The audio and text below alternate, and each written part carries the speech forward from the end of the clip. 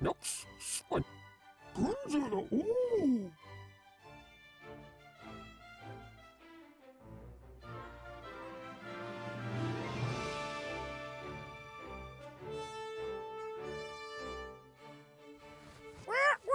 Alert!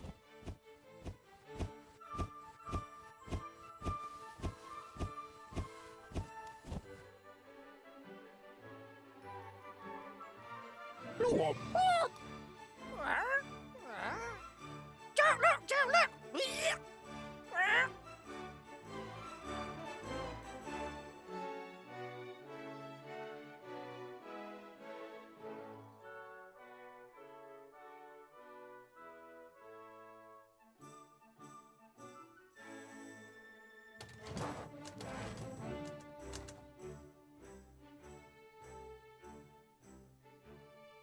Nox, Nox!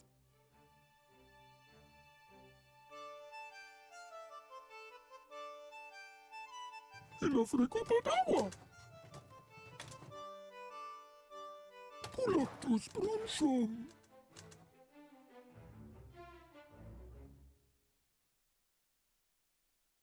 El africano d'agua!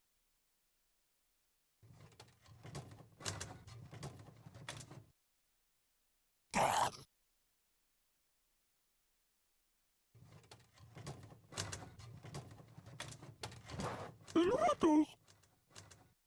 That is unprofessional. Puralot! The has-been pirate and his bedside rug. Oh, should have known better. Look, look! Babalu! Yes, something's not right. A flying island inhabited only by pirates. The place should be buzzing with life. Puralot, put! Right. Instead, there's not a soul here. Just a couple of animals and ugly statues. Off again! No, I won't leave here without the booty. A djinn who can grant 3 wishes? That's almost as good as your artifact of divine fate. What are you? I'm afraid there's nothing we can do while Nate is incapacitated. You can look, Pregal! You're lucky the Mary's locked up and the old tub only obeys Nate since he saved her life. Otherwise, I'd have nabbed the lamp ages ago and been long gone. You just make sure Nate comes around again, okay?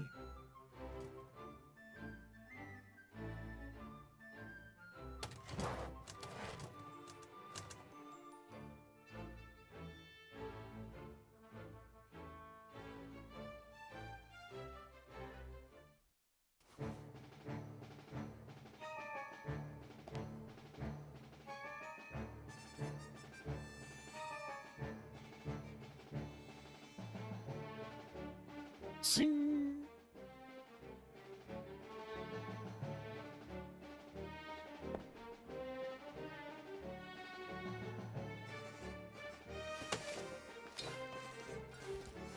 Ula dula ha! Sing! Ula dula ha!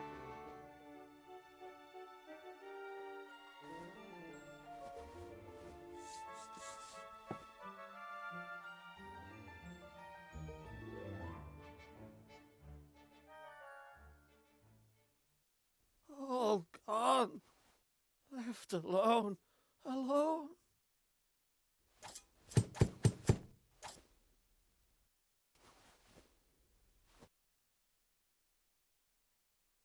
Harsut Quilla!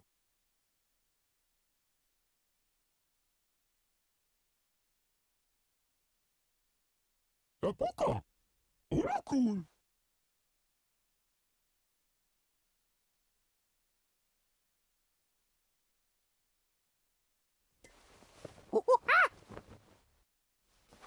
Hostile.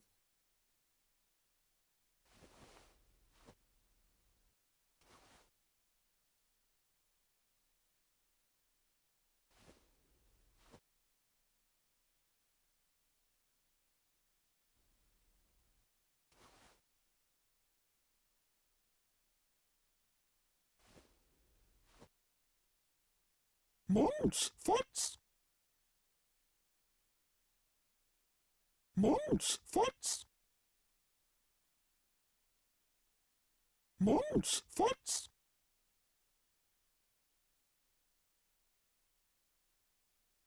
Itok.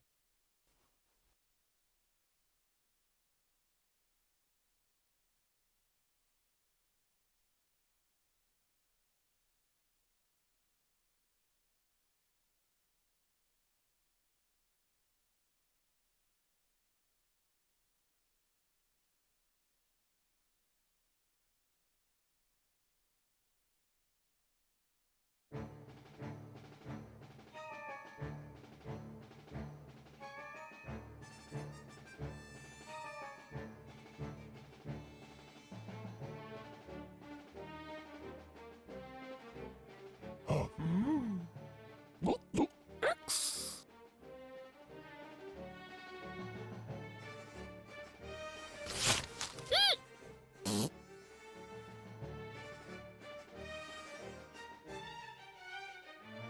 Elevators.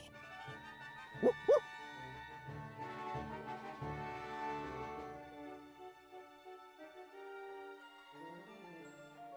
the X.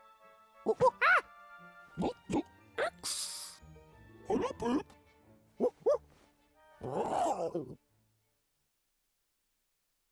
The bottom.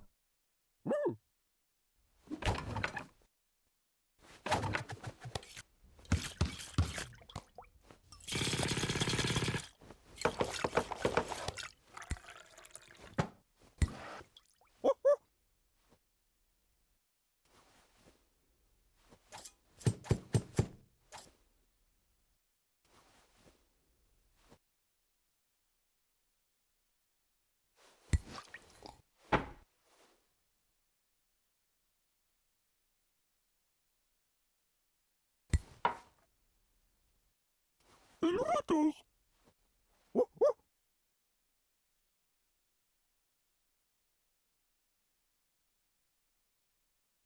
The Gonzalo Mary.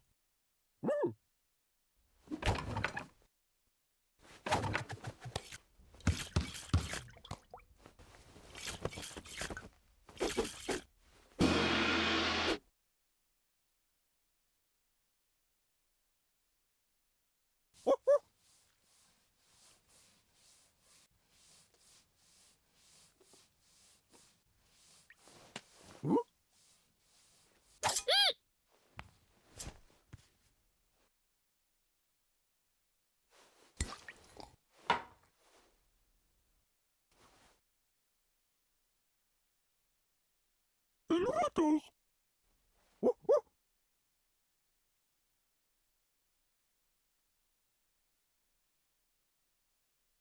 The muchacho.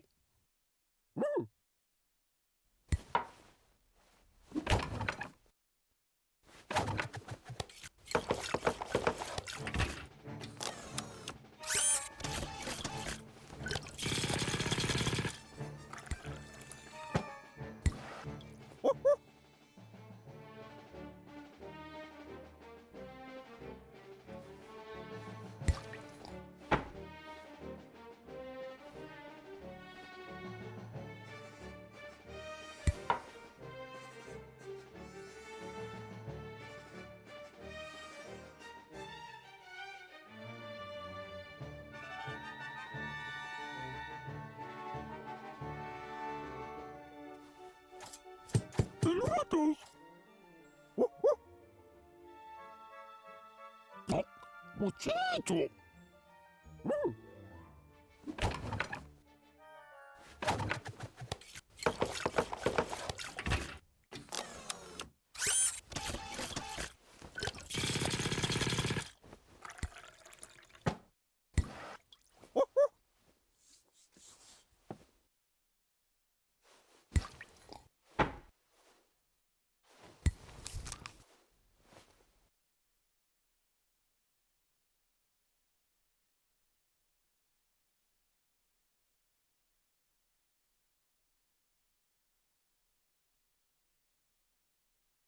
Look, look, look, look.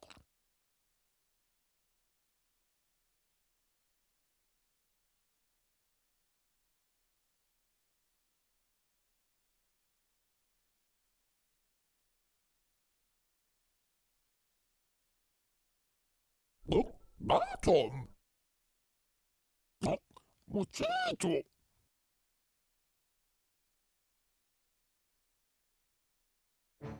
No, pregúntale a Mary. No, no. No, no.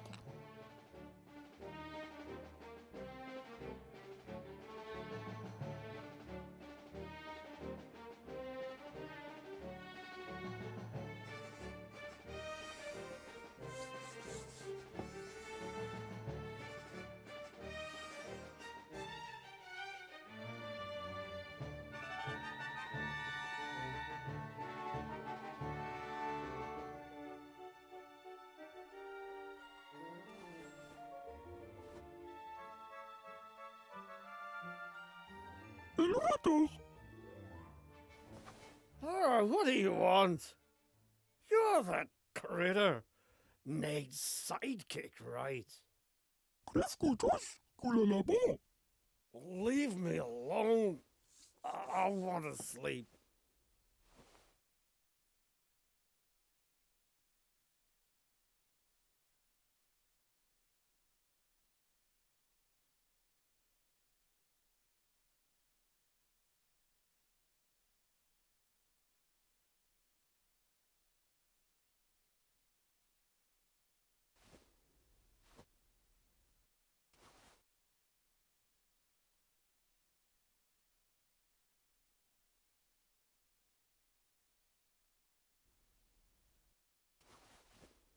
El ratos. No, no.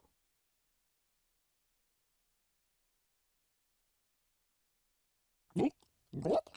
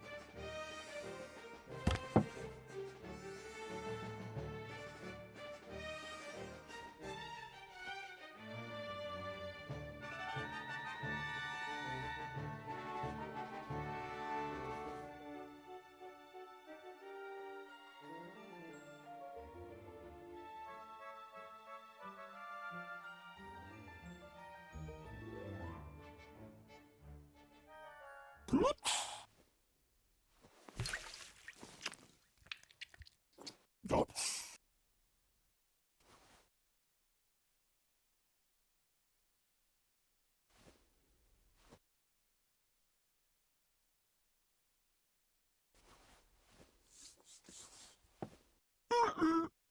Plot. Yup.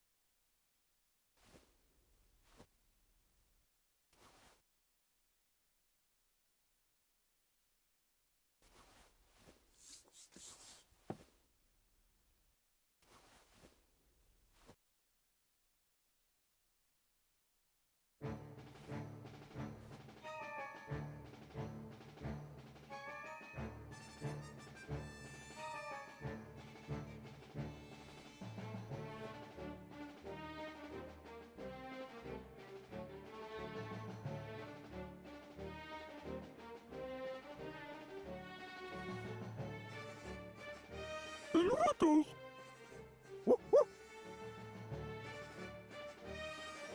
No, nada, Tom.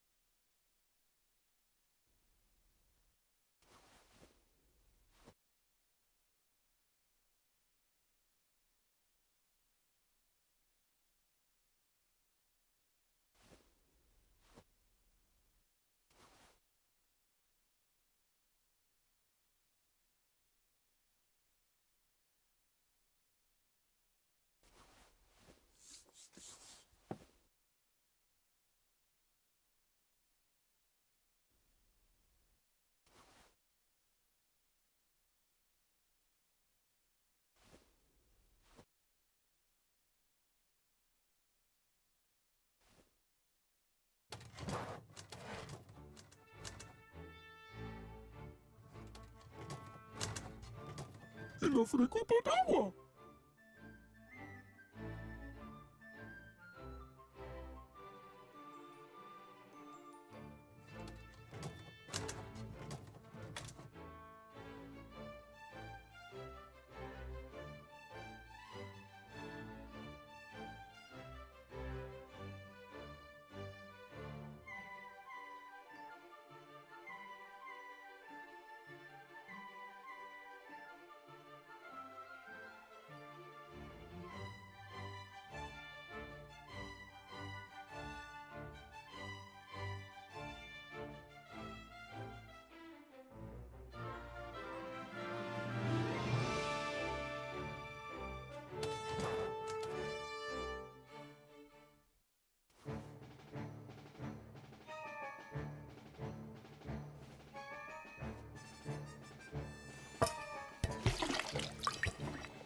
Cuzzure, Luca.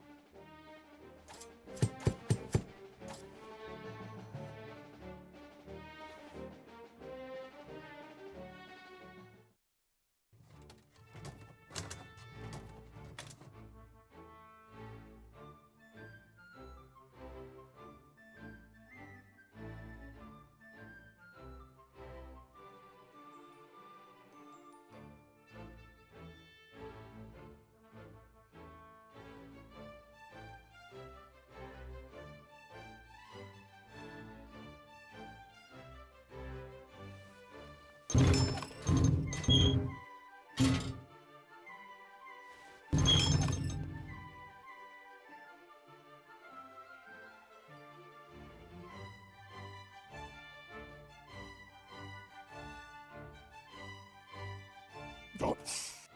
Yoo-hoo! Cuzzure, Luca.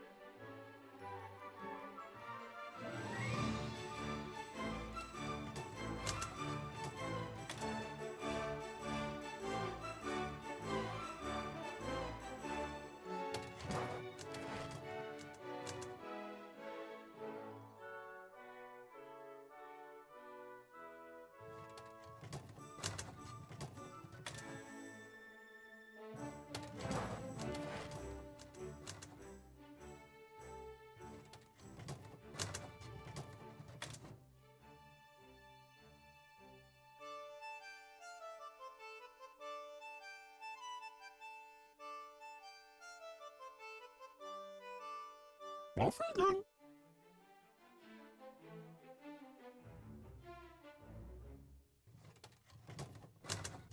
Illuminators.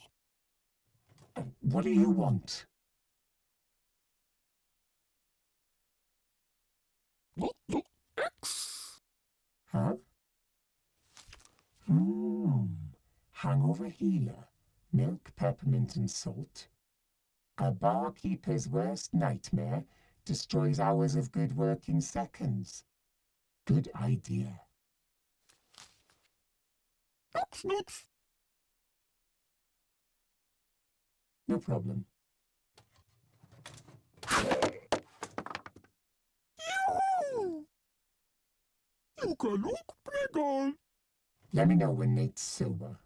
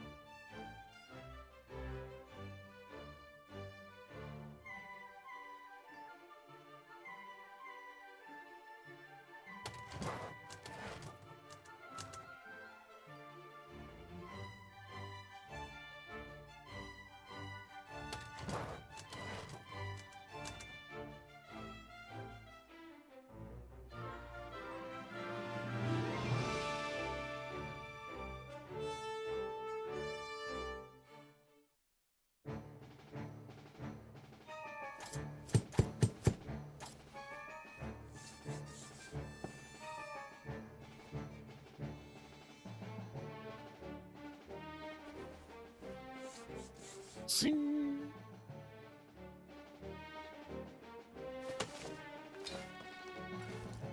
Hula dula.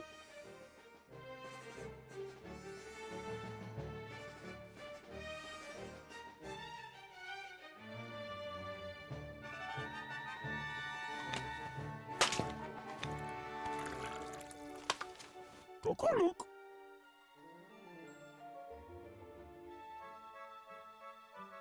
Kutsura luka.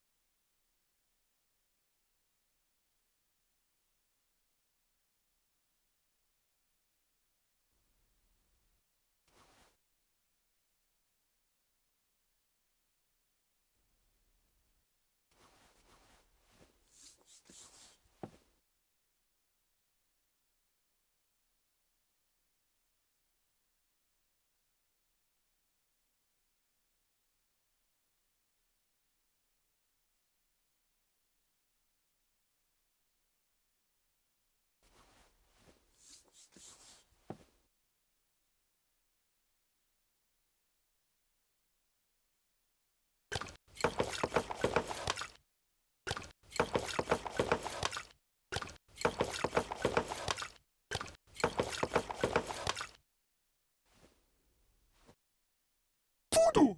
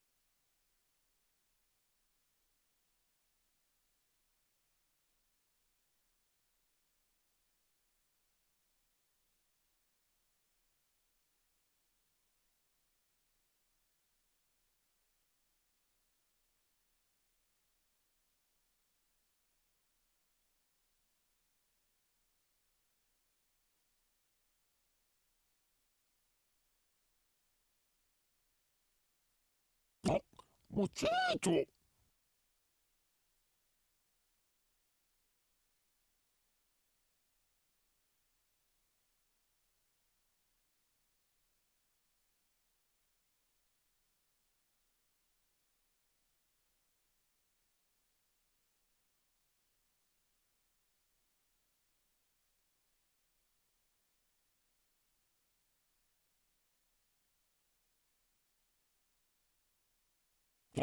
Bonzala Mary. Bonzala Mary.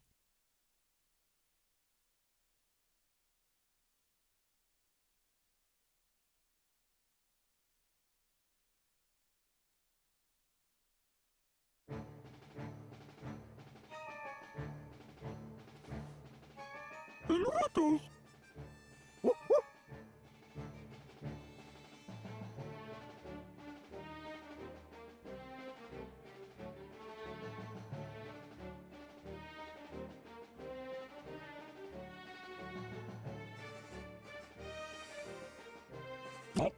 Mosquito! Mm.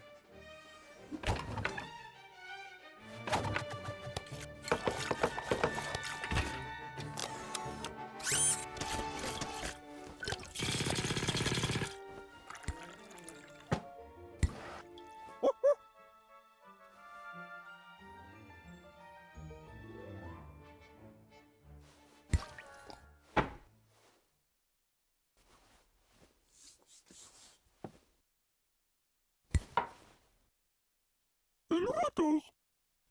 Oh, blooms a la Mary! Mm.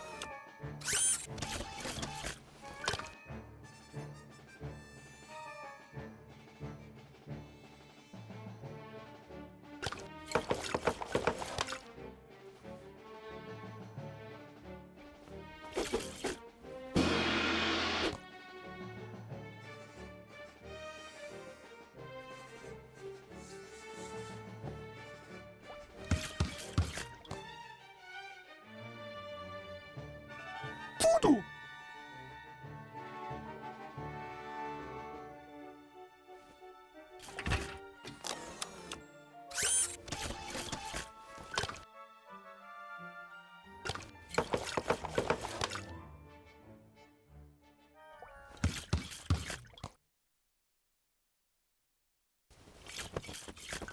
Yoo-hoo!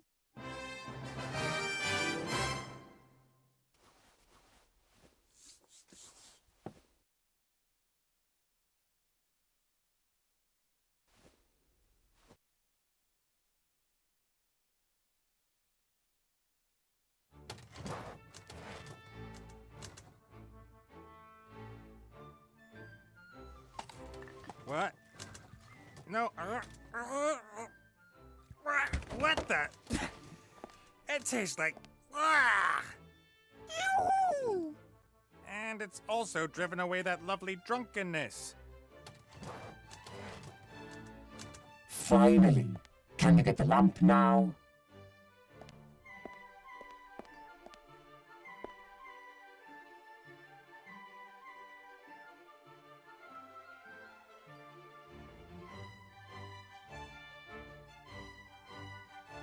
We need to get out of this cemetery. There'll be plenty of other opportunities to find fame and fortune out there.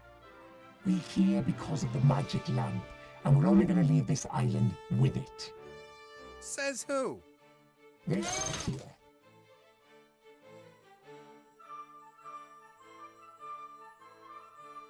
There's something shady going on. Can't you see it? The lamp isn't worth it. A lamp with a gin in it that grants you 3 wishes. That's worth pretty much everything. Anyway, we need it to get off this island. Why? The Red Pirate chained up the Mary with a magic padlock. Only he can open it, or a powerful spell. And I take it you don't want to leave the Mary behind. I'll think of something. Huh. 1 wish for you, 1 for me, and we'll sell the 3rd to the highest bidder. That's what we agreed. If we use 1 wish to free the Mary... Then there's still 1 wish for me and 1 to sell. Where's the problem? But I don't care what you do with your wish.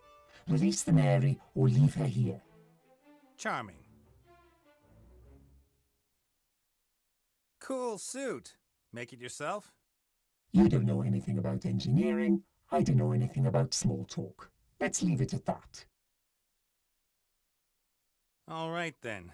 What was the plan again? You were going to put the Red Pirate and the Palace Guard out of action. Check.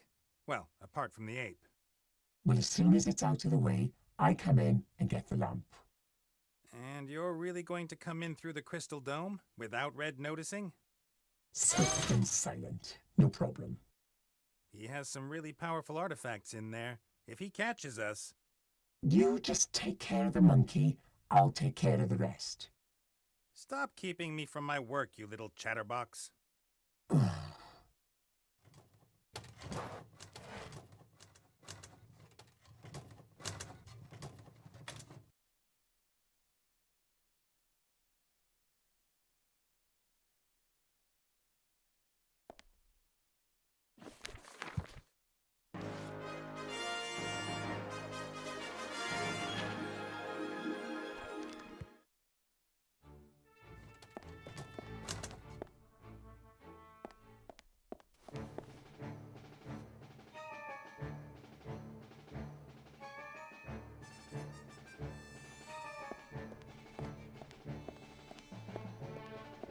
That's the guy who mixed me all the drinks.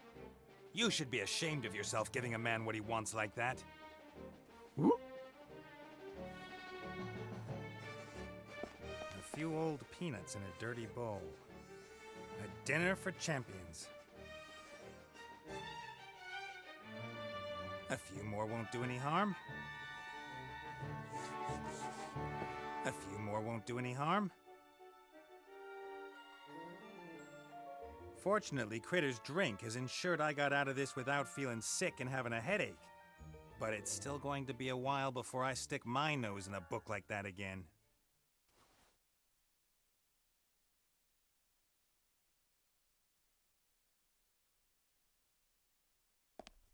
Spirit compass. The needle's spinning all the time.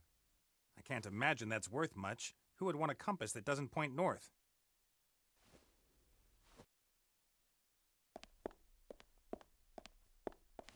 There's a lot of valuable things in here, but that there is the crown jewel.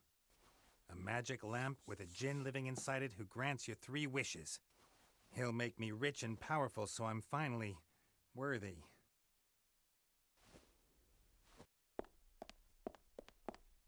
I wonder whether I can just...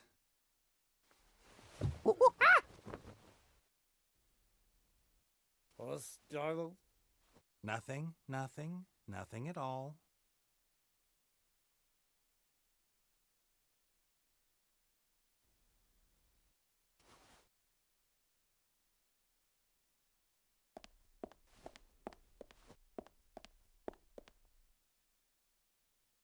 An old sword in a rock.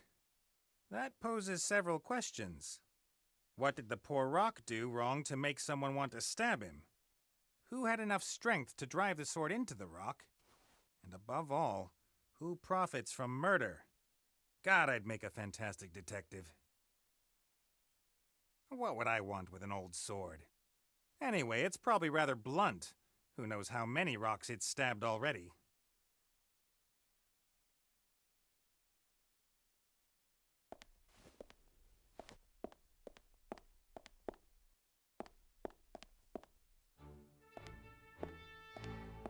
We, the Pirates of Pirate Island, demand that his head disappear from our island immediately. Signatured XXX, XXX, XXX, and so on.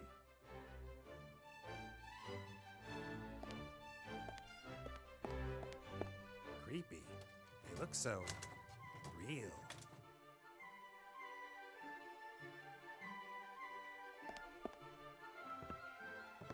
The life of a pirate isn't what it used to be. You have to look for alternative sources of income now. Ringtones, promotional events, merchandising, that kind of thing.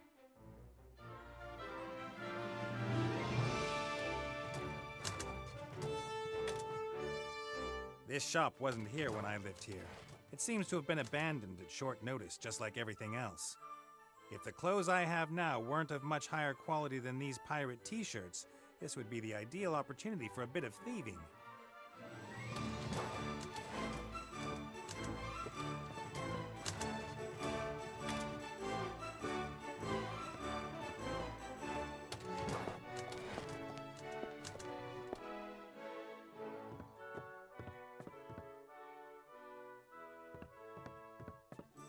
real pirate's bird. His father was probably a parrot with a chick in every port.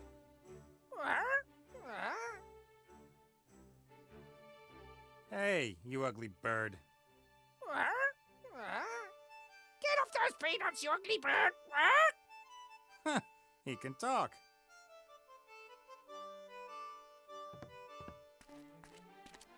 The padlock really does look magical. I wonder whether... Alert!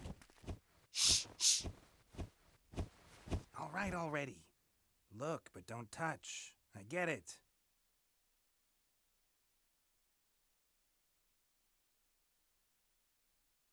Do you like peanuts?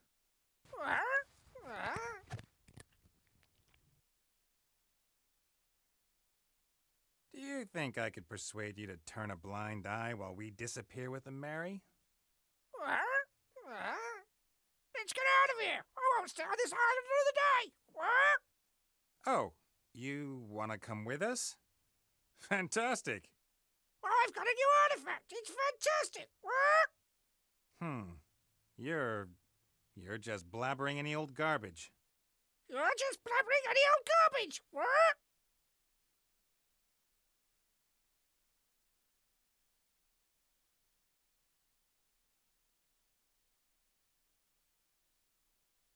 Another peanut?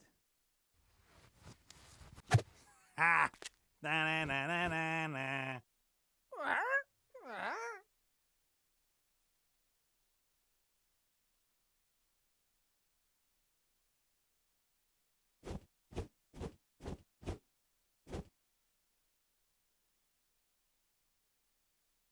Another peanut? Ha! Na na na na na na.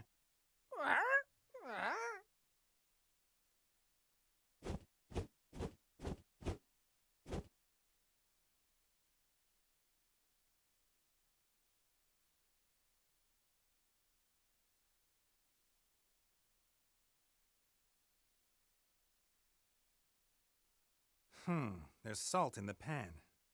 I can imagine Critter's responsible for this. It would seem that while I was analyzing our situation in the water trough, he was just causing mischief.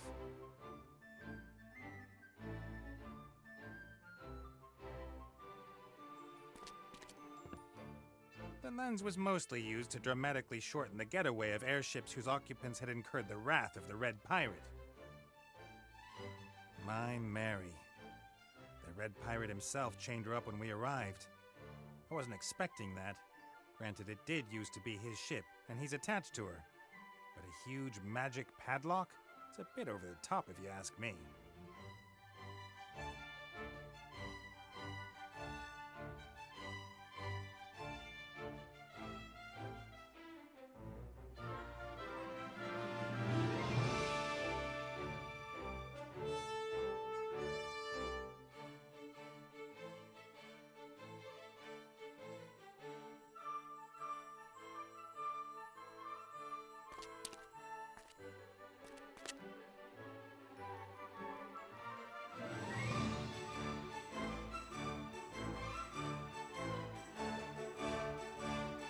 Well, well,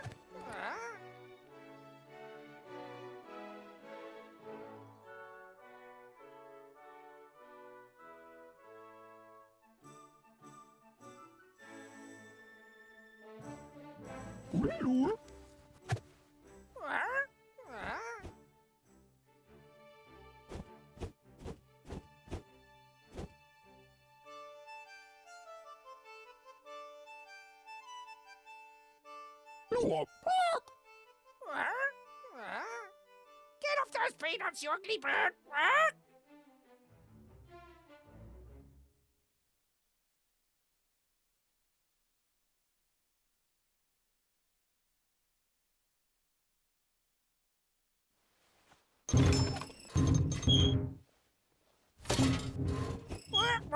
Alert!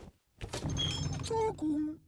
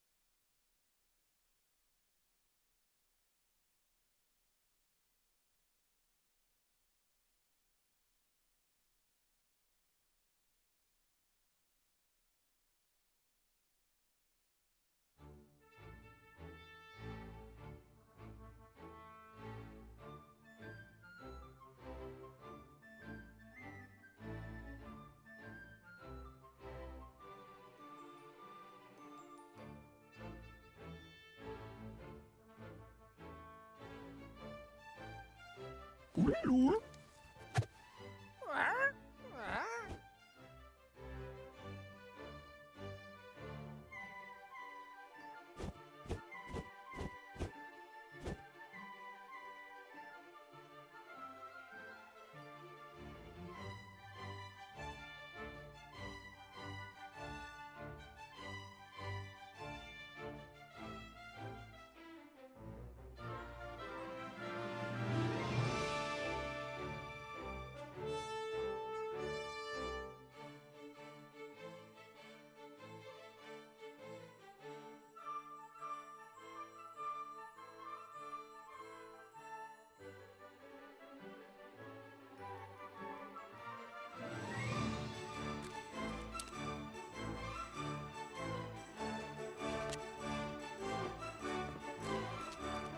Another peanut? Ah! Na na na na na na.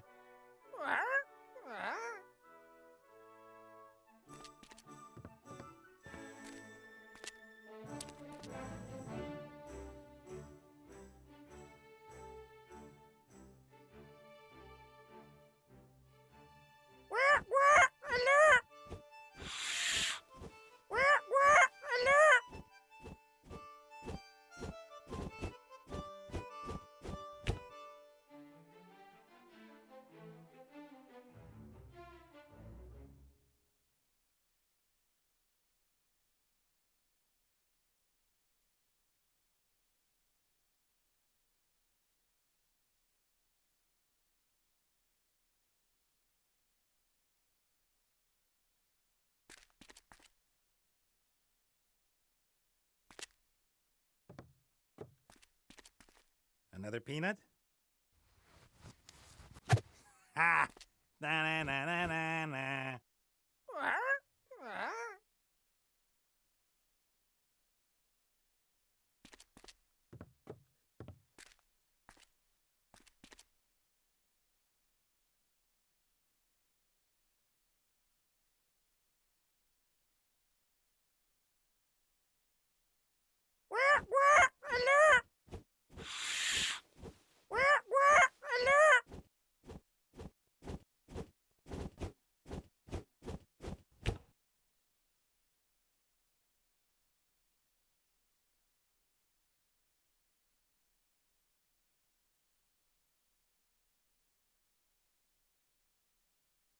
Ulul.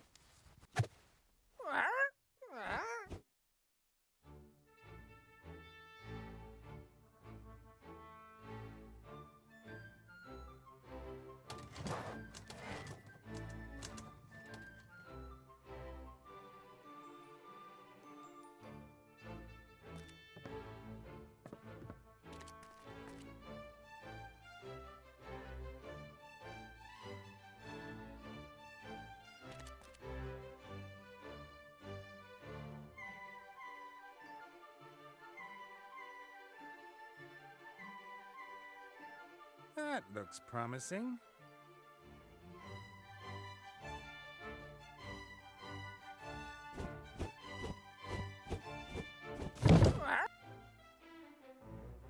Good night, Gracie.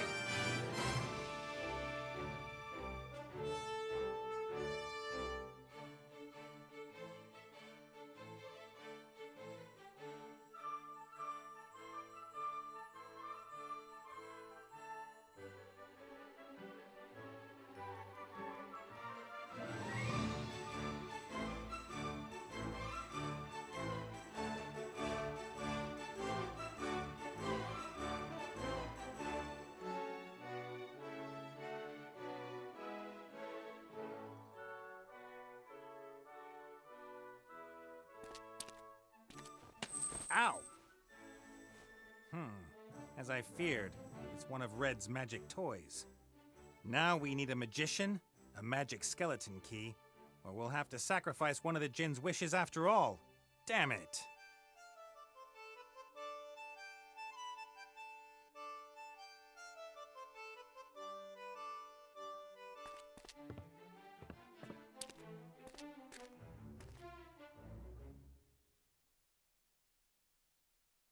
Poco salara. Ula dula.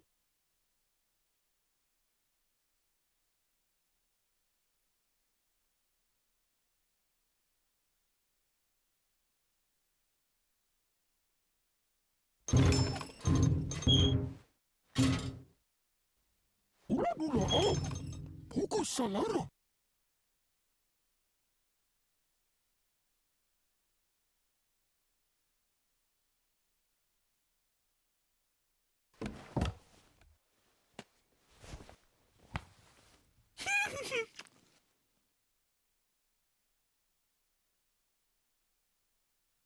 Harsut quella.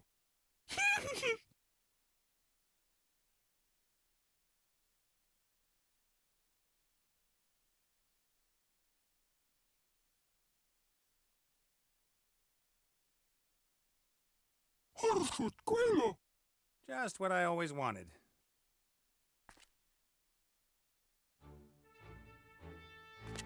The fez is probably a delivery for the clothes shop. Stylish headgear is very popular among pirates.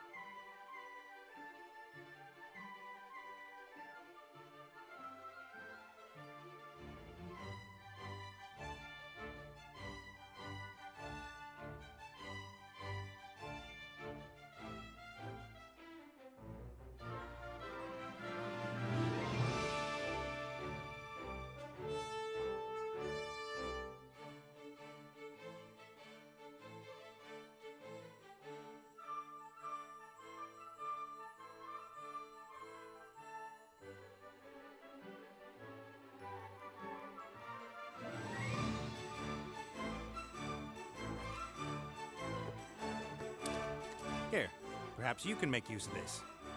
Look to.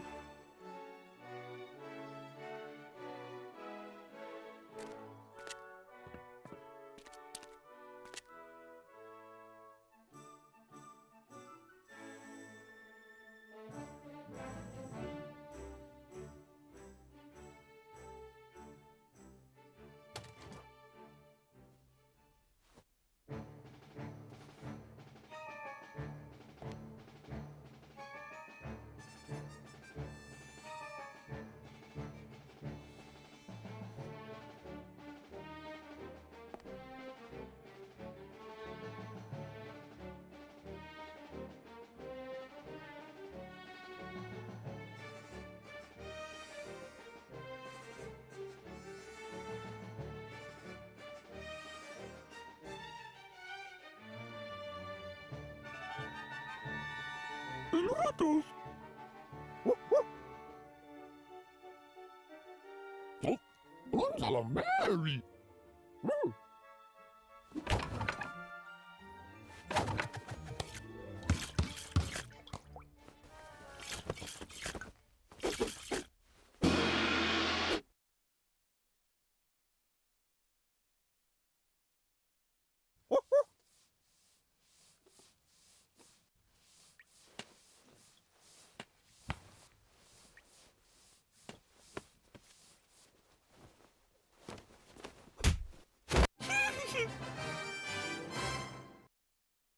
Now all we have to do is get you out of there.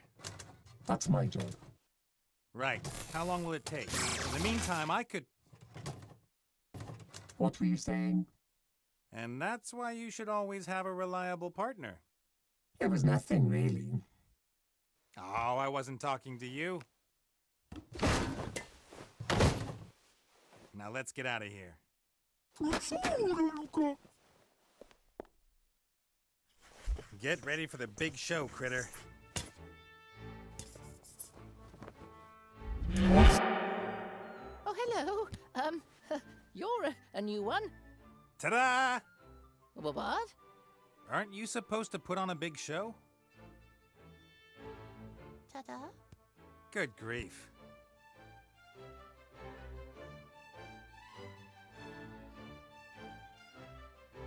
I always thought djinns were godlike super magicians with healthy egos. Oh, yeah, they're great. But aren't you a djinn too? Oh, well, yes, that's true, of course. I mean, not that you aren't great. I just thought you'd be bigger. My brothers are all bigger. They serve the most powerful rulers in the universe. Me, you know, they sent me here to practice. They said no one in this strange old world would really notice if I screwed things up.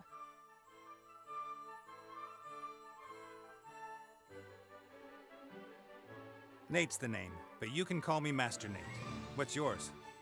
Benjamin bin Nabil Tafik bin Ekrem Kamal bin Abbas ibn Hadshi. I'll call you Benny.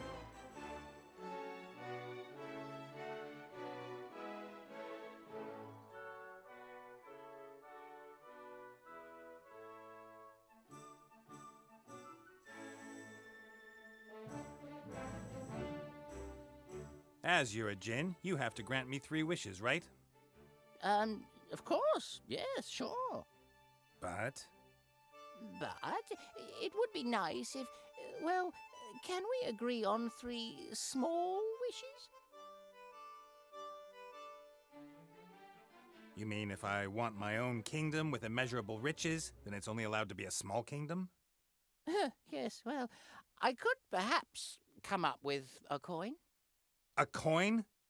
I'm trying to impress an elf princess. Do you really think a coin is going to blow her away? I'm just not that good at magic. Not that good at magic? Take 10 breaths and count deeply. All in good time, Nate. All in good time. Let's start with something easy. Open that. Oh, Oh, it's not really that easy. not that easy? Please don't pressure me. I don't like it when people get on my back. Concentrate and open it. That's my wish. All right, then.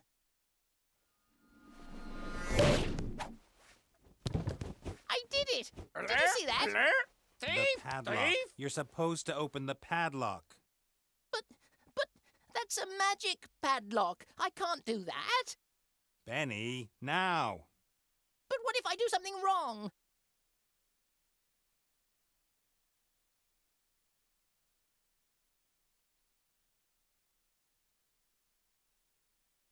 Benny, how long have we known each other? About a minute? And in that time, you've only disappointed me once. Really? Yes, I believe in you. Let it all out, Benny. It's you against the padlock. Well, all right then.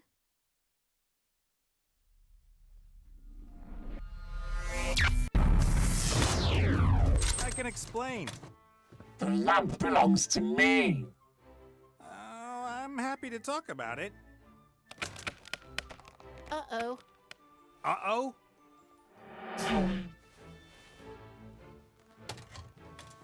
Tomu.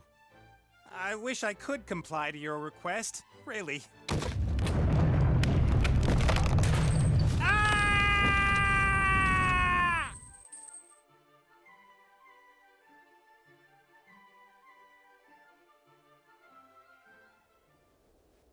The Archmage claims there are hardly any opportunities for the common citizen to improve their lot. The rich stay rich, the poor stay poor. That's nonsense, of course. Have you got that?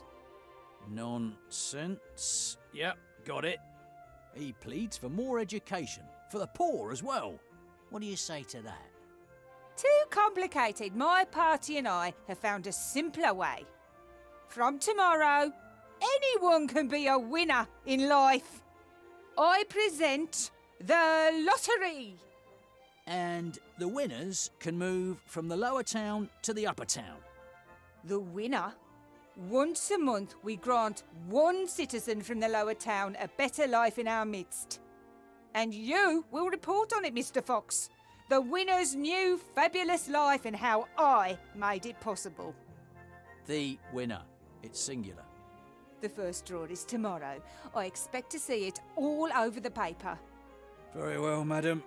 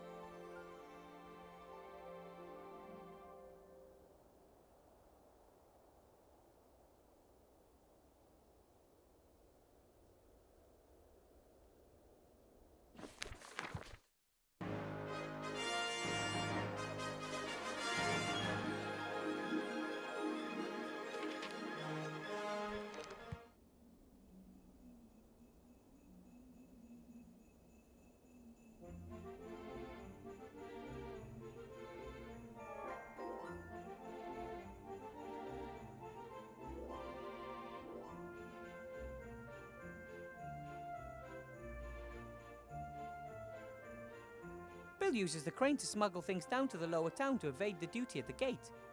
Can't imagine that's allowed.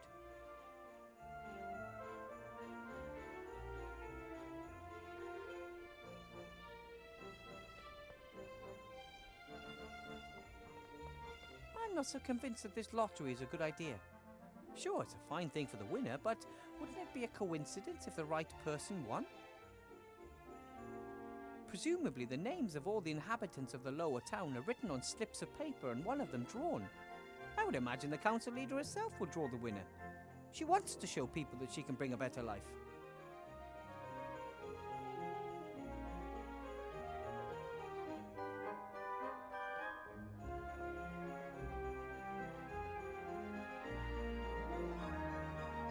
Hello, Bill. Wilbur. How's business? Could be better. I thought business would be booming now that the war's over. It is. But it could be better. What do you think of the lottery? Clever, ain't it? What do you mean? Well, you've got to give the rabble the feeling they could make it too, right? Make what? Becoming one of us. As long as everyone down there thinks their current situation is only a temporary condition on the way to fame and fortune, they leave us in peace. But some actually do make it. Yes, exactly. That's the spirit. Anyone can make it if they just try hard enough. Meh.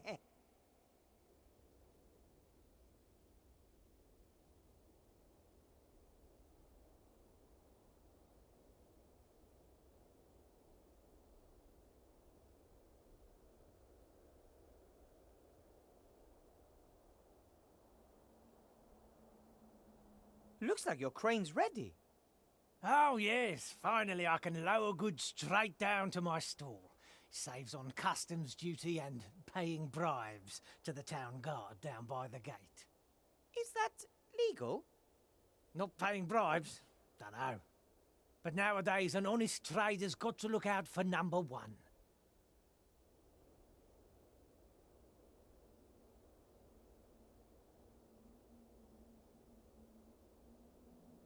I have to be going, Bill. See you next time. See ya.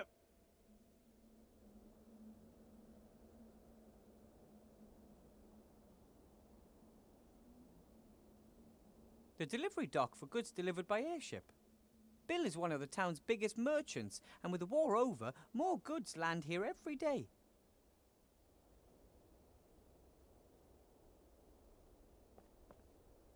Judging by the size and the wood used, the barrel must contain a precious liquid. Brandy, I'd bet.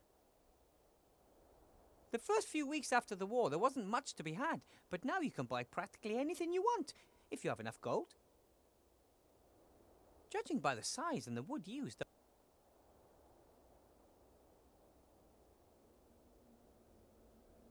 staple foods and the like are grown in the villages around the town. The farmers bring them to the market daily.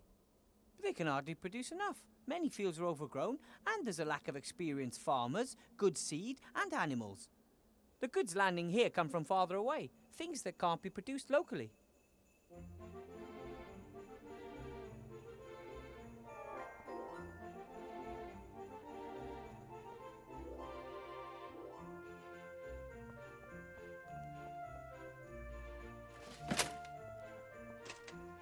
All of the expensive shops in Seastone are here in the upper town. This bakery makes the finest pies, the most delicious cakes, and the most amazing chocolates. Luckily, I don't have enough money to buy myself a treat every day. Otherwise, it wouldn't be too long before I no longer fit into my teacher's robe.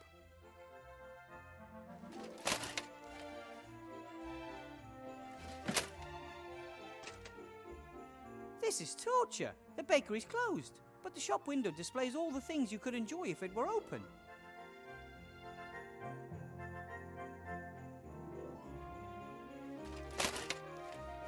The coat of arms of the proud town of Seastone, capital of the Alliance and largest town in all Avantasia.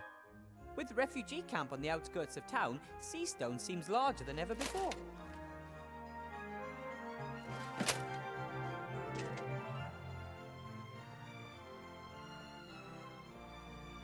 the latest edition of the Seastone Lookout, the local newspaper. Council Leader Van Buren, we are equal opportunity providers. Tomorrow morning we will present our solution to the poverty problem. We are the only ones with simple and efficient solutions to today's problems. There are loads of election posters hanging here beside the paper. Death entered the election campaign last week. His slogans are death to all and death is the solution. What's this? Hey! Archmage Alistair's a traitor. He uses the artifact of divine fate for his own purposes rather than to help everyone. And here, friends of the Archmage claim he never served in the war and he was not born in Seastone. Those are lies. The Lookout is reporting unfairly and someone has glued these fabrications about the Archmage to the wall. No wonder his lead in the polls is disappearing.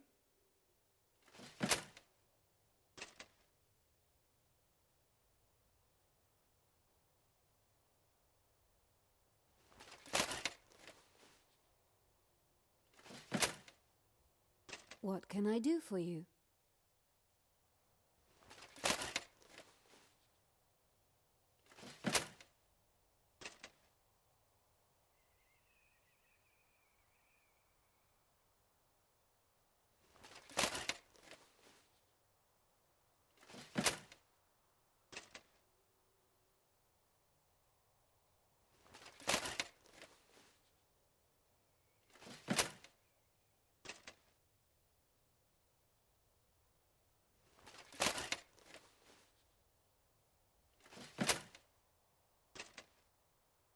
What can you tell me about golems?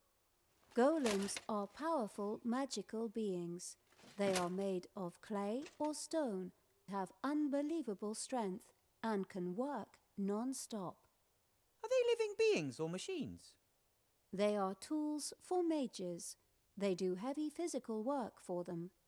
The mage inserts a piece of paper with commands written on it in its mouth, and the golem carries out these commands. Where can I get a golem? Or do I have to build one myself? Golems are very rare and expensive, but their construction isn't difficult in principle. In principle?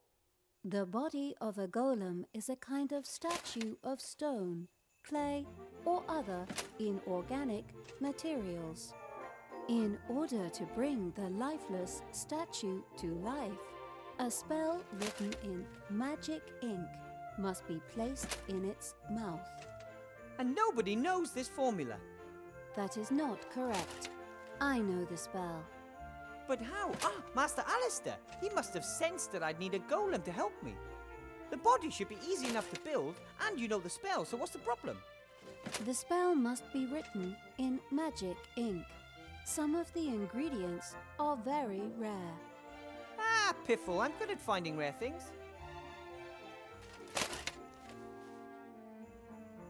What's the best way to go about building a golem's body? A golem needs a torso of stone, clay, loam, or similar. It also needs strong arms in order to carry heavy weights. And a couple of strong legs to move around on. Correct.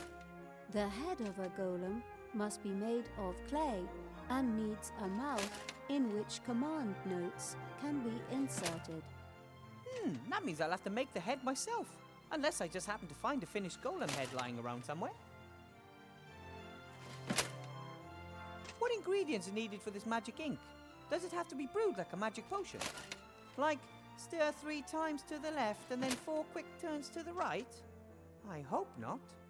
No, a simple mixing of the ingredients is sufficient. However, precise quantities are crucial. Okay, what are the ingredients?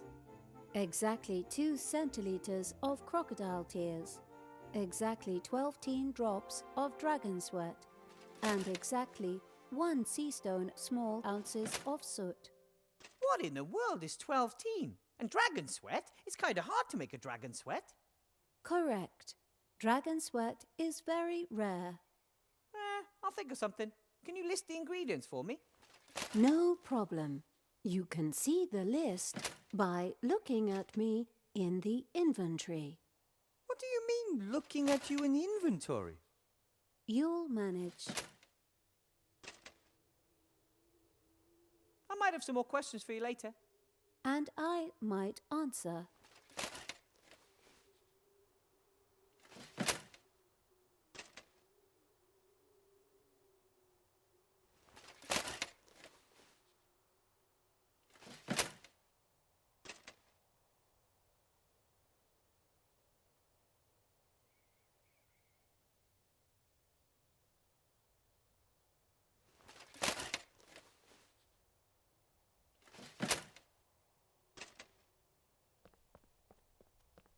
Hello, Mr. Shieldhand. Well, I never. If it isn't little Weathervane. Weathervane to you, Mr. Shieldhand. Professor Weathervane, to be precise. Oh, your lordship, forgive me for not kneeling. I see you're still the captain of the town guard. It's captain and its only member. Why aren't there more guards? Surely it's impossible for you to keep the peace all by yourself. The council leader of the merchants doesn't see it that way. She handpicked me for this post. Nothing is more important than loyalty, she said. How are things in the lower town? Same as here, just dirtier and everything smaller. What about the refugees? Dunno, it's been a couple of weeks since I've been down there. From up here, it looks like the tent city has stopped growing.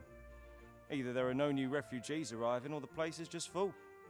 Aren't you responsible for the lower town too? Can hardly be expected to go down there. The place is crawling with criminals. But Anyway, the anarchists have erected barricades. Even if I wanted to, I couldn't get into the tent city. why is the gate closed? I want to go to the lower town. Curfew. After dark, residents of the upper town can only enter the lower town with special permission. Who came up with that? Council Leader Van Buren. She's worried about the well-being of the residents of the upper town. And where do I get one of these permits? Nowhere today. You can go to the town hall and apply for one there tomorrow.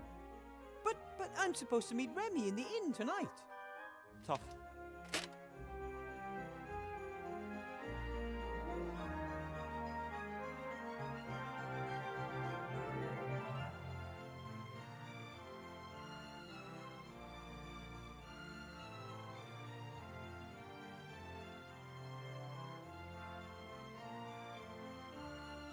There are posters over there spreading lies about the Archmage. So? Those are lies. Anyone could read them. A couple might even believe them. What can you do? You could remove them. I would do it myself, but I don't have any water or a spatula, and it's your job. All right then. Tomorrow. I've got way too much to do now.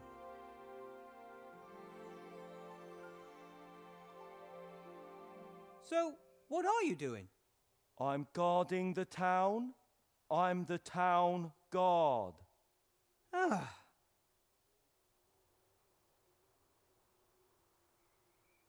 Have to be going. Yeah.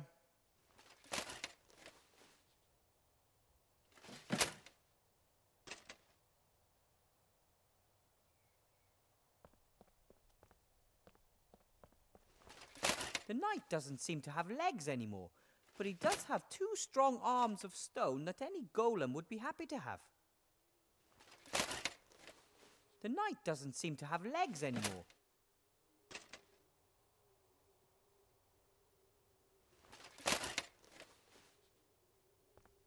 The gate to the lower town is closed. According to Mr. Shieldhand, no one from the upper town is allowed into the lower town after sunset.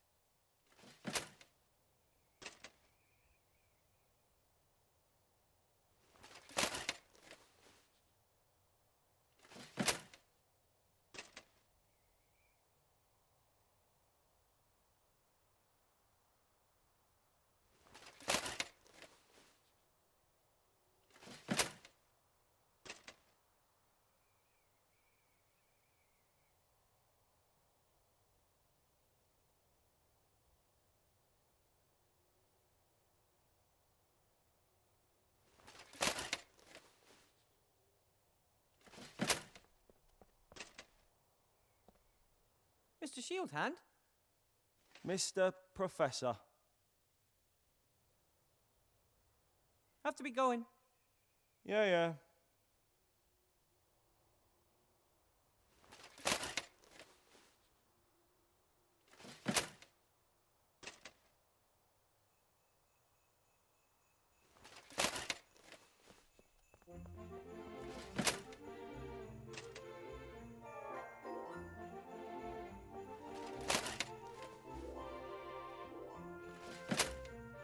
Ugh, creepy. The prison. I always try to get past this window fast.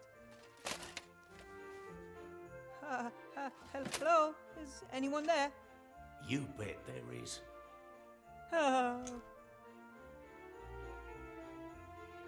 My name is Wilbur Weathervane. Who are you? Wilbur Weathervane? Good alias.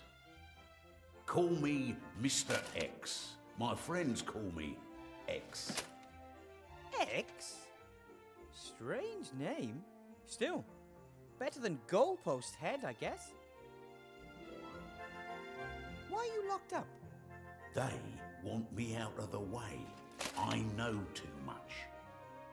But they don't just lock people up for being intelligent.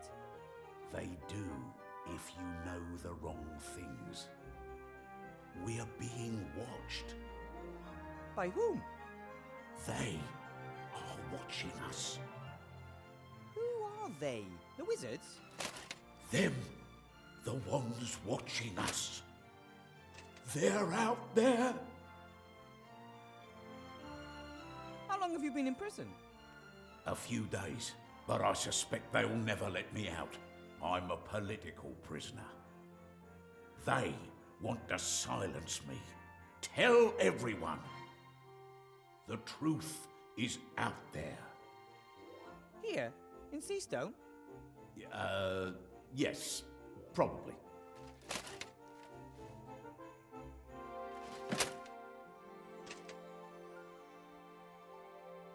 Do you really think you'll be in there long? They certainly won't let me go before the elections. That Van Buren wants to show her strength, and it's anybody's guess what'll happen afterwards. Either way, I'm not going to wait until some court passes judgment on me. I'll escape as soon as I have the chance. Well then, I have to be going. Take care of yourself, brother.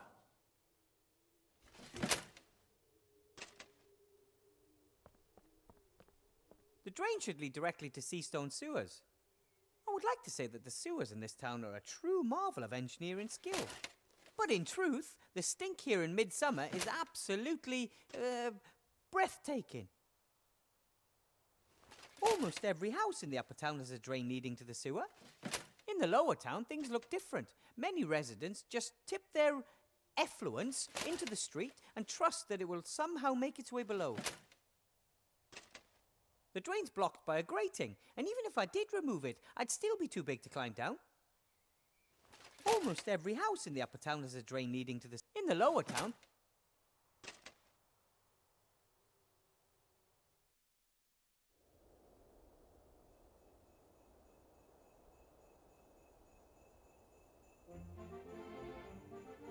The Archmage no longer lives alone in the tower. He has some family learning the art of magic there too. But it's difficult teaching adults magic. Their minds are less open and they're too stuck in the physical world, and they lack the imagination for magic. No, the next generation of real mages will be the young, trained by us in the school. In 10 years, the Mage Tower will be teeming with the school's finest.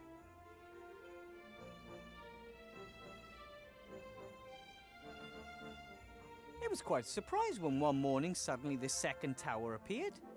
The older folk remembered that it had once always been there, until one day it just disappeared. They didn't really pay much attention to it at first because the town housed the mage school. Magic stuff happens.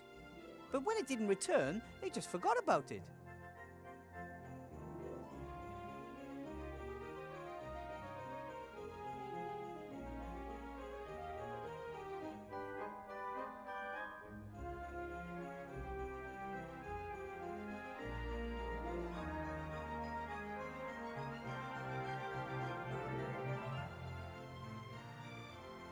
Hello, Bill. Wilbur,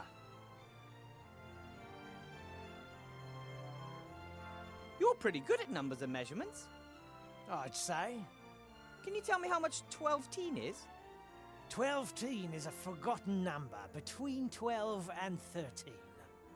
In the past, people counted more precisely, so there were a few extra numbers. Thor and 12-teen, for example. But I have to add exactly 12-teen drops of dragon sweat to a potion.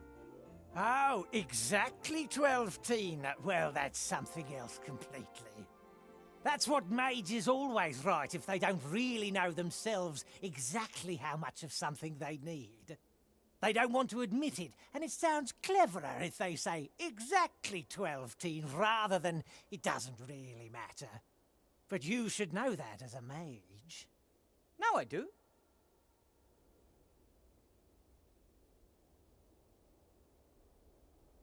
Do you sell crocodile tears? Can order them. Be here in 3 days. Ah, that's too late. Oh, the fine sir wants free overnight delivery, does he? Do you sell dragon sweat? Dragon sweat? That's very expensive.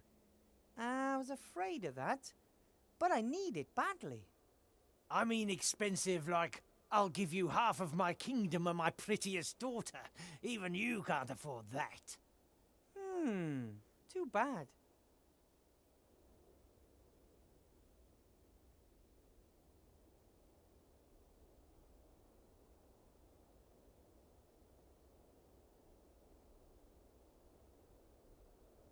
Were you in the lower town today? What's the situation like? Those loonies are taking over. What, you mean the protesters? More gold for everyone, they demand. They should work instead, then they'll have gold. But isn't that the problem? They want to work, but there aren't any jobs. There's enough work. I've offered a couple of them work. Yes, but they'd like to be paid. You see, so it is all about gold. You give those layabouts a little finger and they take the whole hand. And who's supposed to pay for it? The honest trader. Then you're on the council leader's side, right? You bet. All the traders are. She's one of us after all, even if only by marriage. Her husband, old Van Buren, was the richest trader in the region. Was? Been dead 2 years. Was the last Van Buren. His father and his uncle before him were full-blooded salesmen. Out of their parents' vast and powerful trading group, they made an even vaster and more powerful trading group. Van Buren knew what to do, and the widow knows too. She knows the hardships the traders suffer, and is sure to cut taxes. Do you even pay taxes? No, but they're too high nonetheless. If your crane can reach all the way to the lower town, then you could lower me down there, right? Certainly. I'm pretty sure there's going to be a snag here. No snag. You pay me 3 gold pieces and I'll lower you down. A very simple deal. I don't have that much. Pull the other one. Couldn't you maybe just lower me down? Pretty please? I thought as much. I have to be going, Bill. See you next time. See ya.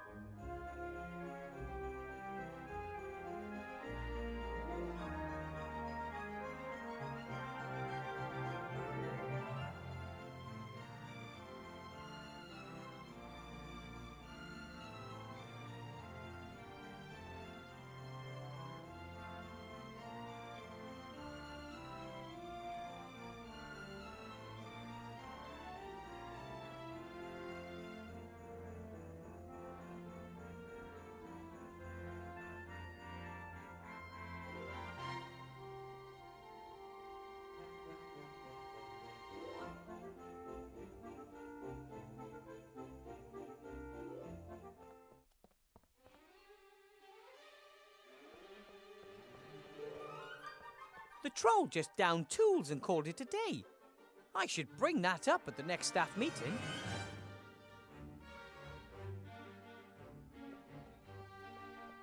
Blocky was looking for something in the drawer, or he put something into it. Either way, he didn't want to be seen doing it. I should head down to the inn and talk with Remy. He'll know what to do. Blocky was looking for something, and I should head down.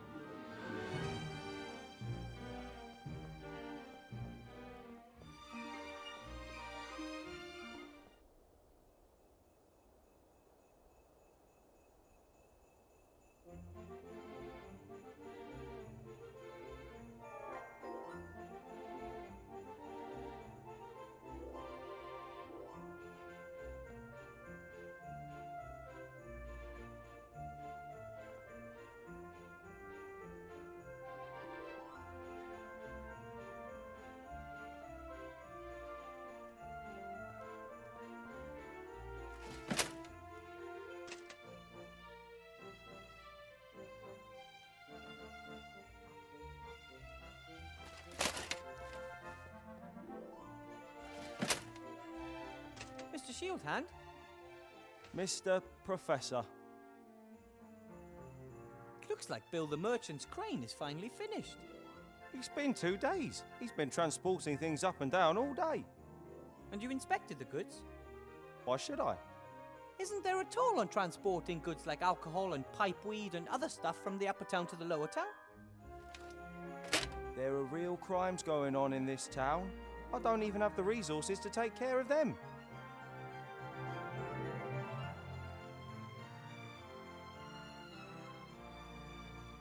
Bill said something about bribing the town guard. Would you know anything about that?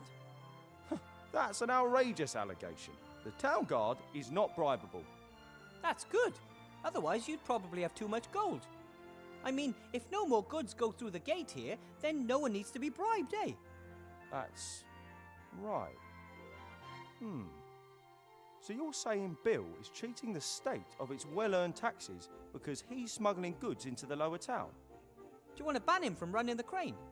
No. Bill and his colleagues are very influential. Anyway, no one said anything about a ban, did they? Oh. I've got another idea. But how can I do it? What do you need to do to stop the smuggling?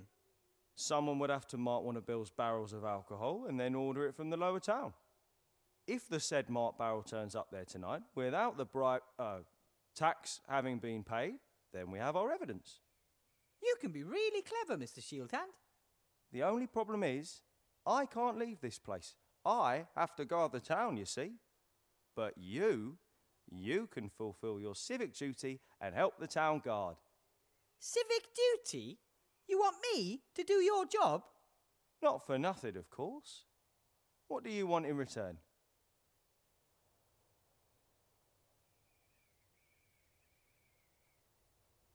I want a pony. Aha, so you want free access to the lower town? Ah, no, I want a pony. Yes, you already said that, but that's not how it works.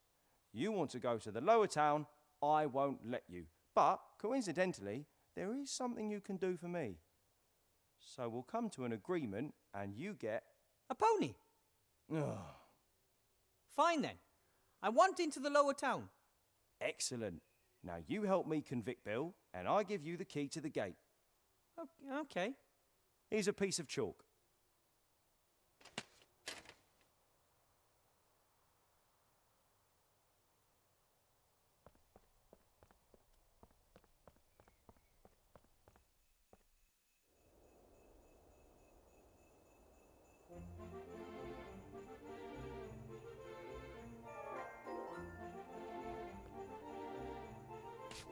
Done.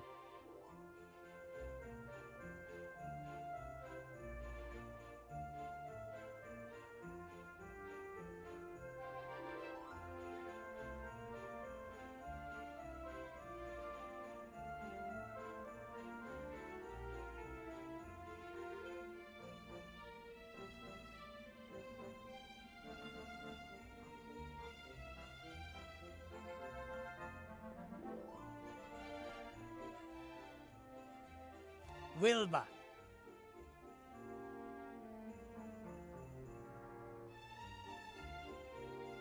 Why are you telling me all this stuff?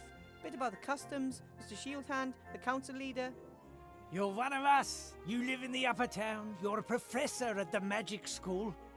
Hey, tell me, you must have really bled the Archmage on that one, right? I mean, as the only available qualified mage. You probably get your weight in gold every month as compensation. Well, I get an apple, and I don't really like to talk about it much.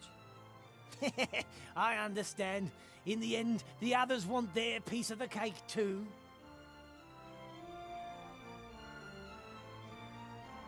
When you're smuggling goods, aren't you worried that Mr. Shieldhand might get wise to you? Anton, he's not exactly the brightest light in the firmament. After all, he is the captain of the guard. He can't tell his elbow from his arse. Van Buren will cut him off as soon as she's won the election. You don't want stupid yes-men around when you're the leader. You want clever yes-men. The stupid ones don't know how to keep quiet. I have to be going, Bill. See you next time. See ya.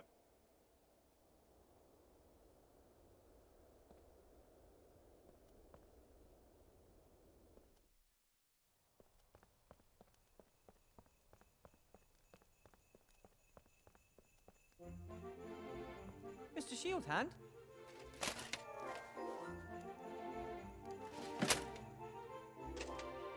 Mr. Professor. I've marked a barrel of Bill's brandy. Excellent. Then go down to the lower town and order a barrel and we'll see what happens. You mean I no longer need a special permit? Correct. You're now on an official mission for the town guard.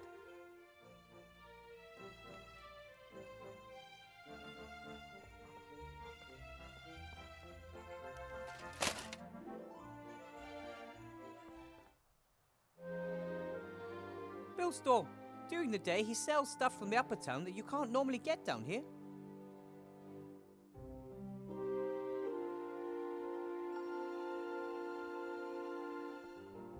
Bill also built the outhouse. Remy says he's rented this entire strip along the town wall. Maybe he couldn't bear the thought of leaving his stand unattended for a few minutes a day. There's a big padlock on the door. If I didn't know who the outhouse belonged to, I'd find that a tad strange. I bet you could pick up the key from Bill for a small fee.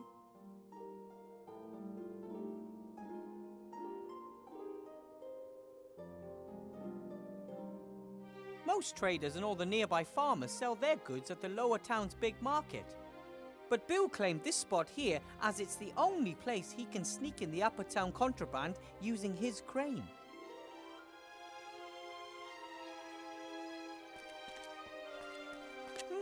A wooden box full of old tools.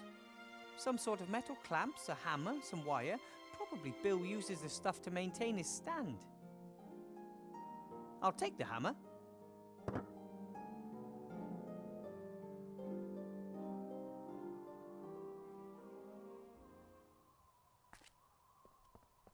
So this is where the crane comes down. And up there's Bill sitting on his crates.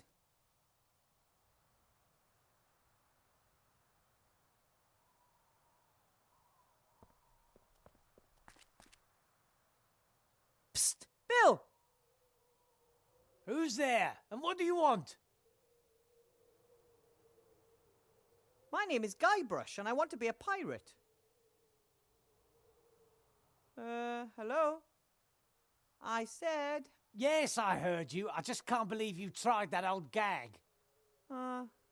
Sorry. Who are you, and what do you want?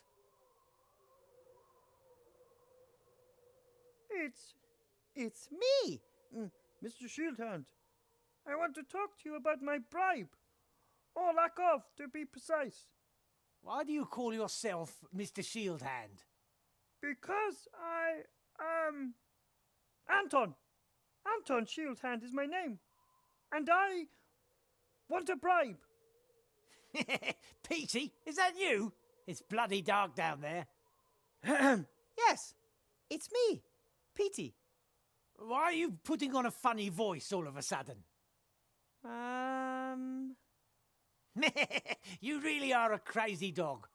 So what can I do for my favourite errand boy? I need a barrel of brandy for the inn. No problem. What's the password?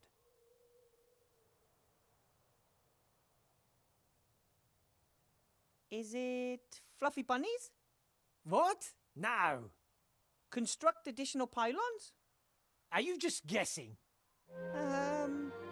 No. What's the password? What about you? Do you even know the password? Of course, but that's hardly the point. Should I buy my illegal goods from just anyone? All right then, the password is marmalade. The password is marmalade. No, it's not. I just wanted to wind you up. Well, what's the real password?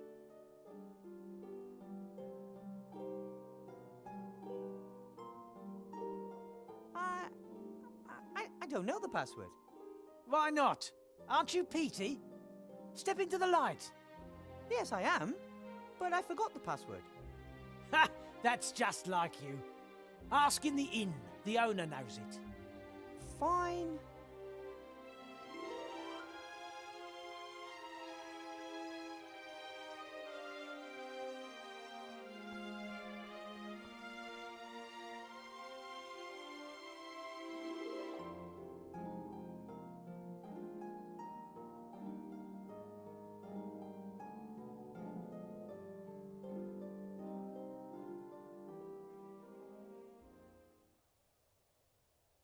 At the moment, more people live outside the town than inside it.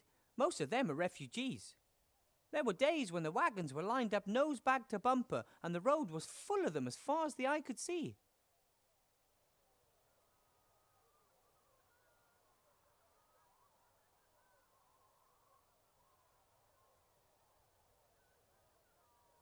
The inn used to be here on the right, and on the left was Master Marcus's mage school. After the war, so many people came to the town that we needed a larger inn. Master Marcus was happy to sell his old mage school. Change is good, he told me.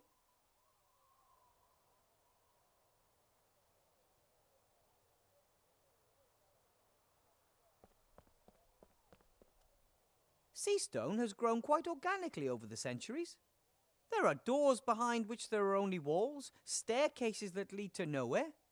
Maybe a house was supposed to go here, but the builder changed his mind.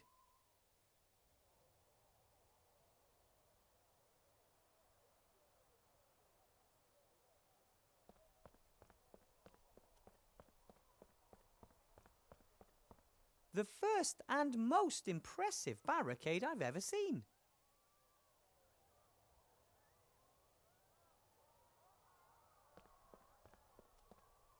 Usually citizens and visitors to the inn warm up by the fireplace on cold nights. Paper, wood, everything's here, except for someone looking to warm up. Someone has put a bucket of water next to the fire pit. Security isn't normally a priority in Seastone. But with all these wooden houses, I'm glad to see an exception. Usually citizens and visitors to the inn warm up by the fireplace on cold nights. Paper, wood, everything's here, except for someone looking to warm up.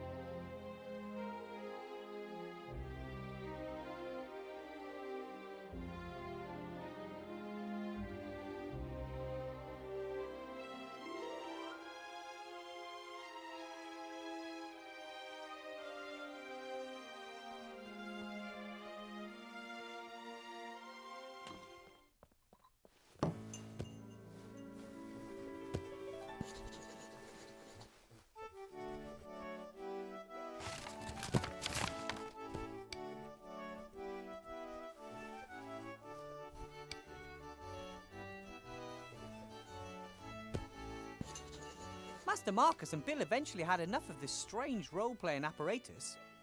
I thought Master Marcus had outgrown his love of fantasy worlds, but now there's live role-play. I'm worried about him. Eventually, he might spend all of his time in his fantasy role-play world of bicycles, tax returns, microwaves and branded soft drinks and forget the real world entirely.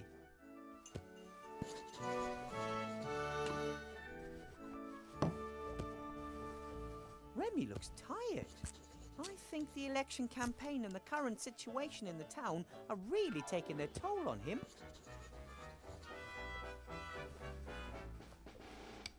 Hello, Remy. If it isn't the magic school's new star professor. How was your first day, Wilbur?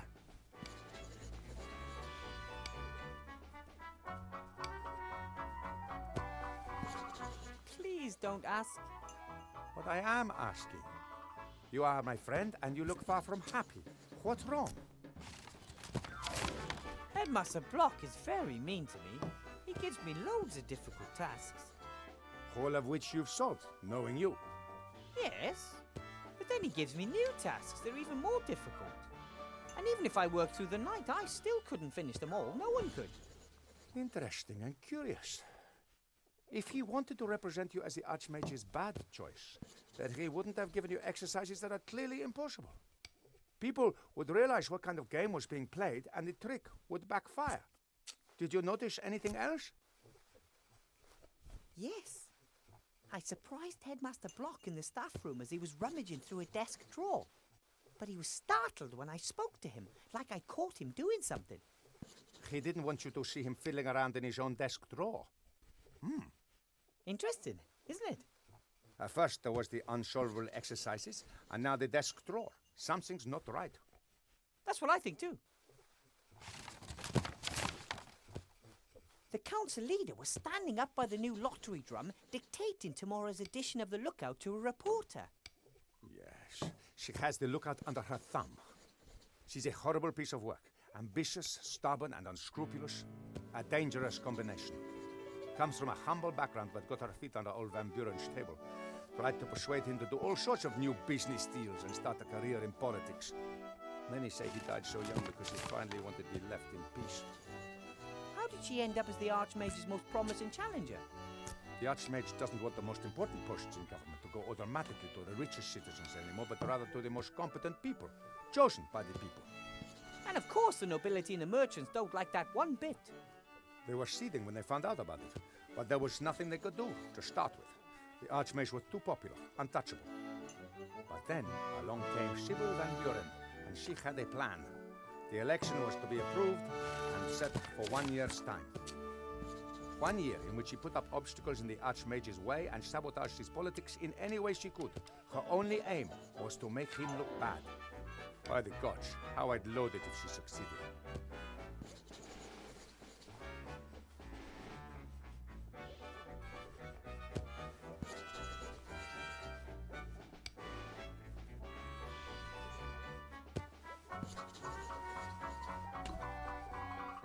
But we will win the election, right? The Archmage, I mean. Van Buren has used all her resources. They're powerful, rich friends with important posts at the Seastone Lookout. It's the only newspaper left in town. Simple slogans, simple solutions for patriotism and resentment. She tells the people what they want to hear. And yet, the Archmage will win the election. Every vote for the council leader and her cronies is a vote too many. But stupidity amongst the voters has not prevailed yet.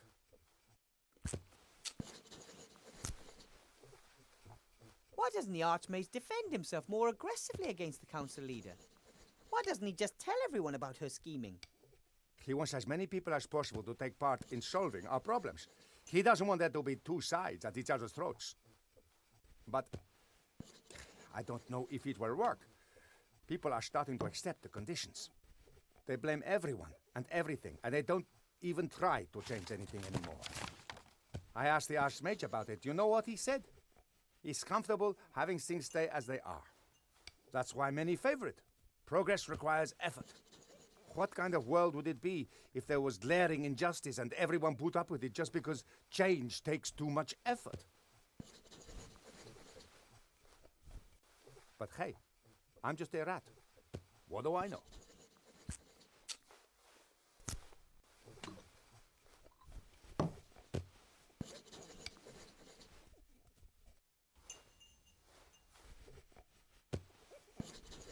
So what do we do now?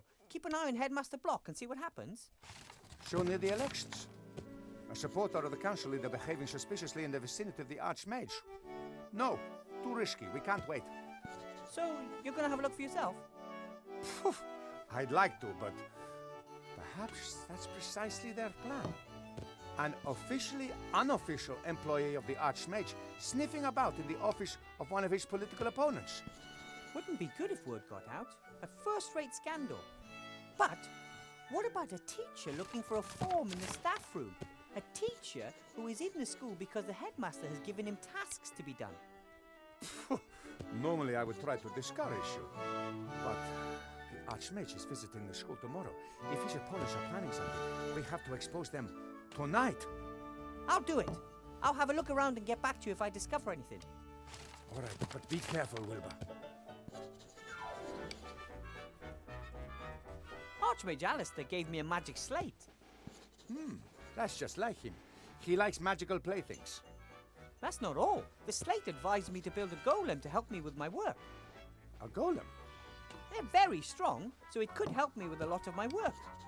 Yes, but I was thinking of something else. Think about it.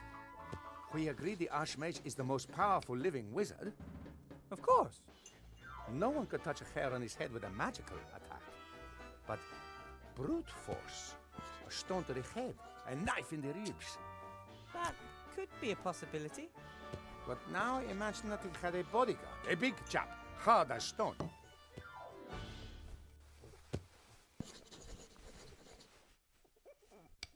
The caretaker troll, he's very trying. You sure wouldn't want to have him around the whole day? I'm not talking about a troll, Tommy. I'm talking about a golem. Golems are even stronger than trolls. The best of all, golems are absolutely loyal. They simply cannot help but follow their master's commands. And if I order it to defend the Archmage with its life? Then that's exactly what it'll do, and no one would get past it. That sounds fantastic. Can you manage that? Building a golem and bringing it to life? I'll sure try, at any rate. I'll get it to complete the headmaster's stupid tasks first, and then guard the Archmage. The headmaster and the council leader have come up against the wrong gnome.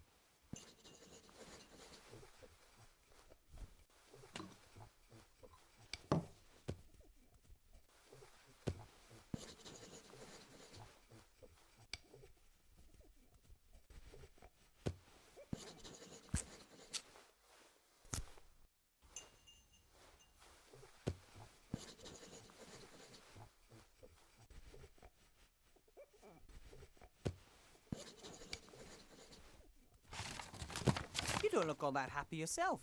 Tough day? Tough week. I'm worried about the Archmage's safety. The situation in the town is explosive. He was heckled on the street while checking up on a field hospital down there. But it was just some wound-up idiots. I'm worried about the one assailant who has enough brains, resources, and volition. Someone like Headmaster Block. Hard to imagine, but it can't be ruled out. We need more information. Then let's not waste any time. I'll build a golem bodyguard for the Archmage and have a look around the Headmaster's office. Good idea. And let me know as soon as you find anything peculiar. No heroics, Wilbur Weathervane. I'll be careful. I'll go back underground. I want to find out about the dark magic the Archmage has been sensing for days. Good luck! You and Van Buren will not succeed with your plan. You may have great and powerful friends, but the Archmage has small and cleverer ones.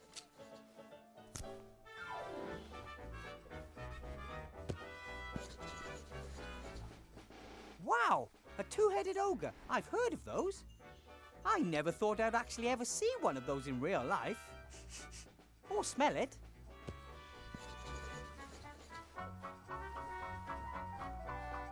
Hello!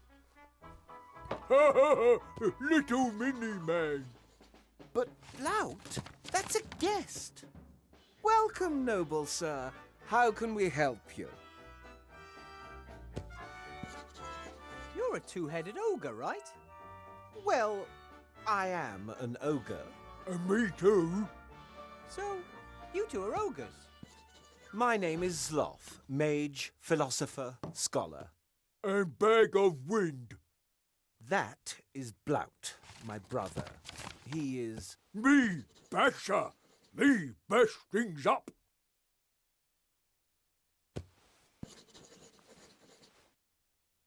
Do you own the inn? I bought it. Blout is just my employee. Blout bought too. Yes, but then you lost your half at poker. Now it all belongs to me. Blout not give you his half. Blout best laugh if he tried to take away. If you touch me, I'll have you thrown in jail. I have heard that you buy your alcohol from Bill. We don't have much choice. He's the only trader who'll sell us alcohol. Expensive. You're right there. The prices are unashamedly high. Seastone is a big town with lots of merchants. Why is Bill the only one selling alcohol? Since the town was virtually besieged with refugees, there's been no way for the farmers and traders from the surrounding areas to get through with their ox carts. Right. And Bill gets his supplies by air. Just the same, there's still more than one merchant in the upper town, isn't there? Of course. Bill trades alcohol, another trades in lamp oil, the next one in mana potions. That way they avoid competition and set any price they want. I smashed them all. We are upset about it. Would you perhaps be interested in a barrel of brandy? I'm sure that Bill would deliver today. No, thank you. We still have stock, and we have much fewer guests since the barricade was erected. But I need a password. The password for Bill's crane capers? If you were one of his trustworthy customers, you'd know it. How about we try and bring down Bill and his exorbitant prices? What are you thinking of? Bash him? Well, let's just say I could put the long arm of the law onto him. Shield hand? Tin Man. I don't know. The plan is absolutely Anton-proof. We're all set. I just need Bill's password and bam! We have him by his muttony legs. And it won't be traced back to us? I really don't want to be paying even more for our alcohol in future. It's a secret covert operation shrouded in secrecy. Shrouded in secrecy. He has earned it.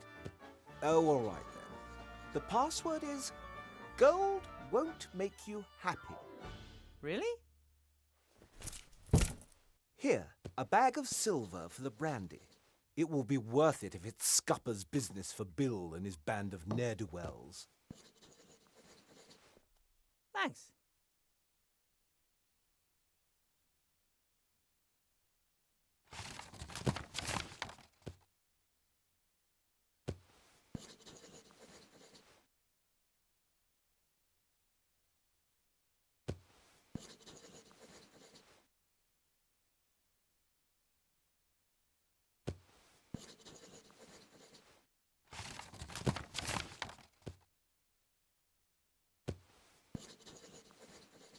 Are you allowed 1 or 2 votes in the election? One would think that as we have 2 voices, we should also have 2 votes. Unfortunately, the town council sees things differently. And who do you want to vote for? Archmage Alistair, of course. Council... Mrs. Van Buren. Little woman says how it is. Blout likes it when things are uncomplicated. Tax down, more work for all. Seastone #1. But you don't buy it. I'd also prefer it if our problems were solved quicker, but Van Buren stands for things staying as they are or regressing. Neither has ever helped. Did someone forget that jacket on the chair over there? Oh, it belongs to a young guest. He, well, got into a fight with Mr. Shieldhand of the Town Guard and was arrested. Hooligan! Lock up immediately. What happened? He was quietly drinking his beer. Shieldhand came in, recognized him as one of the protesters and wanted to search him. The young man refused, said he hadn't done anything wrong and wouldn't let anyone search him without reason. Then bang! Trent's in a lockdown. And the jacket? It's been hanging there ever since. We're keeping it as a deposit until he's paid for his beer. If you're a mage, Sloth, do you know how to build golems? I've never tried. You have. Tried long time to build golem. Just too stupid. That's completely untrue. That was just playing around. So, I want to build a golem and I know the right incantation. Can you help me build one? No. I don't want anything to do with it. Psst. Really, Burr? Yes? What are you whispering about? I don't like whispering behind my back. Sloth always eavesdrop. Do you and Blout keep many secrets from each other? Not particularly. I just don't like it when Blout fiddles about behind my back. It usually ends in catastrophe. Maybe you're too hard on him. He was going to juggle with kitchen knives this afternoon. I noticed just in time. Would have worked. No, it wouldn't. And they are my fingers too. Sloth tell Blout off. Sloth always annoyed. With good reason. The pub, all this work, and on top of all that, I have to play babysitter. I lost track of time with all that ranting, and now I've missed the bakery. All your fault, Blout. Bleh. The bakery up by the guardhouse? I go there myself. Which bakery do you usually go to? I like the one up by the guardhouse myself. Oh, they have those wonderful chocolates. I treat myself to one or two every night. You see, Sloth got fat. First of all, that's not true. And secondly, it's Flab born of frustration because I have to put up with you. Then take care, you two. One, both. So long. Bye.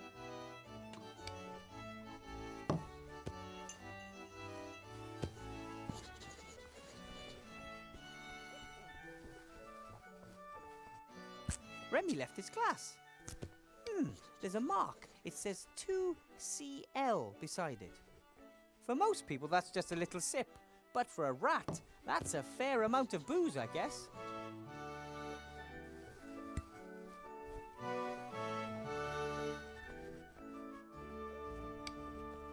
The jacket belongs to a protester. It has several patches and a badge pinned on the front. No one noticed.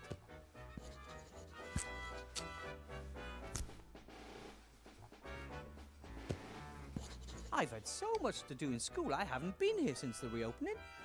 It turned out well, even if it is a little bit weird. Like the bartender.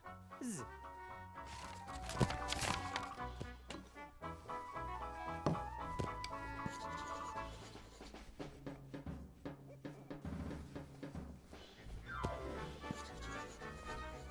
A sheet of paper with lots of paragraphs in small type. It says licensing law at the top. Rules for different drinking games, maybe. Article 1, Paragraph 1, drink with sense. If sense is not available, drink without.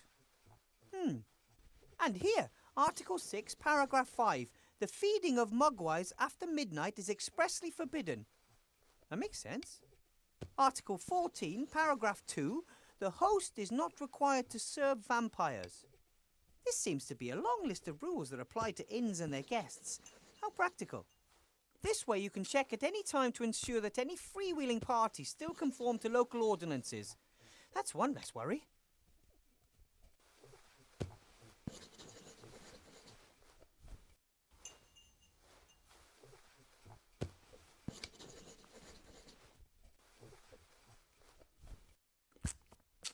Headmaster Block seems to be counting gold. Lots of gold. I wonder where he got it.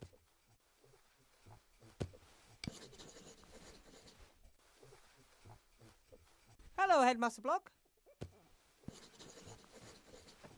Weathervane, haven't you got things to attend to at school? I'm sort of still on the job. I'm just getting some tools from the town. Fine. I have to admit that your performance today did not disappoint me. Really? I didn't expect anything. Thus, I was neither surprised nor disappointed that your results do not look good when compared to those of a qualified specialist. What are you doing there, if I might ask? Surely you can't earn that much gold as a school headmaster, right? Of course not. The gold is for the council leader's election campaign. I'm her party treasurer. Some people want the council leader to win the election very badly. Of course. They see their donation as an investment in the future, and they know how to make a difference.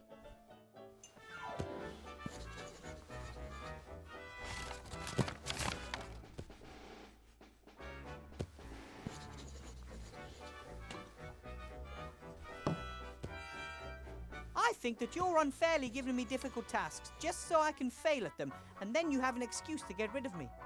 Oh, I could get rid of you with very simple tasks, Weathervane. It's not your fault. You shouldn't have been put in a position in which you are confronted with tasks that are beyond your schooling and your abilities. Have to be going. I'll be expecting you tomorrow after the opening ceremony for a staff appraisal meeting, so we can talk about your performance. Very well. My golem and I are going to show you.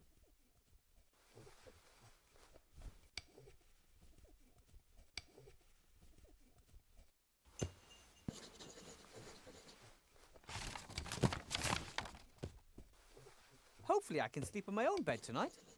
A bed here at the inn would overtax the contents of my wallet.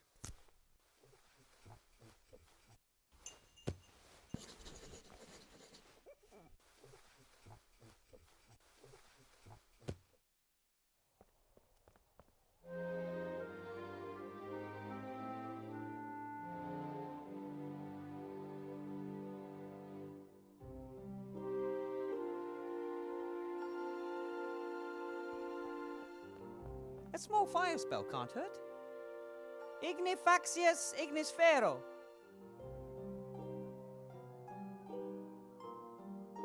The fire is warm and bright, a welcome respite on a cold night.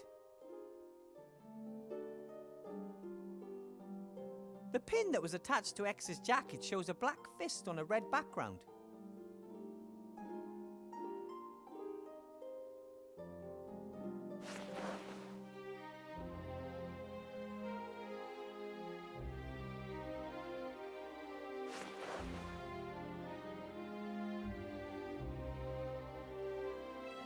A bag of silver for Bill's keg of brandy. That is more than an honest tradesman earns in a month.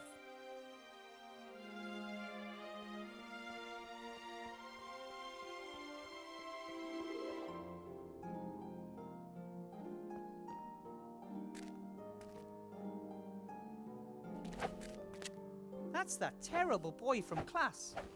Pretty late for a little guy like him. Young guy. Hey! Whoa! You're Wilbur Weathervane! Out to make fun of me, are you? You're probably upset after I proved that I know more about magic than you thought at school this morning. What? What are you talking about, Master Weathervane?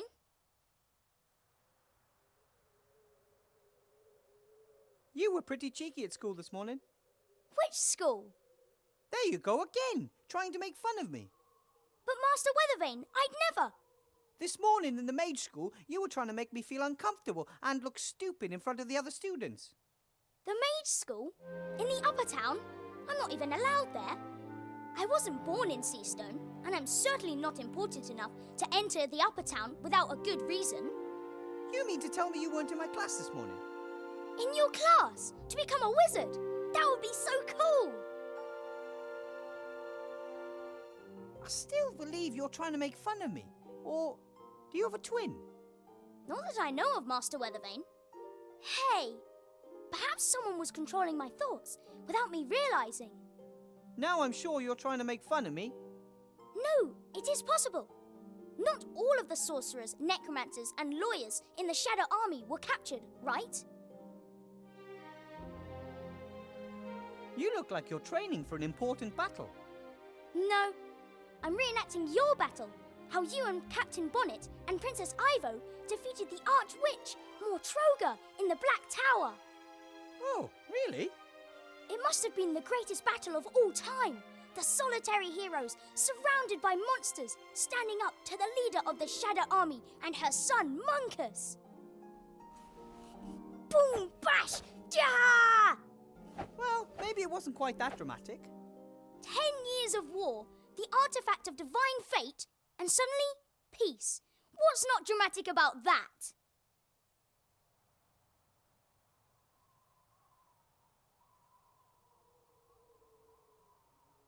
Do you know what the artifact of divine fate is?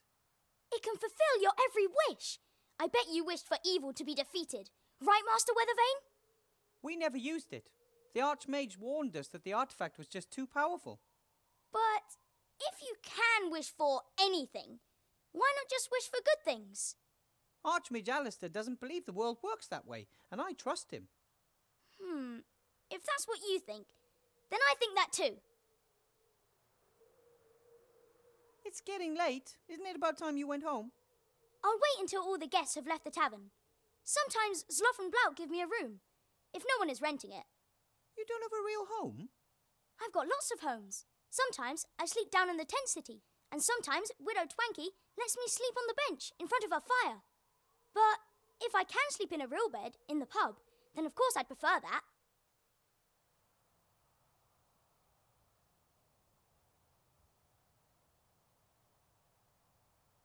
I have a small room in the school. If you can't find a bed in the guest house, you're welcome to sleep at my place. My rabbit sheep won't be able to defend his bed in his usual manner, and I can sleep on the floor. That would be... wow! But the school's in the upper town. I'm not allowed to go there. Ah, silly rules. Maybe you'll win the lottery. Which lottery? There's a lottery tomorrow. The winner gets to live in the upper town. That would be fantastic! Maybe you'll get lucky. Everyone has an equal chance. I'm sure to win. And if not today, then perhaps next time. Was good to see you again, or met you for the first time. There's no way I would have forgotten if I'd met you before, Master Weathervane. Either the boy's making fun of me, or that's another item from our list of strange events.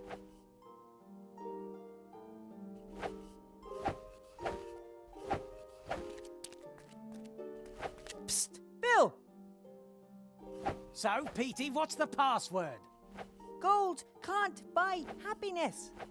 As long as it's jangling in someone else's purse. Absolutely right. So, you wanted a barrel of brandy. Right. That'll be a small bag of silver.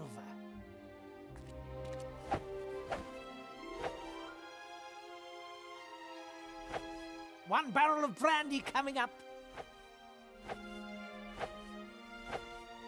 That's it. That's the barrel with the mark. What did you say? Nothing. Just thanks for the delivery. As long as you pay, I deliver. Take care. Bill didn't pay any taxes on that barrel. And those taxes build roads, care for the sick and elderly, and pay for my apple. Shieldhand won't be impressed.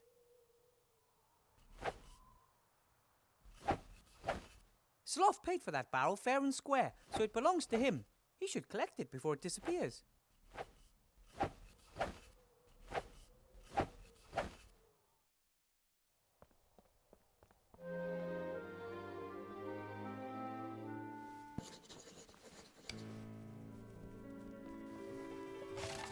Hello, Sloth. Ah, Wilbur. Greetings.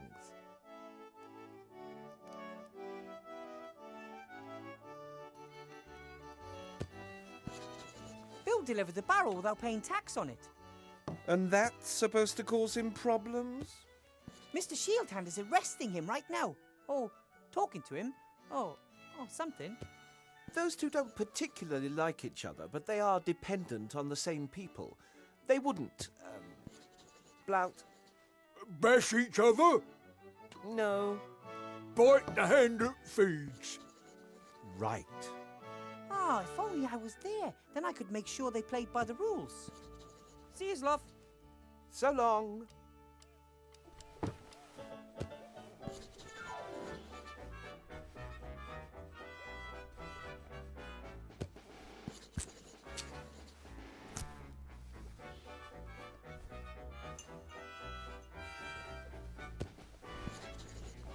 That's the reporter who let the council leader dictate tomorrow's news to him. If I've ever seen a frustrated man, fox, then it's him.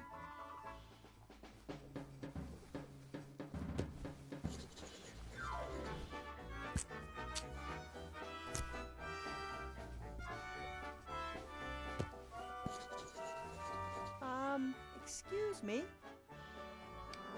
Ah, weather vane, right? You know me? The leader of the council asked me to have a snoop around in your past. Find some dirty laundry. Nothing. My Mage's cape is still brand new. I got it when I became a professor. Do you like it? Very fetching. Why are you disturbing my quiet drink? I have a couple of questions. A couple? I saw you up there, at the lottery drum. Council leader Van Buren was there too. Not one of my greatest moments. Letting a politician tell me what I should write about her. So why do it then? You can't drink integrity. Anyway, it's fantastic being able to influence so many people's opinions. What I write becomes a big issue of the day, you know?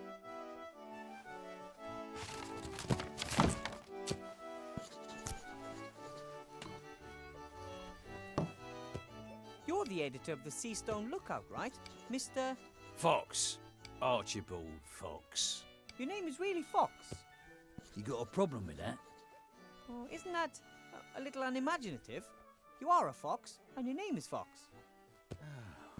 That's just how it is. Must get confusing at family gatherings. Oh dear. Everyone's a critic nowadays.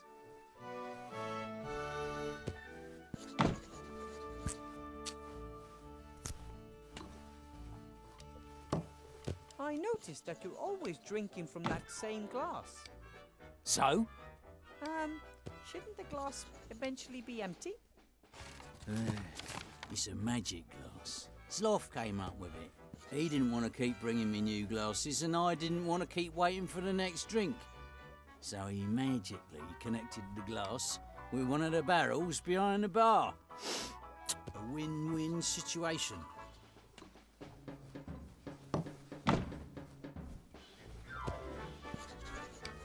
I get the feeling you're not very happy. Really? Why shouldn't I be? I've always got enough liquor in my belly, and I've never earned as much gold as I have this past year. I spent it on women, alcohol, and fast horses. I just frittered the rest away. I simply must be happy.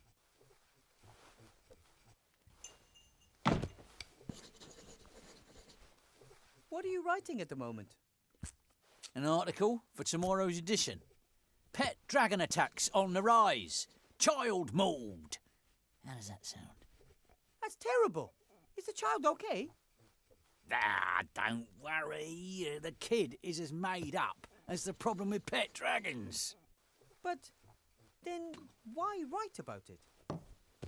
In the obvious, the Archmage simply doesn't do enough about the pet dragon problem.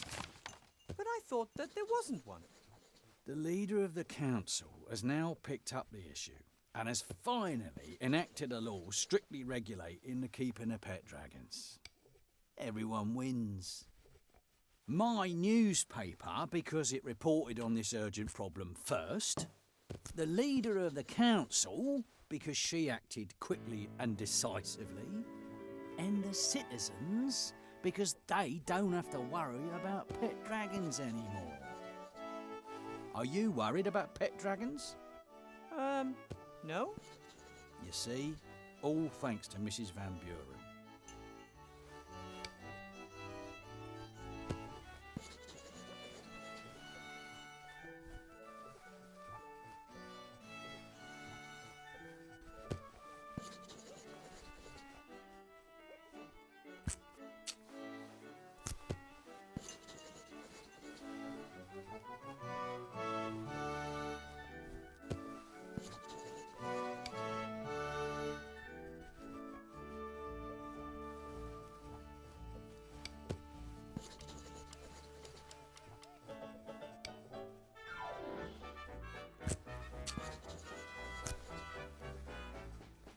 have a story for you. A real story. Yeah? As we speak, the captain of the town guard and a notorious merchant are negotiating bribes. What do you say to that? I'm shocked. No, seriously. Bill smuggles alcohol into the lower town, bypassing customs. Mr. Shieldhand knows about it and wants a bribe. Wilbur, let me explain. Mr. Fox, you're a reporter. It's your duty to report on things like this. Do you know why you feel so lousy? Because you're a bloodhound. Fox. Because you're a blood fox.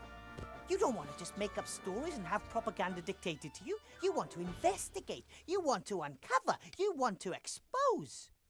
Ah, all right then. Come and see how this old fox sorts things out.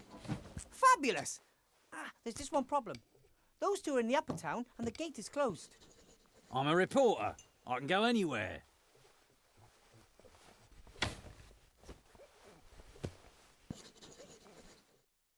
That's nonsense. If I gave you a gold piece for every barrel, I'd only be making 6 gold pieces profit on 3 gold pieces outlay.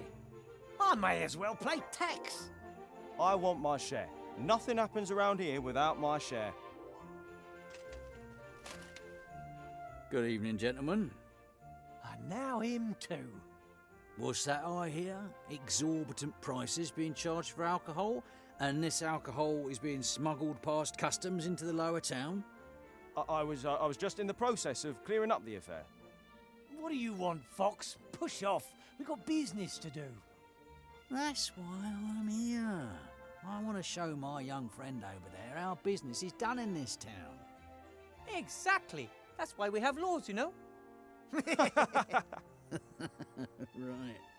Well, according to the law, Bill would have to forego lots of money, Shieldhand would be out of a job, and the little influence he has, and I would be worried about the alcohol supply chain. So what do you propose instead? I get my alcohol at the normal price from now on. No more daylight robbery for the old fox. Bill, you continue using your crane, saving you on customs. Our competent Captain Shieldhand here is then entitled to part of the savings. I save gold, you continue to earn more than you're entitled to, and Shieldhand makes a bit on the side. We all win. How does that sound? But...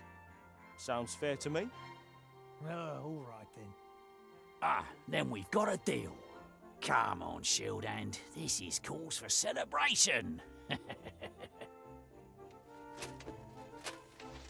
You see, little Wilbur here could clearly see that the situation was unsustainable. An arrangement which made you money suddenly leaving you empty-handed. Can't have that. Thank you, Weathervane. Perhaps I was wrong about you. Here, with this you can get from the lower town to the upper town any time. You've earned it. This is the world I helped build. Rather than toppling it, I've become one of its pillars. That's the reason I'm not happy.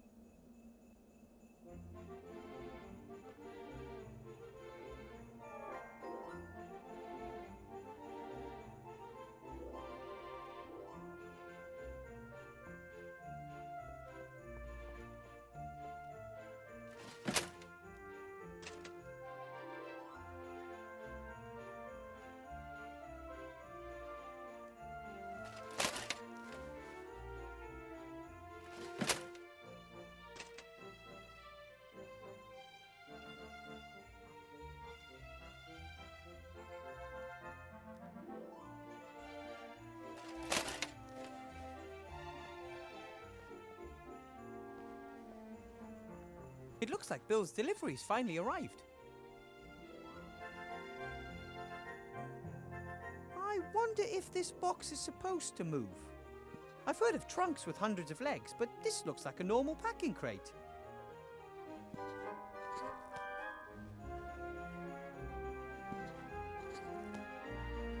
Oi, what are you doing? This crate is moving. That's all right. That's... Stop him! Stop! Stay put! Outrageous! Just you wait. You're gonna have to wait a hell of a long time for your gold. What was that? Absolute bonkers.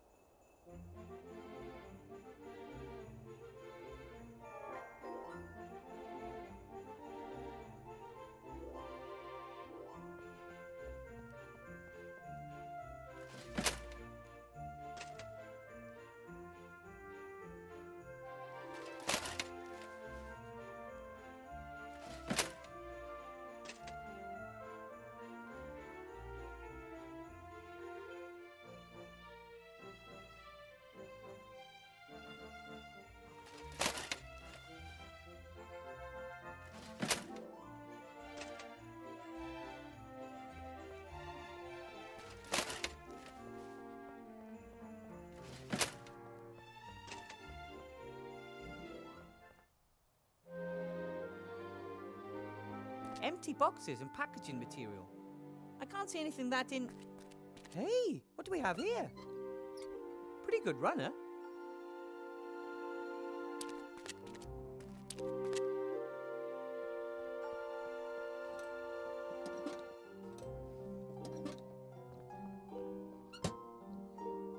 Hey, take it easy. I mean you no harm. Don't jump. I'll stop here, okay?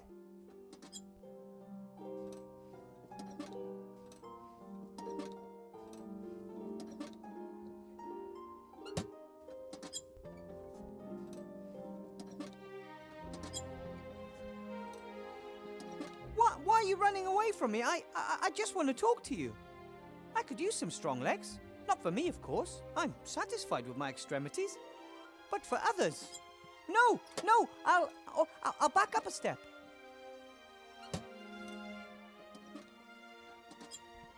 But the poor little thing seems to be more than confused. I'm afraid it'll jump if I get too close. If only I knew what his problem is, then maybe I could talk to him.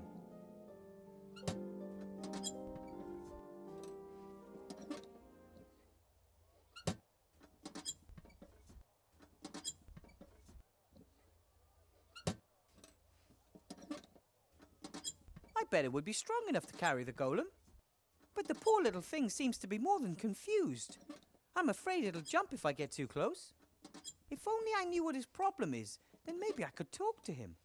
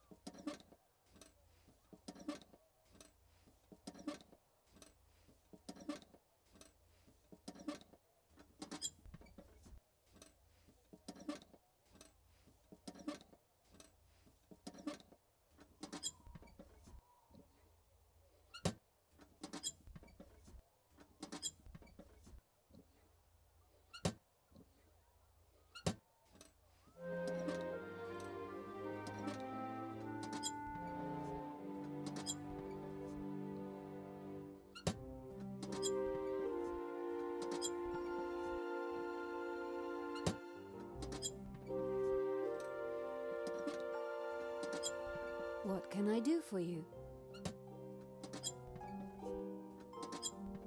I might have some more questions for you later. And I might answer.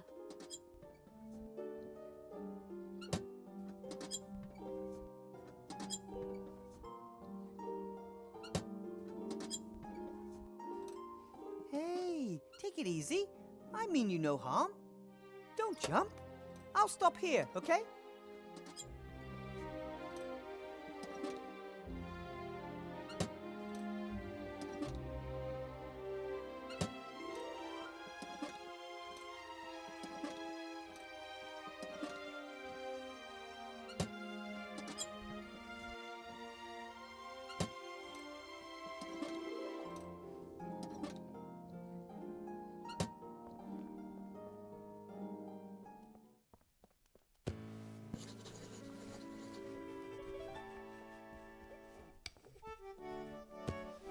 Hello, Blout. Willy Bear!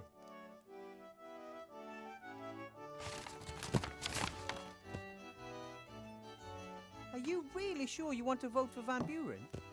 Little woman with big hair knows what's what, has lots of gold and lots of success. And you believe that if she's elected, you'll get the same? Sure, promise. Fine. But I think the little guy is better off with Archmage Alistair. Me not little. And when Blout's so rich and powerful, little people shouldn't take away his money.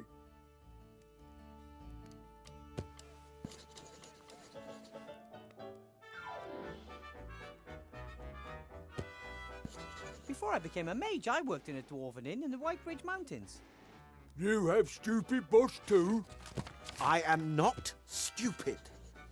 Blout always have to work much more than Sloth. That's because you're so clumsy. We do the same amount of work. I might even do a little bit more. In too much work. No free time. Psst, Blout, what did you want to tell me? I won't say. You're whispering again. If we talk now, does Sloth hear us? Oh, just stop whispering behind my back, all right? Okay, sorry. Want non-alcoholic drink as apology?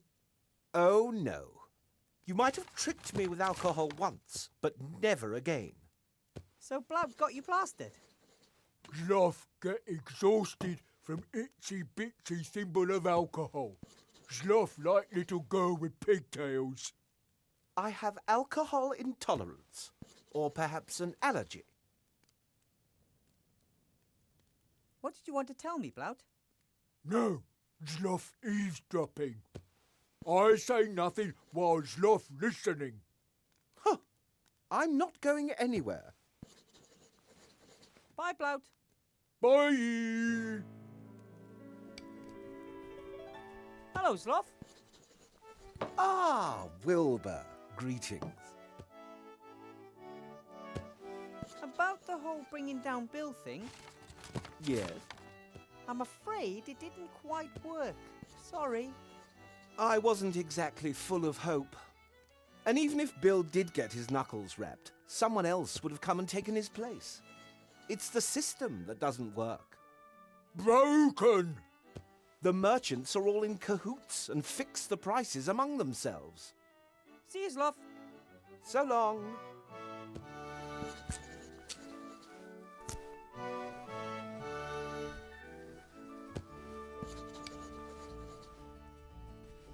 The thing makes a good fireplace, and the boar's head from the old inn looks good there too.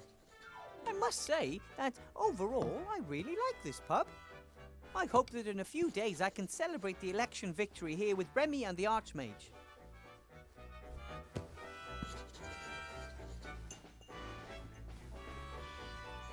He's unfair to me and pretends he isn't. I'm only going to talk to him if I have to.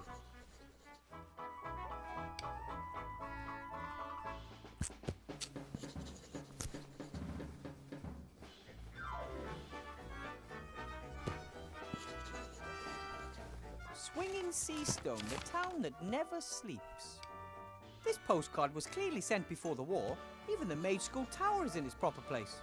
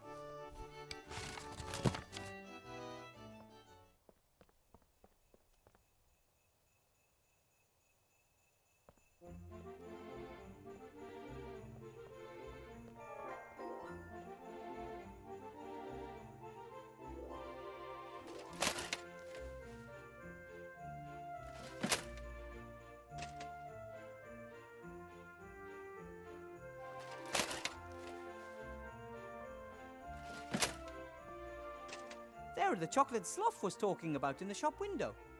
2 sea stone small ounces of indulgence per chocolate, with and without alcohol.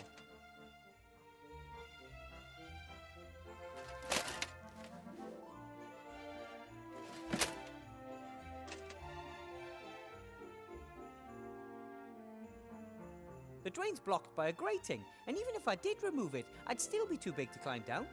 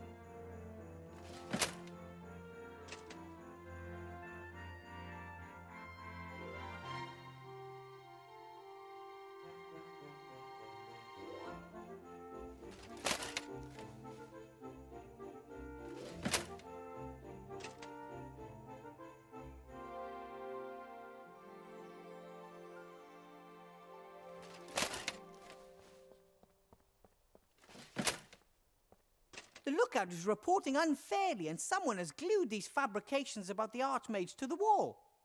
No wonder his lead in the polls is disappearing.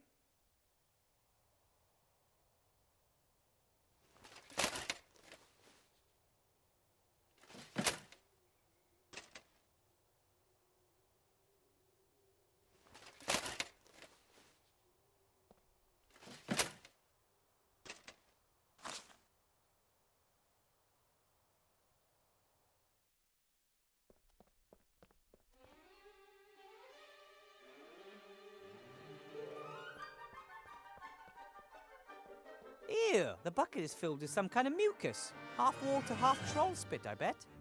No wonder the floor isn't clean.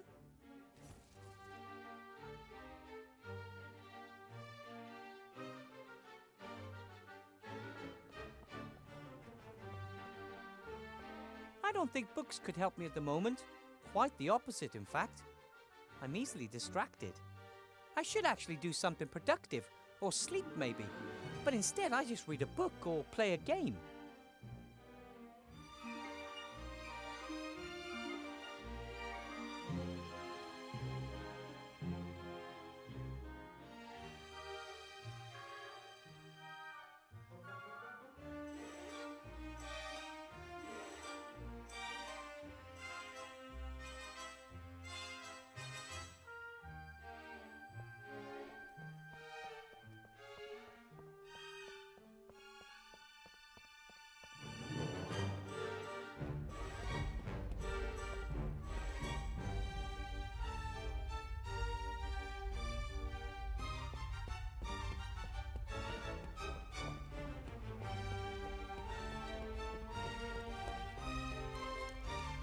soon as I have time, I might see if some of these books actually belong in the library. Then again, I'd say they're more likely notes from former teachers and learning materials. And what's this? Oh, a class photograph. For a while, photography was very fashionable. A sorcerer unveiled these little devices which could take detailed pictures of the real world. However, it turned out that small demons inside the cameras were responsible for painting the pictures. They stole a piece of soul from those photographed. Photography quickly went out of fashion.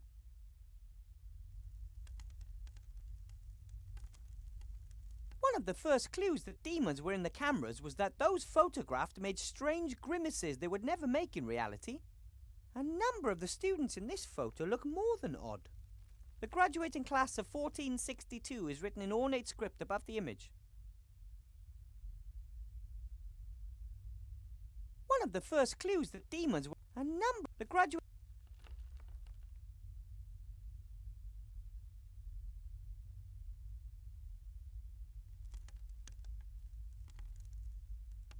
A postcard from Seastone. It can help me get from A to B more quickly.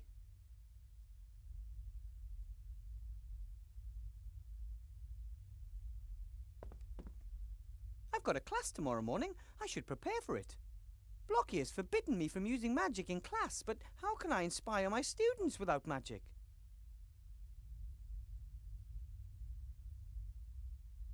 I never thought that magic could be so complicated. For me, it was always quite natural. The first time I took my wand in my hand, I felt it. The magic surrounded me and pulsed through me. Everything added up.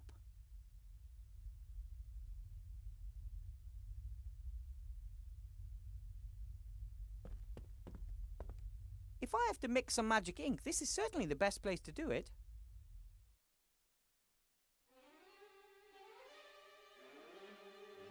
Crocodile tears. Unfortunately, all of the liquid has evaporated. All that remains is a white powder, like salt.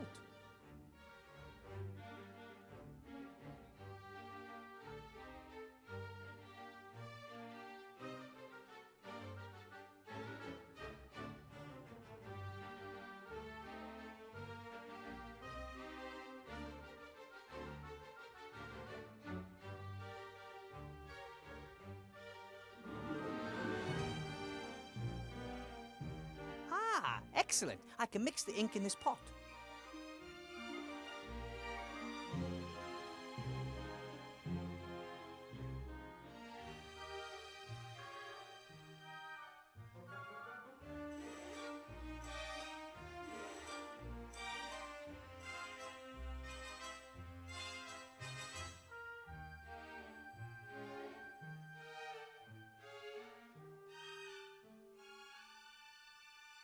All that's left of the crocodile tears is a bit of salt. The recipe calls for a 2 cl of crocodile tears. That means it has to be a liquid.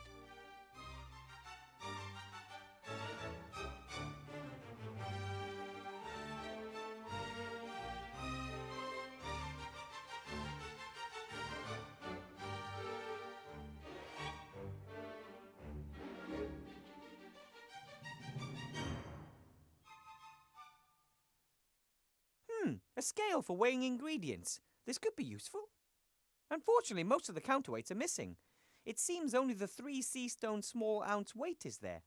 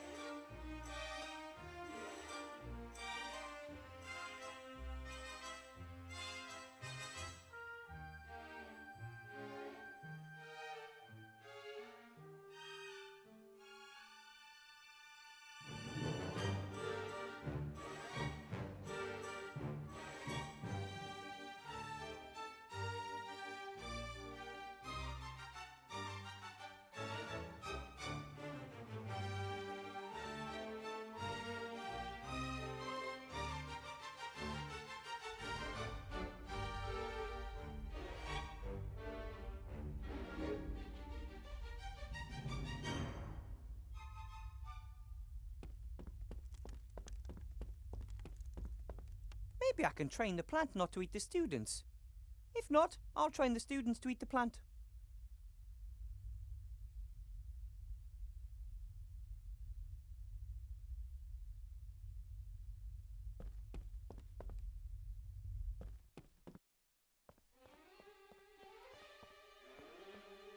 Remy hinted that I should have a look around in there.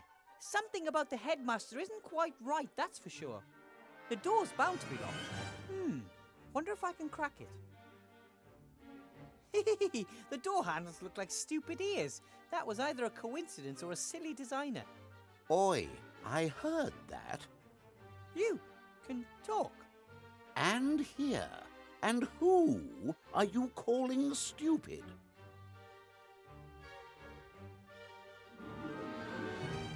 You can hear and speak.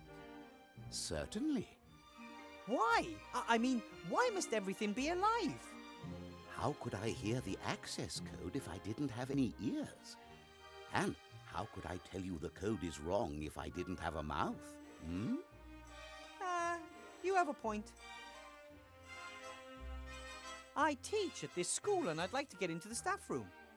What is the code? I'm starting to get the feeling that someone's deliberately putting obstacles in my way. It's called life. No, I mean that quite literally, it's like there's someone out there, somewhere, who has nothing better to do than think up one problem after another for me to solve. There's no other explanation. I don't think I know the code. No entry without the code. Presumably the headmaster just forgot to tell me. No entry without the code. I have to get that code somehow. I have to go. I have something to do down in the town. I don't care. I'm just a door.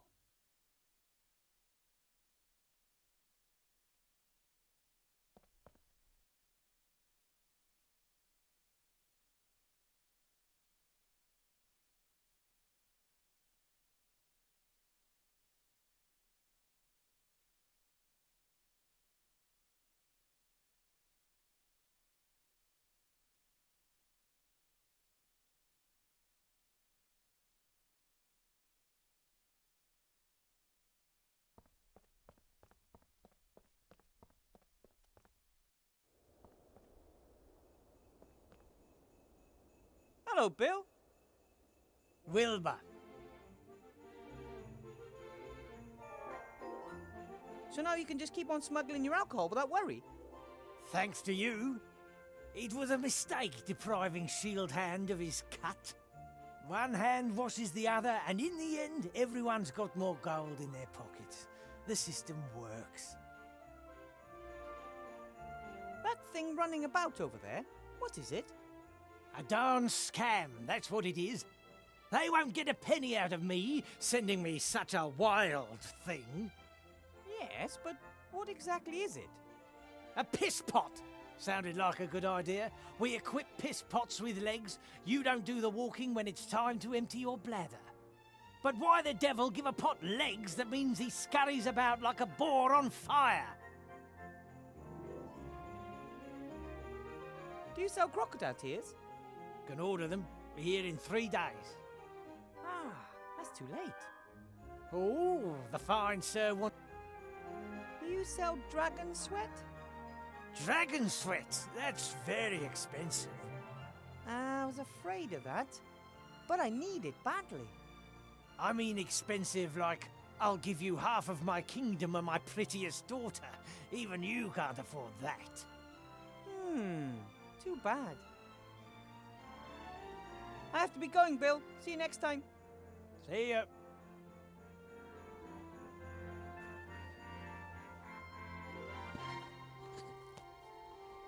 Ooh, there's a piece of paper in the crate. Delivery note. Better World Ironworks. 1 piss pot model carefree. 4 pieces of gold. Better World Ironworks. Never heard of it. Lots of new companies sprung up after the war.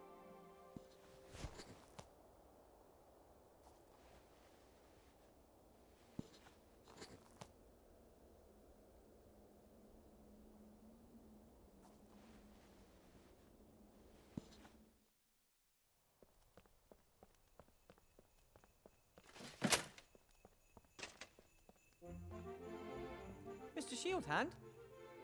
Mr. Professor. Do you think it's okay for you, as a captain of the city guard, to be taking bribes from a smuggler? I don't know what you're talking about. About your deal with Bill? Aha! He pays you not to look while he smuggles his alcohol past customs. According to my information, the honourable traders of this town always pay the customs duty the town is due. But information to the contrary will, of course, be followed up resolutely by the town guard. We advocate stringent investigation in the case of bribery offences. That's always been our motto. Have to be going. Yeah.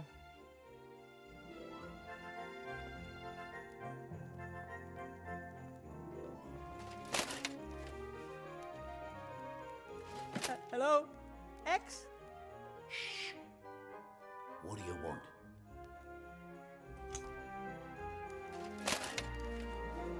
Sloth, the inn's landlord, said you were arrested because you didn't want to let Mr. Shieldhand search you. And why should I? I haven't done anything wrong. He knew I was one of the protesters. He just wanted an excuse to lock me up. Well then, I have to be going. Take care of yourself, brother.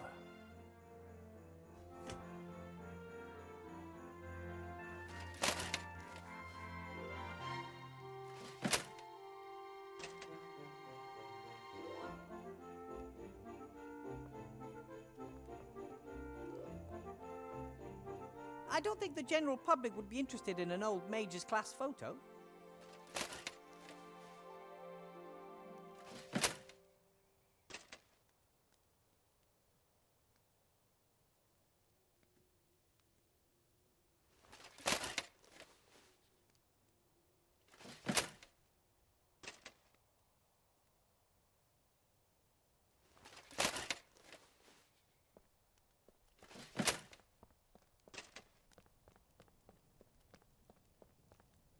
Without a chisel or something like that, I'll never get the arms off cleanly. I don't want to destroy them.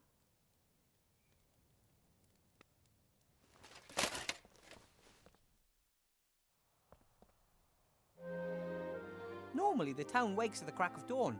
Then Bill is on the job, selling his goods until it gets dark. He works hard. But whether he'll open so early tomorrow morning, I just don't know. The barricade may keep most of his customers away.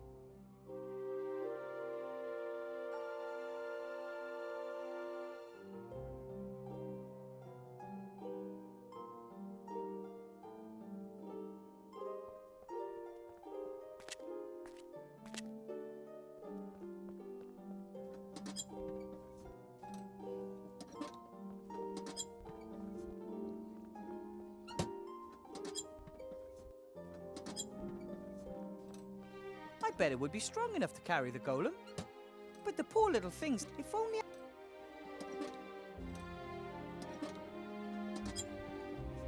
Hi, Timmy. What are you doing here? I want to know what's going on. All the rats have orders from my uncle except for me. I want to help too.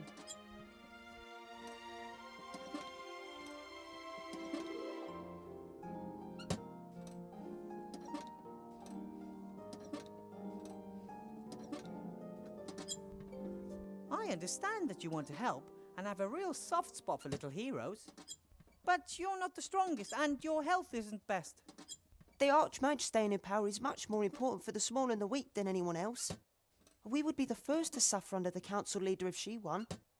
You could be right there. I'm trying to build a golem and I have to get into the staff room somehow. I could find a way into the staff room.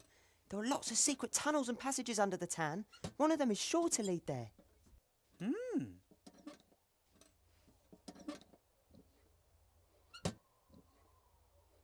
About the staff room? Yes? I need to get in there. But... I need your help. Could you look through the notes on the headmaster's desk? He's a stickler for order, and I'm sure he'll have the door code written down somewhere. Why do you need to get into the staff room? The headmaster was acting strange and was hiding something in a drawer.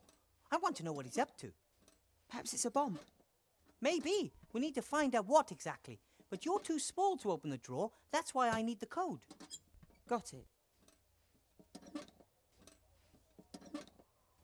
Tell me about the tunnels that run under the town. Some of the tunnels are old sewage pipes, but there are also lots of caves and old vaults down there. There are even some holes and crevices that rats don't dare crawl in. Some say there's a dark force. That sounds ominous. I've never seen anything myself, but I'm more worried about the zombies. They're spreading. Zombies in Seastone sewers? Yes, there are. But Uncle Remy says sooner or later an apprentice hero will go down into the sewage system and take on the zombies.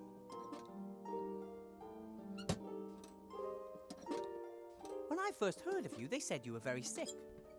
I was often ill during the war, and hungry. We never had enough to eat until you came and helped us.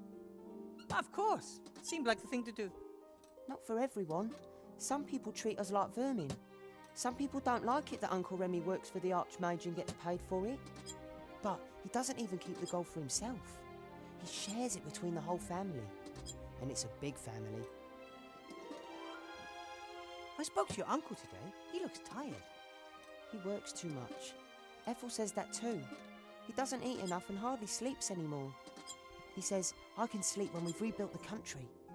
He shouldn't overdo it. He'll be no help if he collapses. That's why we have to help him.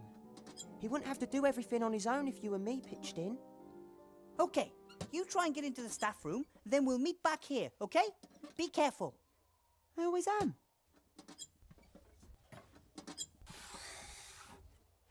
Hopefully that all goes well. Remy would never forgive me if something happened to Timmy, and I'd never, ever forgive myself.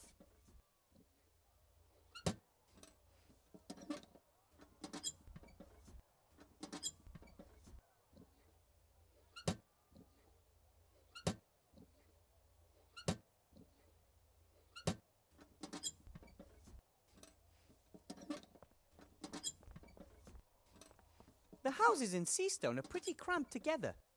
And down there somewhere there's a city made of tents and boards.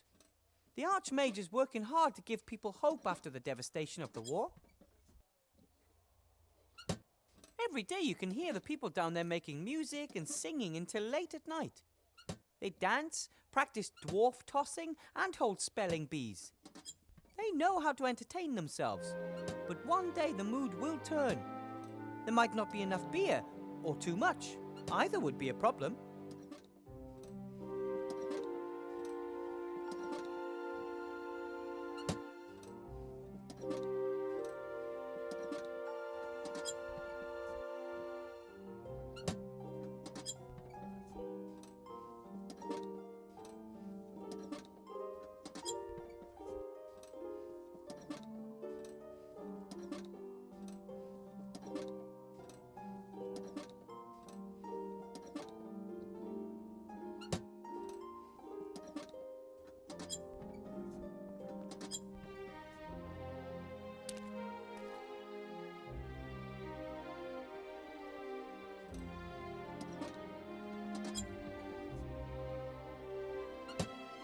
You're back.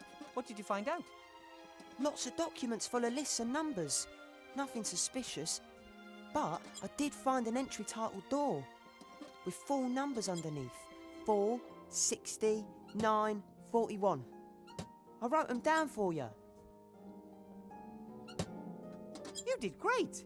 These numbers are sure to be the code for the door. Thanks for your help. Well, if you need my help again, you know where to find me. Would you like to come with me? Maybe I can use a little partner somewhere. Wow! Yes, please!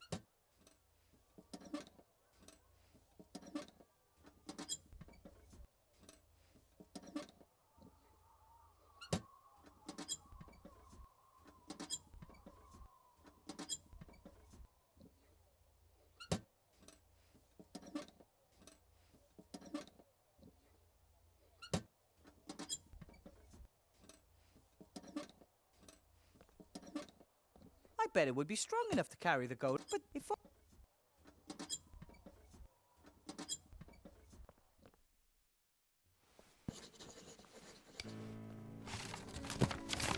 he's unfair to me and pretend.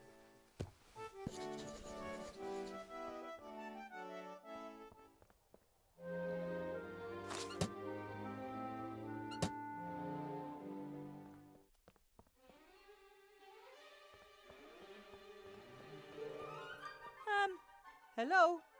What is the access code? The code is 46941. Correct. Then shouldn't you be opening right about now? I don't know your voice. Headmaster Block hasn't introduced you to me. But I have the code. I have a dual-level security system. The correct code must be delivered in the voice of a teacher whom I know. That would have been too easy.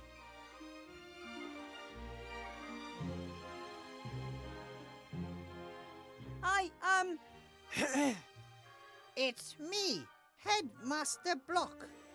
I may not have the power of sight, but I do have an exceptional pair of ears. You are not Headmaster Block. The door won't be fooled so easily. The code has to be spoken in Headmaster Block's voice. That is a bit of a problem.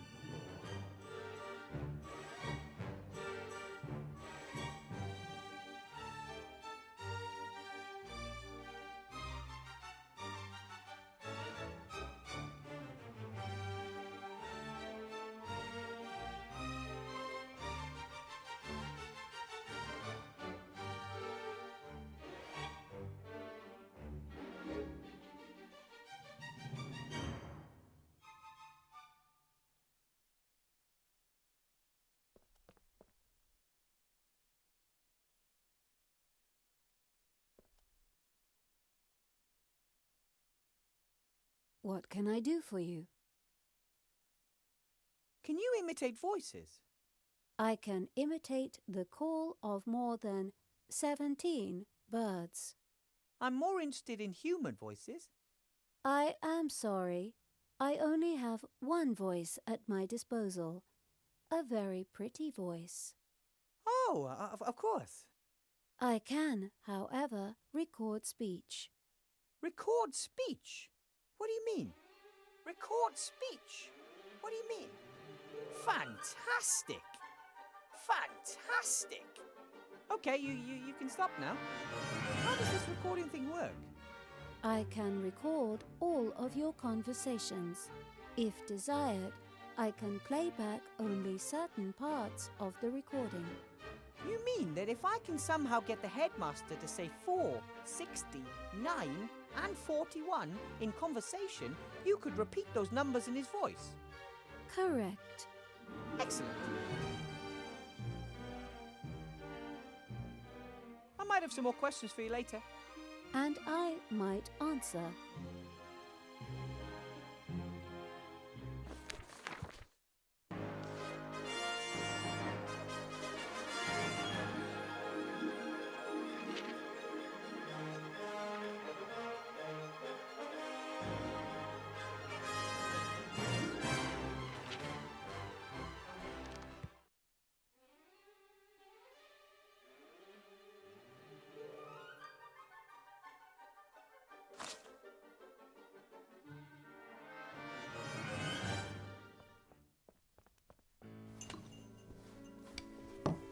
Headmaster Block? Yes.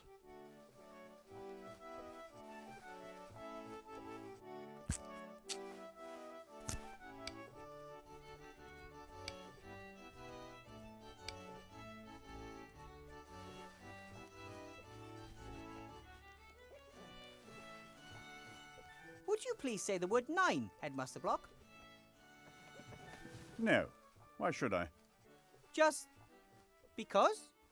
Professor Weathervane, it may be that you pass your evenings with silliness, but I prefer to be productive in the twilight hours. Of course. Forgive me.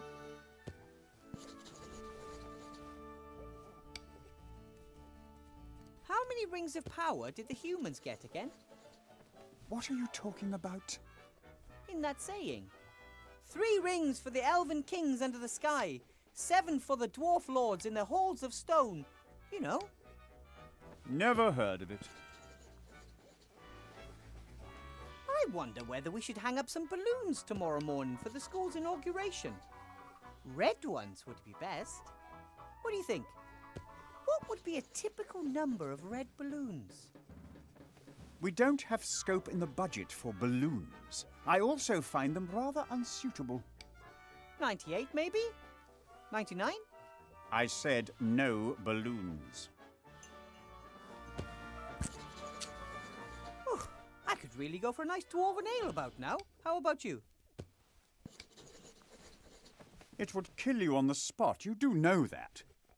Oh, I grew up with dwarfs. The cellar master always served dwarven ale in the garrison pub. It's strictly forbidden. Who says? Licensing Law, Paragraph 9, Section 1. Dwarven ale may only be served in specially secured underground bunkers. Paragraph 9 says that. Paragraph 9, indeed. Ah, the cellar master probably didn't know that. I'm going to send a carrier pigeon off to him tomorrow morning to warn him.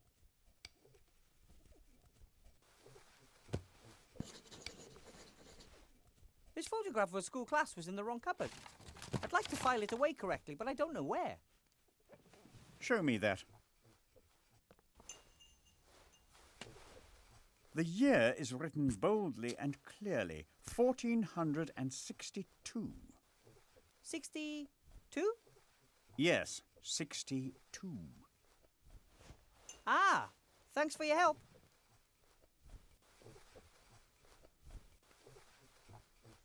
A clear liquid in a glass, in a bar? What could it be? Water.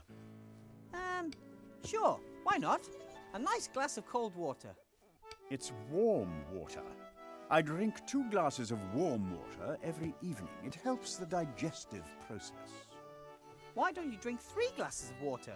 Or 4? 4 glasses of water in one evening?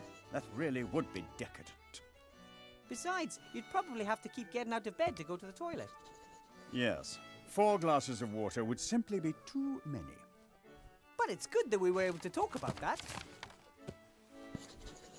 Why did they appoint you, of all people, treasurer? Well, I think the leader of the council values my punctilious manner and neat bookkeeping.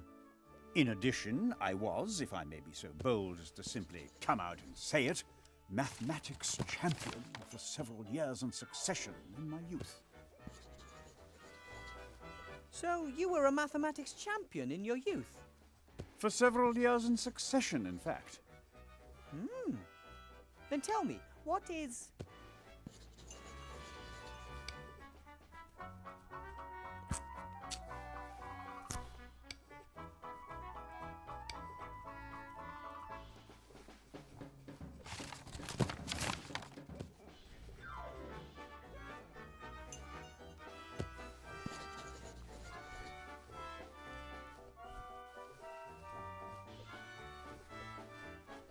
$37 plus...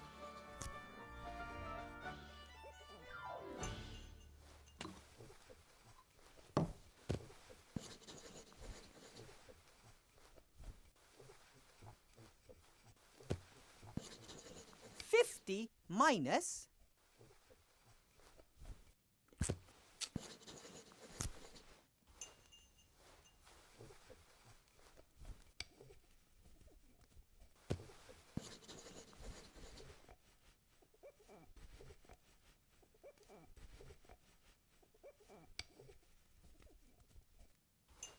$45? 42. Really? I'm amazed by your math skills. I have one more problem for you. Well, all right then. What is...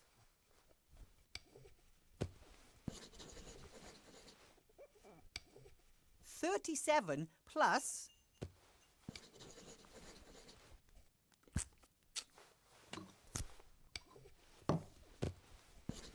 $23 minus...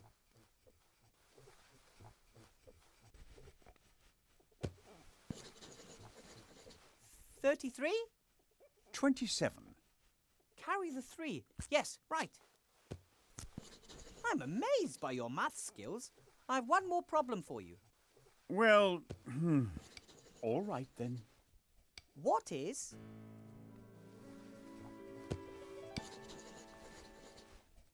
$17 minus...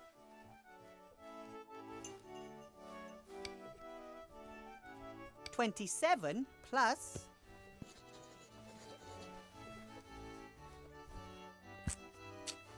47? 37. Really?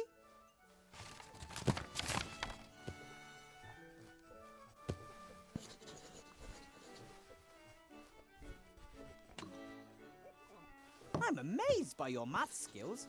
I have one more problem for you. Well, all right then. What is 65 plus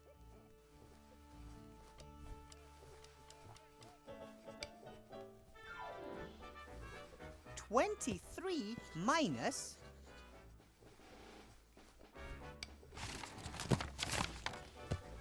47? 41. Are you sure? I get 40. 41, without a doubt. Thanks, that's all I wanted.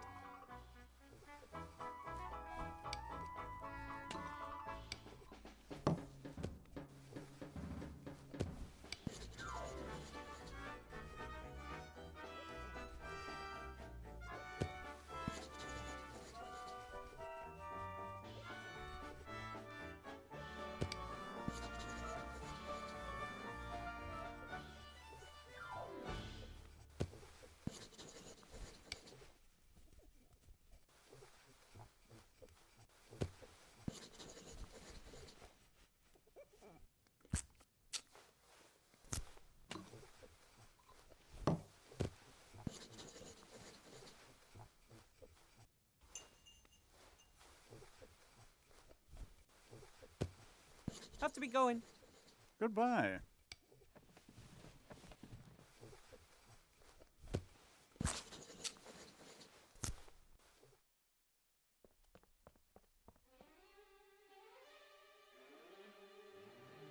What can I do for you?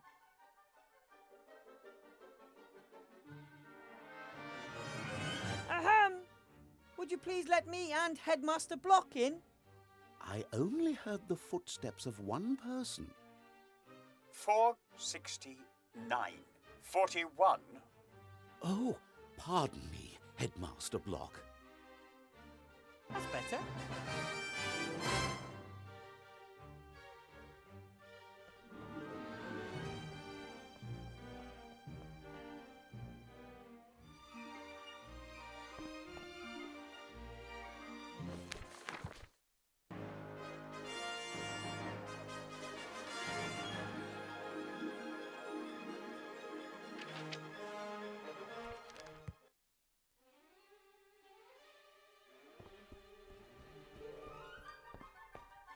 I guess Timmy's already looked in the rat-accessible files.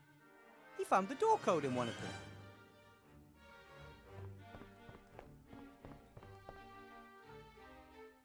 Right then. Blocky was fiddling with this straw when I surprised him.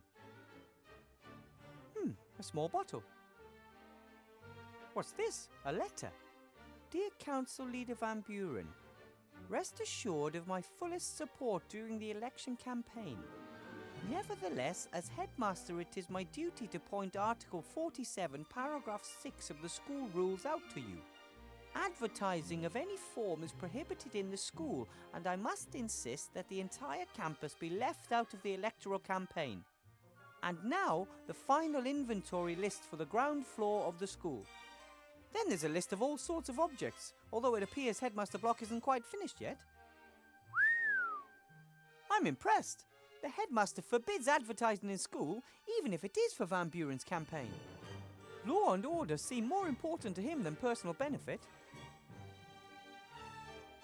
And yet he tries to badger me out of the school. Strange.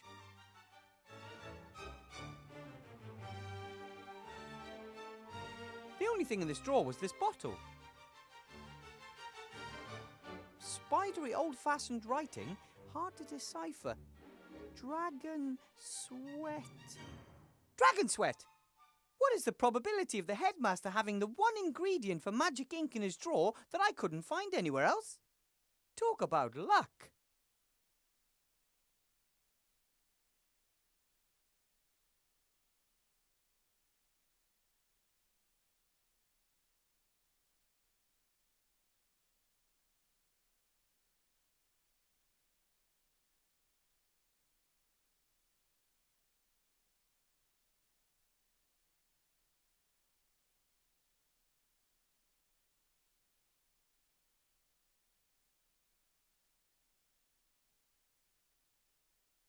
Rocky won't mind if I borrow his pen. Well, he probably would. But he doesn't need to know.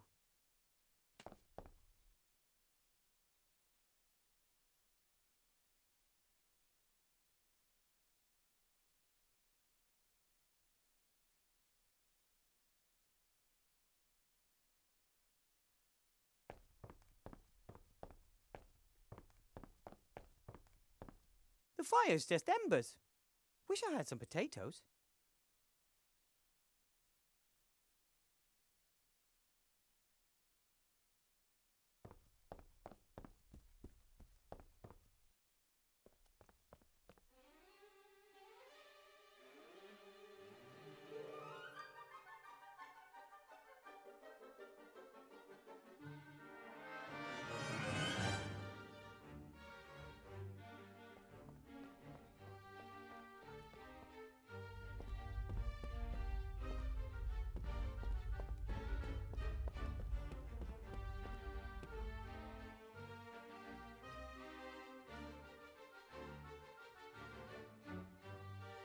No, as viscous as troll spit is, I'd probably never get the mixture into the bottle, let alone get it out again.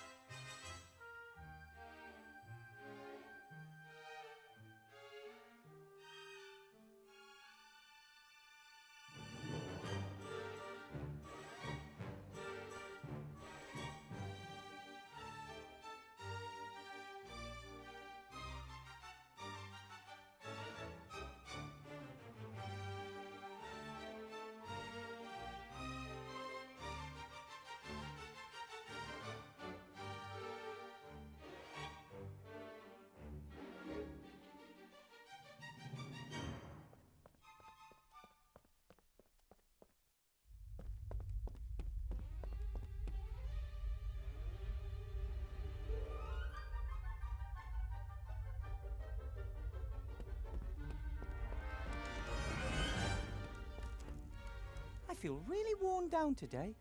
I'd love to go to my nice warm room and see my cozy soft bed, but that could be a complete disaster. If something were to happen to the Archmage just because I caught 40 winks, no, completely out of the question.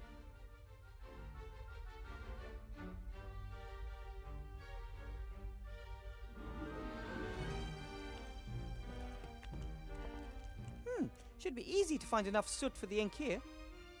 Yep, lots of soot. Now I just have to figure out the right amount.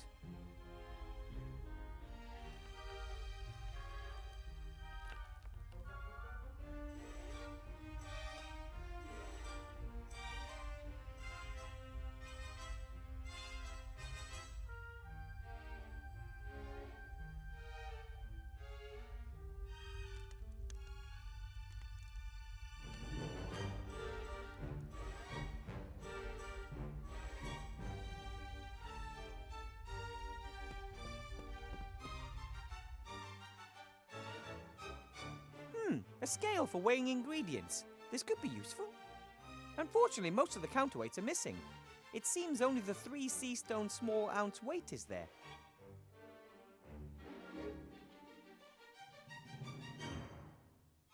Counterweight. 3 sea stone small ounces.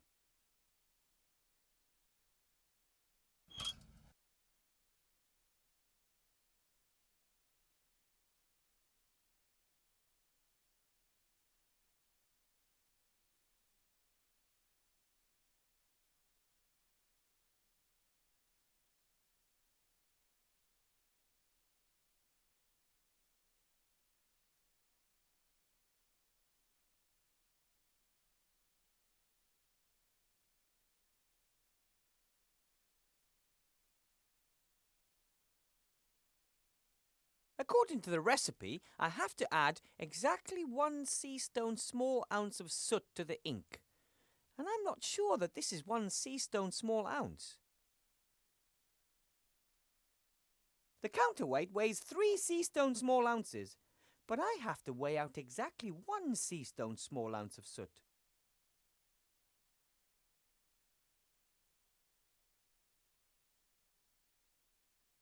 On one side of the scale, there's a 3 sea stone small ounce weight. On the other side, nothing.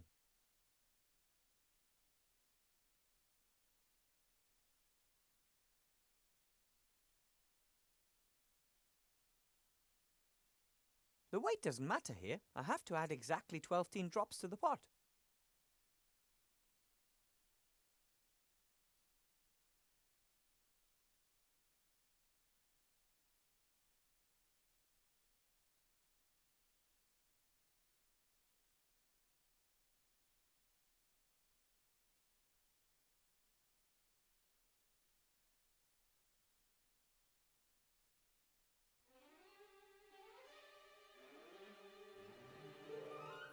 On one side of the scale, there's a 3 sea stone small ounce weight. On the other side, nothing.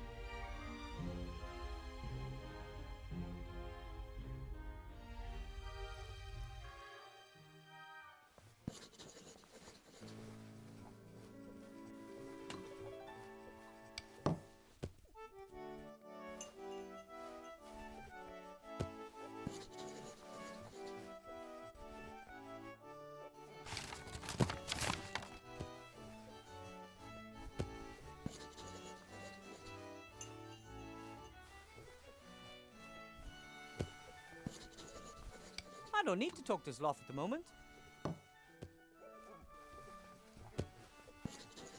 Hello, Blout. Willy Bear! Bye, Blout. Bye!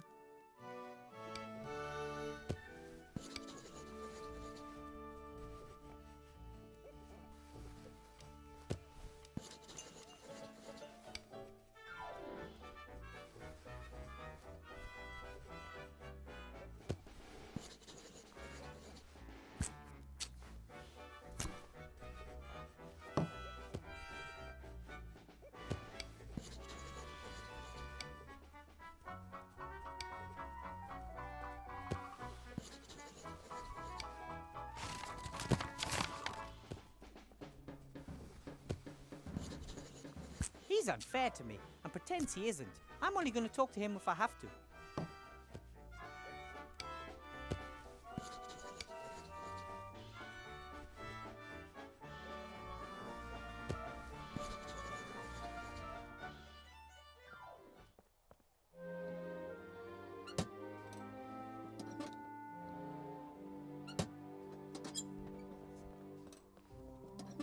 The fire's melted the ice.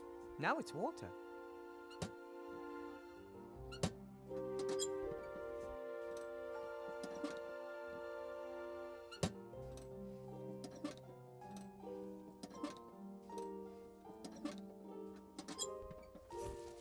Filled to the 2cl mark exactly.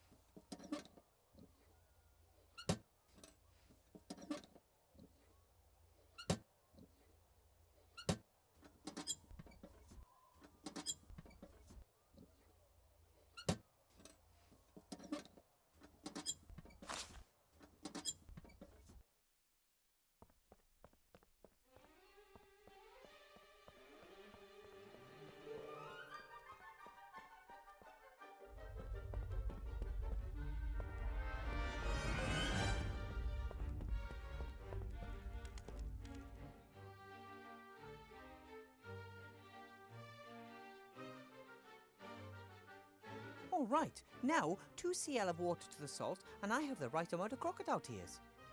The concentration may be wrong, but I've never heard of that playing a role in alchemy. It's the amount that counts, the amount's the thing.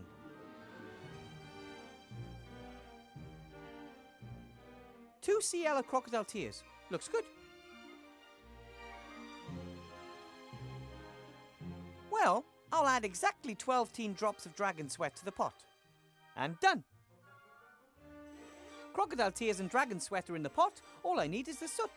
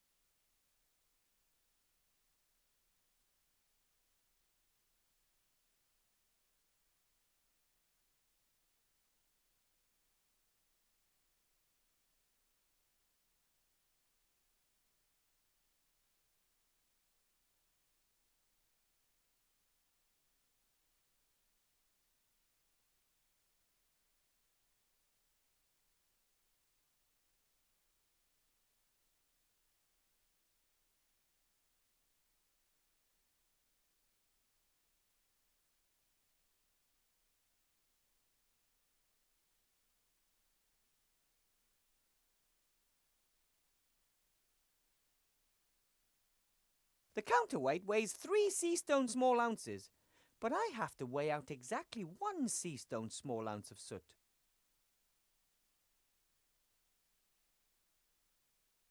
The counterweight weighs 3 sea stone small ounces, but I have to weigh out exactly 1 sea stone small ounce of soot.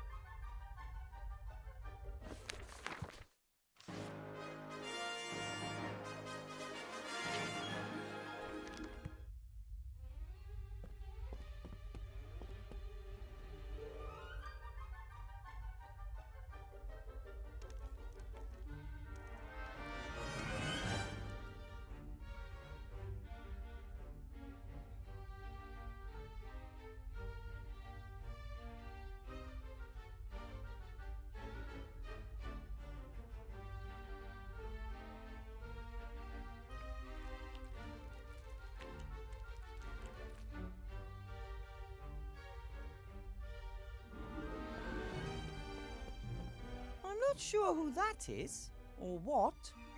Maybe it was a pupil who asked their teacher too many difficult questions, imprisoned there as a warning to others. Probably very effective, but not exactly motivating.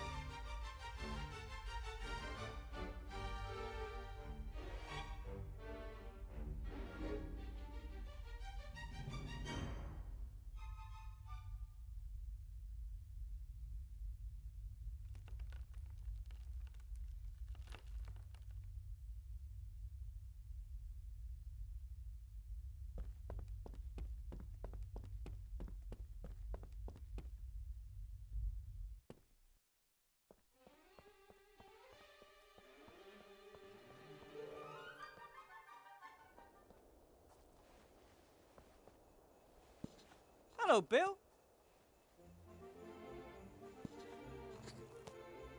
Wilbur. What are these Better World Ironworks? They're those darn crooks what sold me this useless pisspot. Those do-gooders. Do-gooders? Yes. They collected swords, armour, and all that stuff after the war. Plough blades from swords, pisspots from helmets, that kind of rubbish. You mean this pisspot was once some soldier's helmet? Could have belonged to a general for all I care.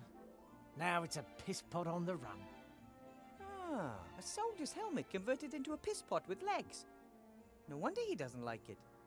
I have to be going, Bill. See you next time. See ya.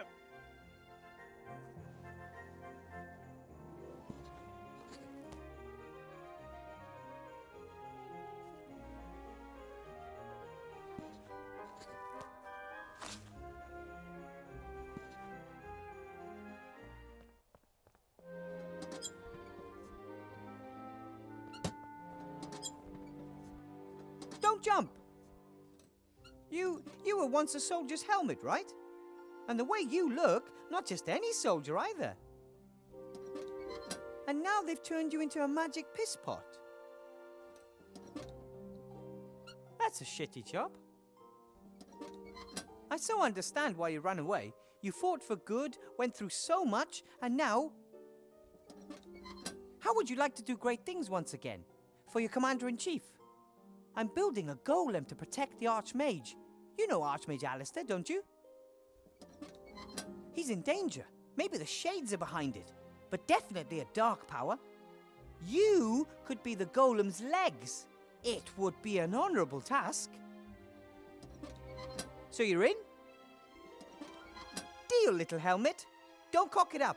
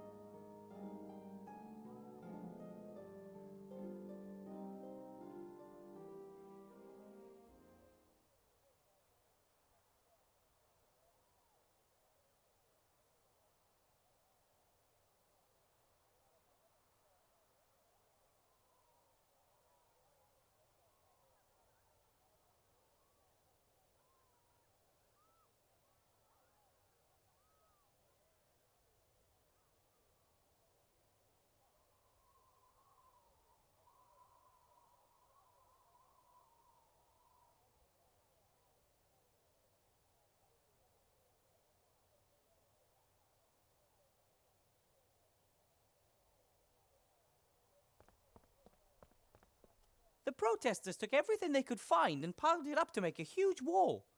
No one is getting through without a troll.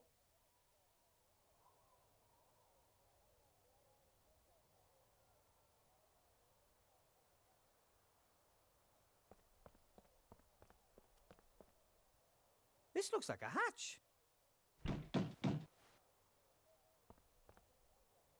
Hello? Aloha.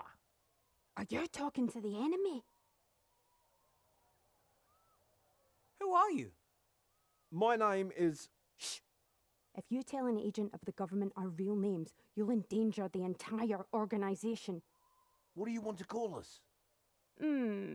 My name is John. No, Paul. Next to me is, J-Stop. Your name is Paul? But you're a woman. Gender is just one of the fictions indoctrinated by the patriarchal society. Oh, really? I didn't know that. What are you protesting about then? We're protesting against exploitation, against discrimination, against poverty, and against the destruction of the environment. Wow, those are all important issues. What do you plan on doing? We're already doing something. We are demanding that things change. We've made a petition. And we're putting together a list of demands. We're still working on the wording. Problems with the neutrality guidelines. How far have you got? Dear brothers, sisters in arms, other forms of resistance are available. Fellow countrymen, countrywomen, country transsexuals, country gender nonconformists. Getting back to the whole making a change thing. If you want to make a difference, you can write "like" on a piece of paper and pass it through the hatch. Then everyone will know you support our cause.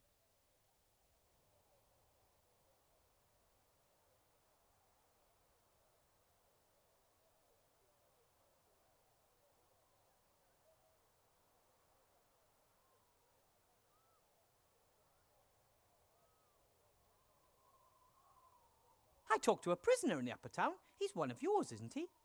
A victim of the state's power. Our first martyr. He's not dead yet. And if he got the cake, he'll be back with us soon. Cake? Shh. If you're for justice and change, you'll probably be voting for Archmage Alistair, right? The election's a joke. One corrupt politician replacing another. And behind the scenes, it's always the same people pulling the strings. That may be true of the council leader, but the Archmage... Big Mana's got them eating out their hands. Exactly. The magic industrial multinational that was responsible for the war. So you're entering your own candidate? That's pure daft. There's no point. We're doing the only thing that will lead to success. We're protesting. Maybe I can pass on some of your demands to the Archmage and we can see what can be done. We demand that no one in Avantasia should ever be poorer than average. Isn't that mathematically impossible? Not at all. If every resident got exactly the same amount of gold, then no one is poorer than the average. But if everyone gets the same amount of gold without having to do anything for it, why would anyone bother to earn the gold in the first place? Only someone who belongs to the rich elite could ask something like that.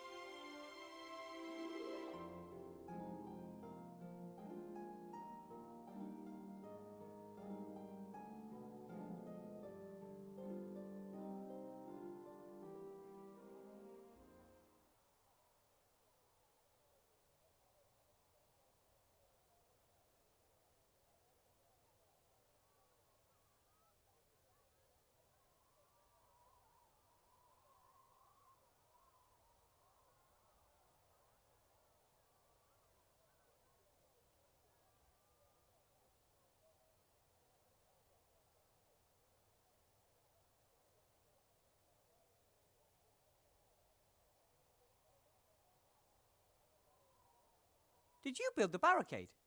Aye, that's right. Do you like it? Yeah, it's beautiful. But it kind of blocks the whole street, doesn't it? We're gonna dry you lot out till you give us what we want. But the upper town is supplied by airships. We won't move an inch until you stand starving and freezing before us. But we've got plenty of food. And if my rabbit sheep didn't always take my bed, I wouldn't freeze either. I told you it doesn't work like that. We're protesting here, and there's nothing you can do about it.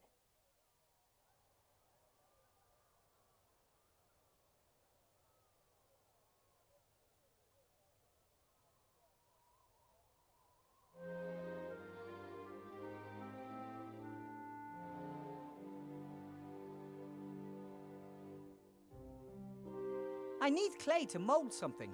There's lots of it just outside the town. Could you please let me through? Aye, that would really suit you, wouldn't it? Yes.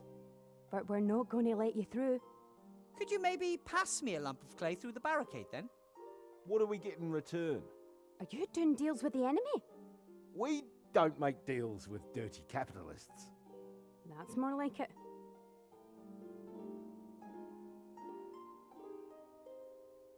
I don't want the clay for myself. I want to use it to support your cause. How's that?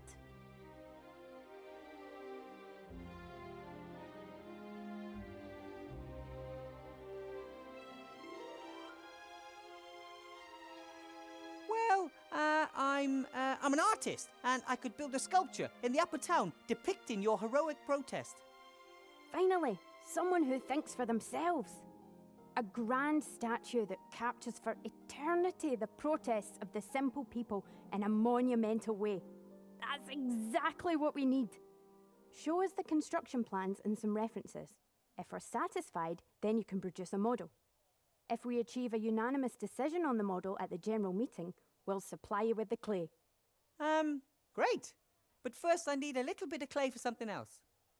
Oh, for what? If you give me just a few handfuls of clay, I could really improve the barricade. Really? Sure.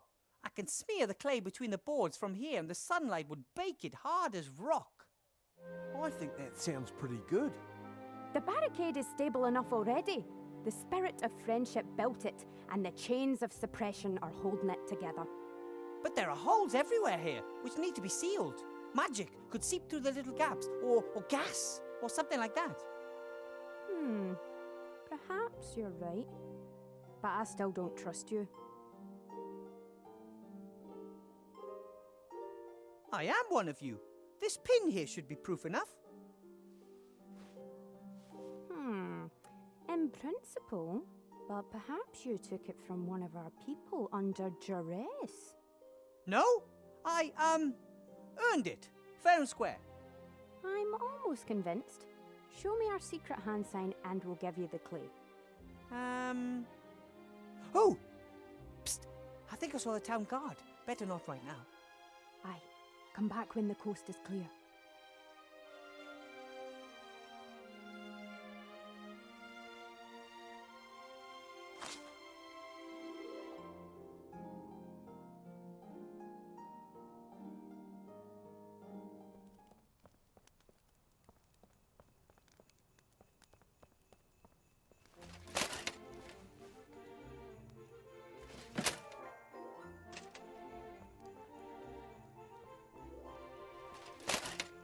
Hello? X? What do you want?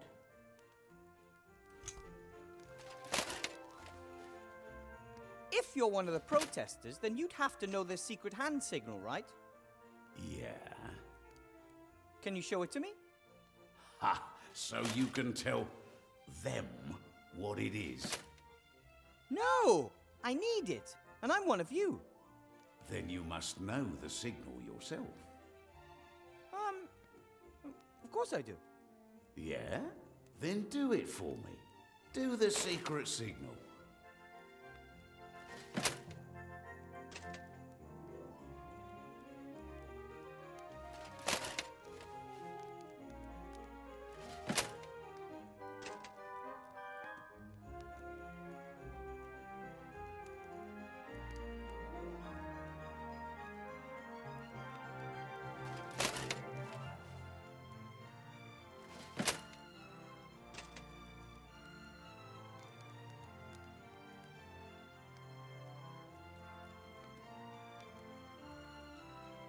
No problem. But you first. What's all that about? I don't know if you're one of us. Besides, you've been in prison for quite a while, and maybe they brainwashed you. All right. Now you. You are one of us. They were saying something about a cake at the barricade? Yeah, great work. I wanted a file to free myself. What did those geniuses send me? A bloody chisel. Well, it's the thought that counts. Perhaps if they'd hidden a hammer in the cake as well? I shall be bringing that up at the next group meeting, numpties. I need the chisel. Can you lend it to me? What do you need it for?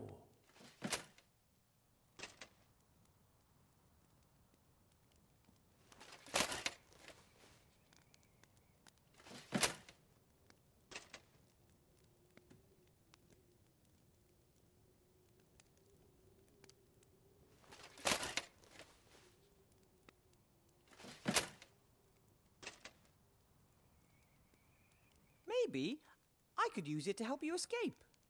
Doesn't sound bad. But how about you think up a plan first, and then I give you the chisel?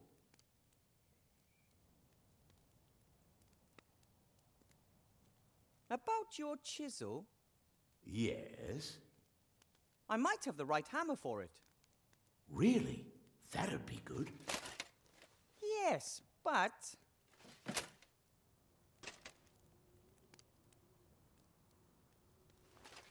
First, you'll have to lend me your chisel for a bit, and then I'll return it with the right type of hammer. What if you don't? Perhaps the guard will catch you. Or you'll meet the love of your life while hammering and simply forget about me. Or perhaps you'll be appointed God of Thunder and sod off to Asgard. Anything is possible, more or less.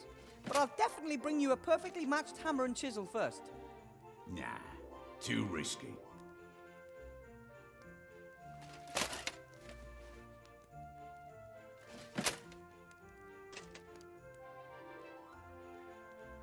I'll only give you the hammer if you give me the chisel. Then you'll have a chisel and no hammer, and I'll have a hammer and no chisel. I just wanted to check if you were paying attention. What type of hammer do you want?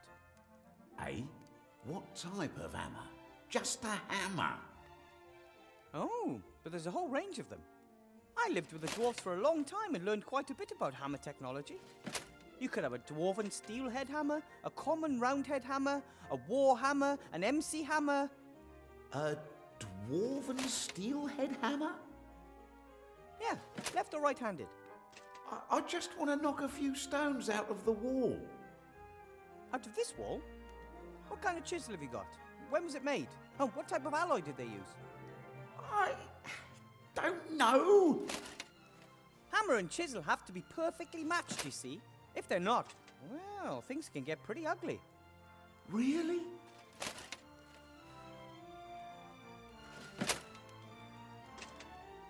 Incorrect chiseling could cause the entire building to fall down. And what good is a hole in the wall if you're buried under tons of rock? But I don't know what kind of chisel it is. That's why you should always work with professionals. Give me the chisel, and I'll look for the right hammer. Oh, thanks.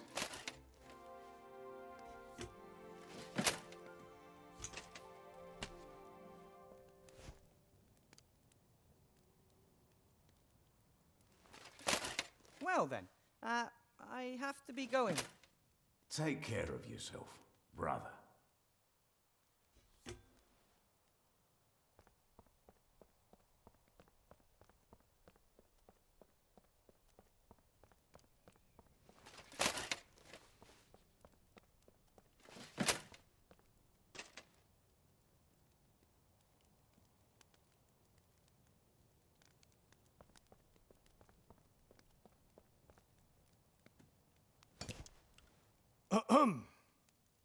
I hope you're not about to damage town property. Me?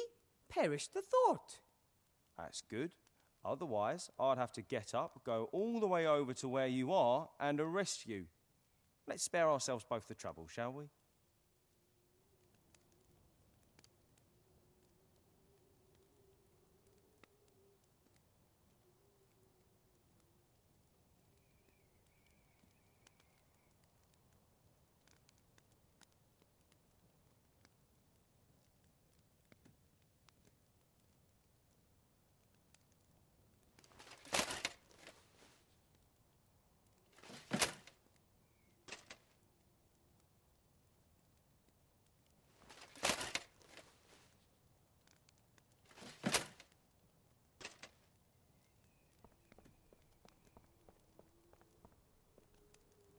The less I talk to him, the better.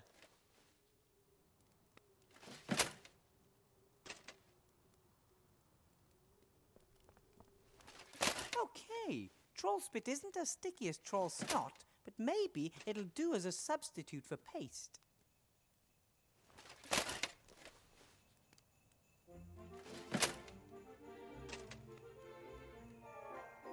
I don't think the general public would be interested in an old mage's class photo.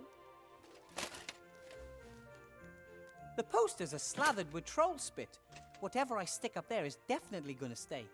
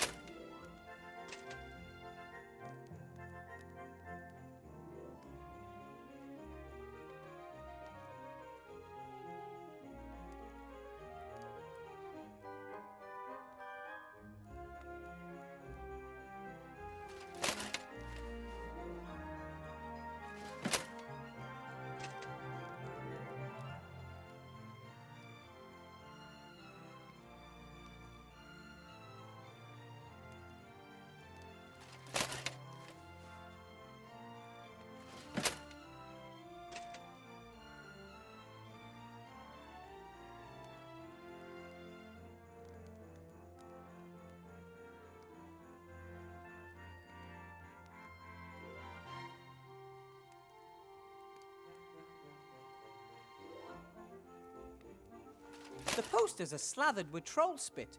Whatever I stick up there is definitely going to stay.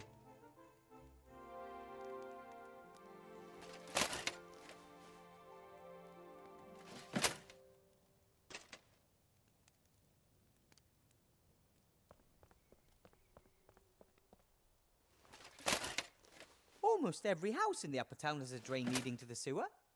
In the lower town, things look different. Many residents just tip their effluence into the street and trust that it will somehow make its way below.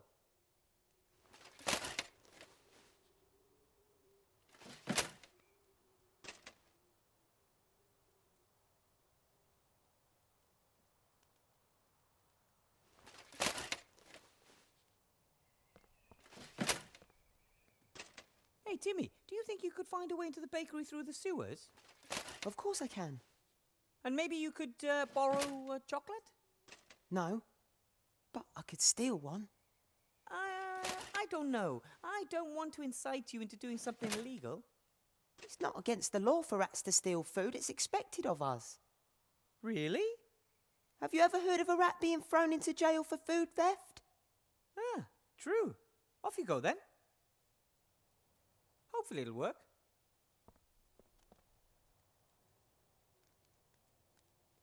There's Timmy. He's inside. Looks like he can only carry one chocolate at a time.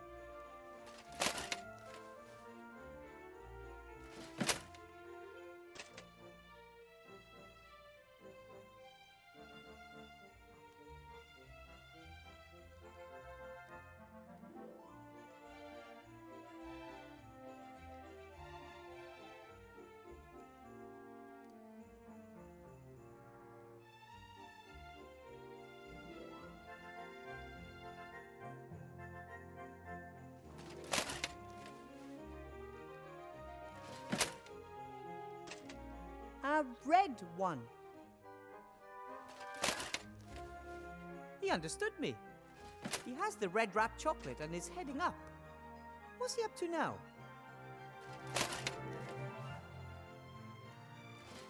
Wilbur? Ah, there you are. The chocolate. Catch!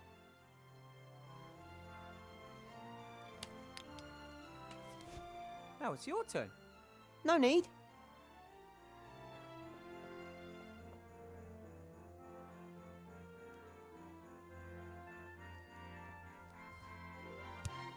Well, how did I do? Good job, Timmy.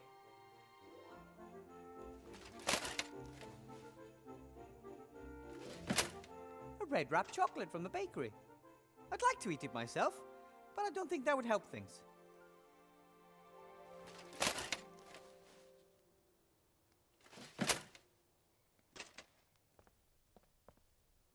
I think we could use another chocolate. A blue one this time.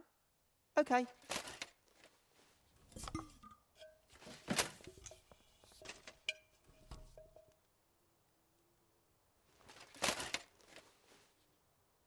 There he goes, up onto the roof.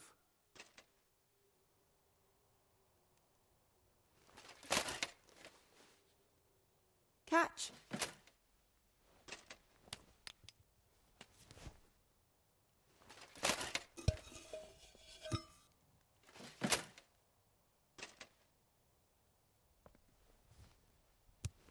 Good work.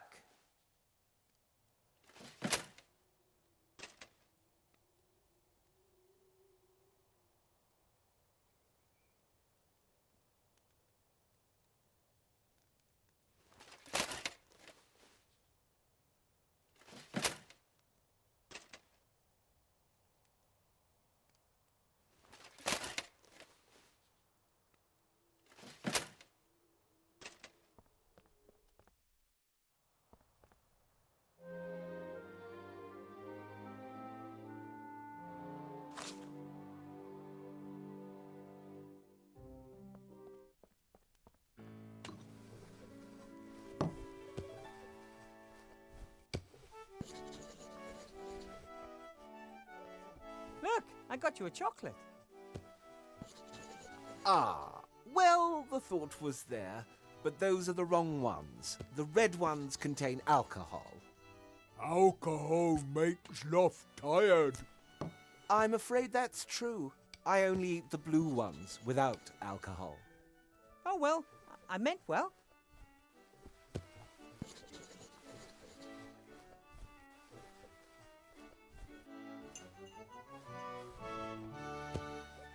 Right, I'll just swap the blue and red wrappers. Done.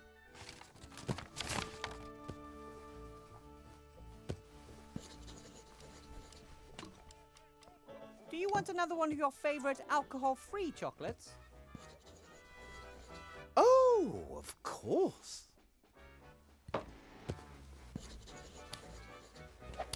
Oops. Ooh, ouch. Sloth KO. Very clever plan, Willy Burr.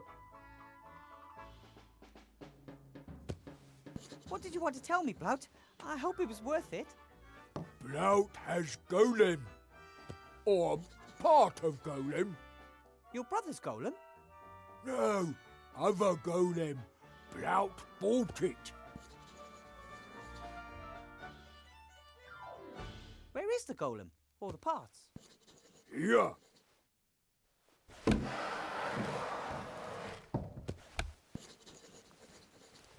It's broken. Yes, I see that.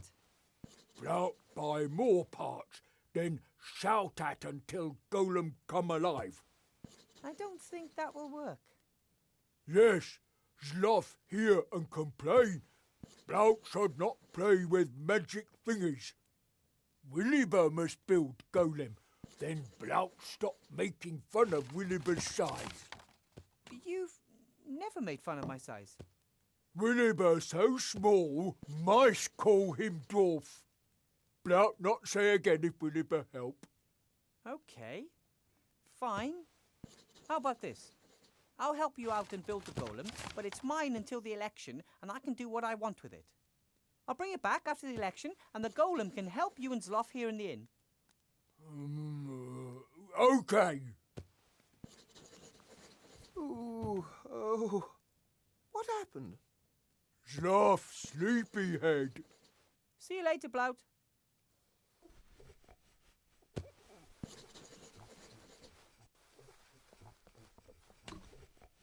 Fantastic. What have we here? A torso and nothing else. Arms, legs and head are missing.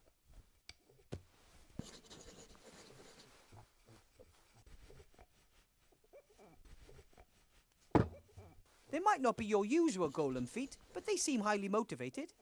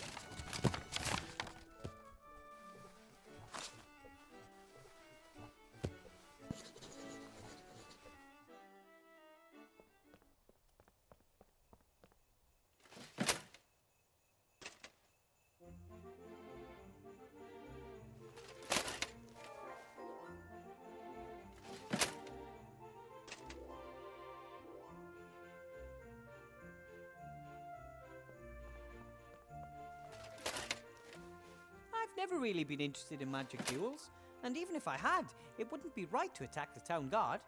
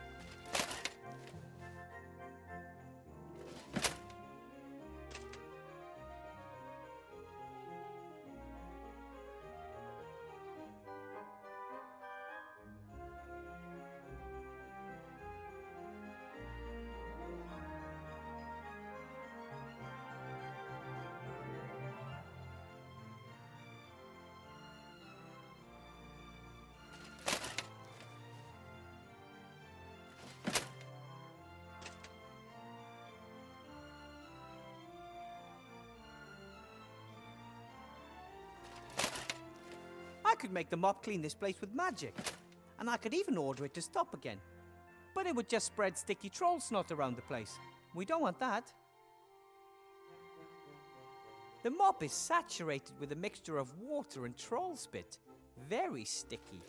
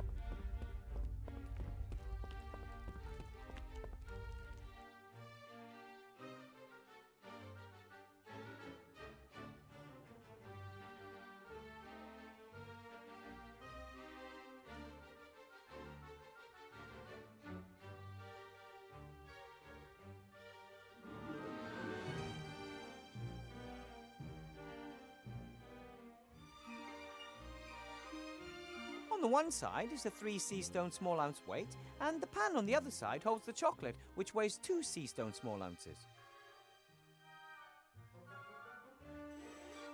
Right then, the counterweight weighs exactly 3 sea stone small ounces. The chocolate weighs 2 sea stone small ounces. That means that when the weight is exactly the same on both sides, I'll have added exactly 1 sea stone small ounce to the pan. And that would be the case right now. Exactly 1 sea stone small ounce of soot, and in you go. All right, that's all of the ingredients in the pot. Now to give it a little stir. Ta-da! Magic ink.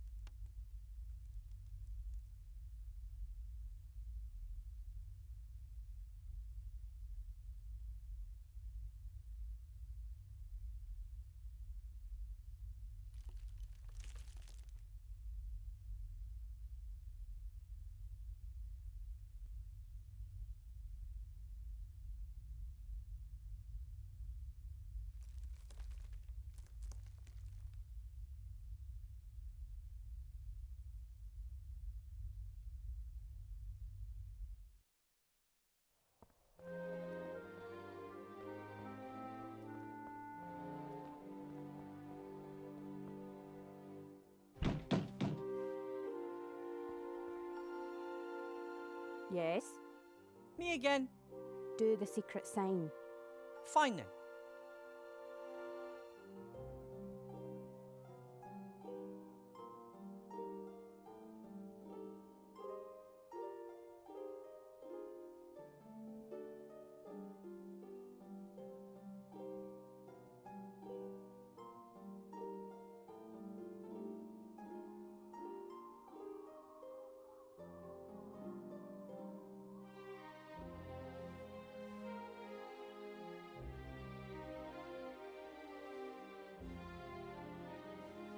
That wasn't right. I know. I just wanted to test you. You passed. See you later. Darn it all to heck. That was not it.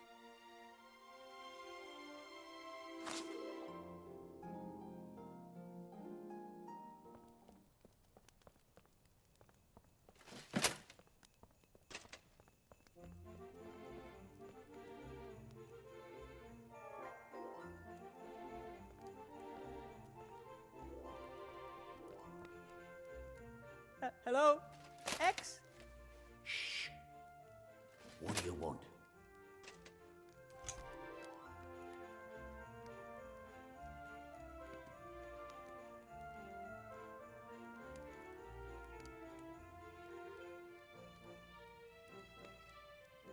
Is that really you, X? Yeah. Do the signal.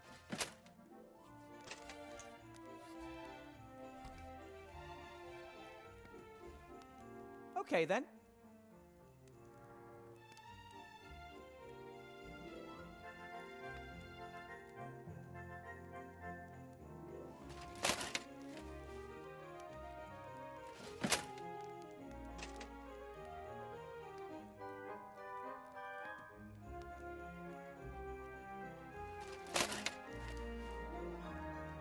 Is that really you, X? Yeah. Do the signal.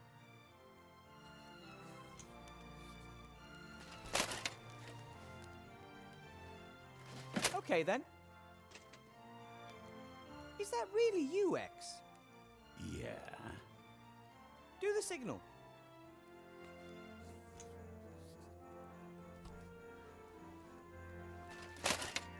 Okay then. Well then, I have to be going. Take care of yourself, brother.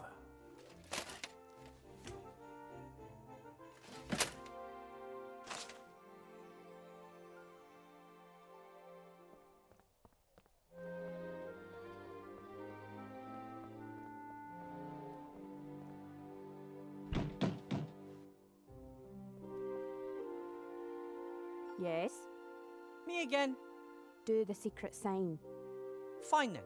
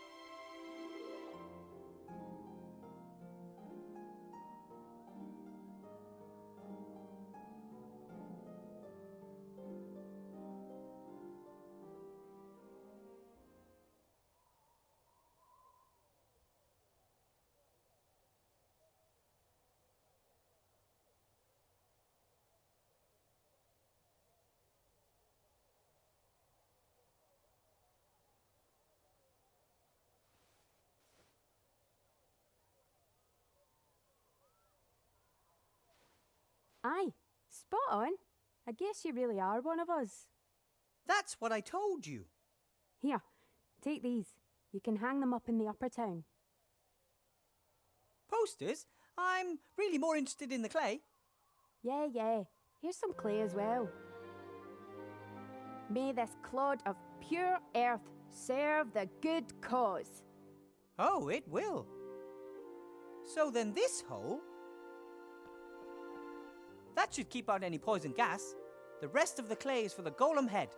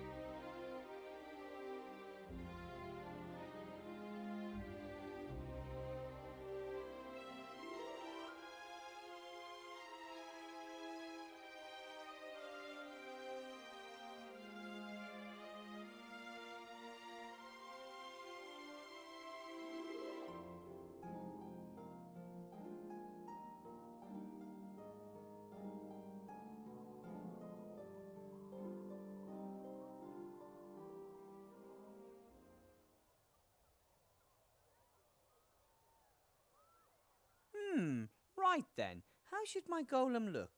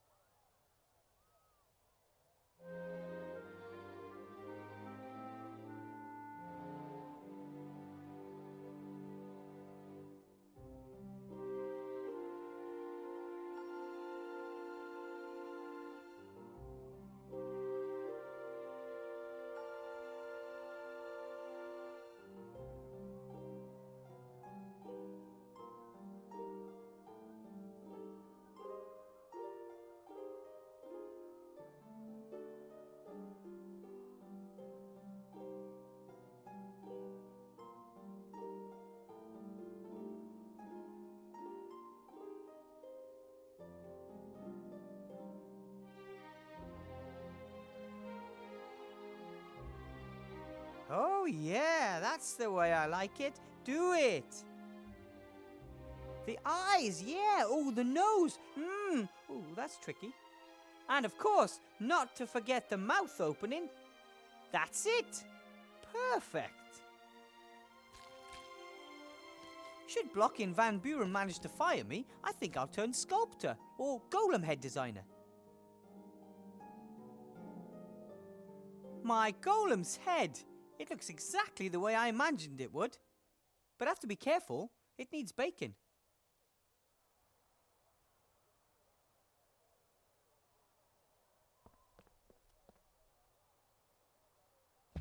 I'm pretty sure that clay sculptures aren't usually baked this way. But hey, this is innovation.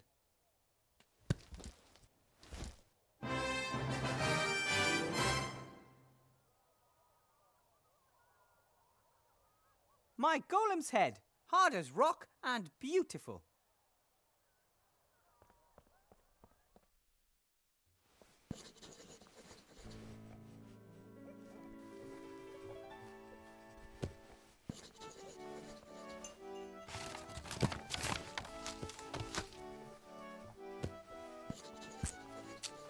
I'm almost done. Just a couple of arms and I'll have built the perfect golem.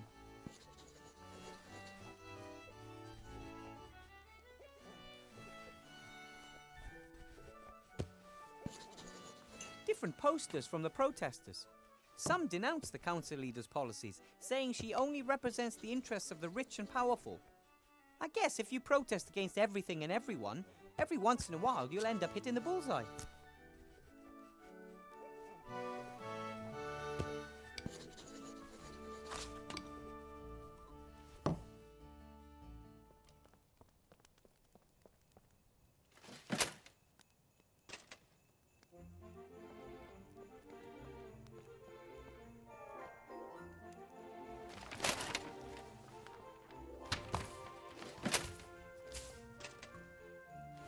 So...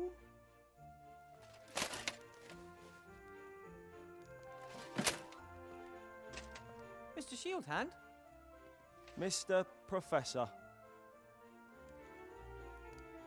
There's a protest poster on the notice board over there. So? It's against Council Leader Van Buren. What filth!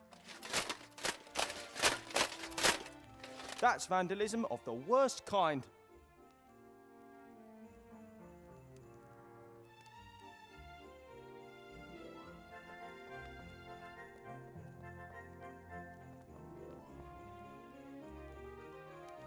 Sorry, old friend.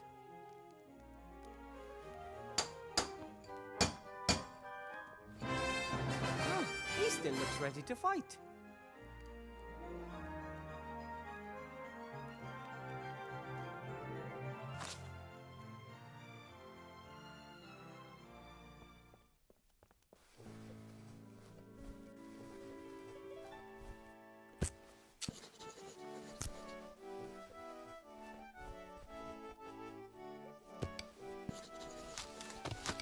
And now the golem's body is finished.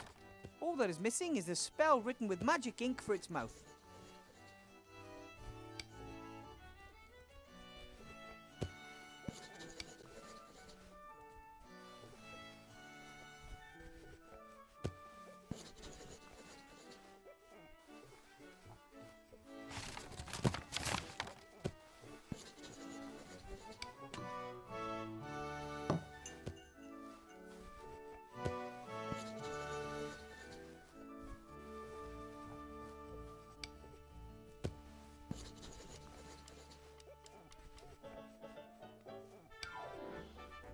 Right then, what do I need to write on the piece of paper to bring the golem to life? Just live? Yes, in principle. But in golem language, and that's complicated, I'll dictate it to you. Grolop Krishna Kalabeb. Wait a minute. Grolop Krishna Kalabeb?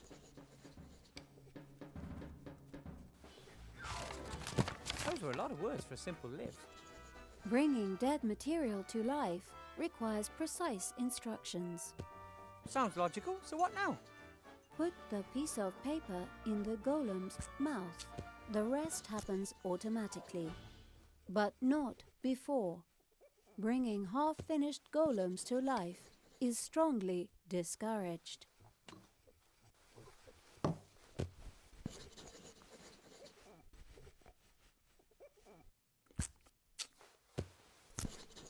What can I do for you?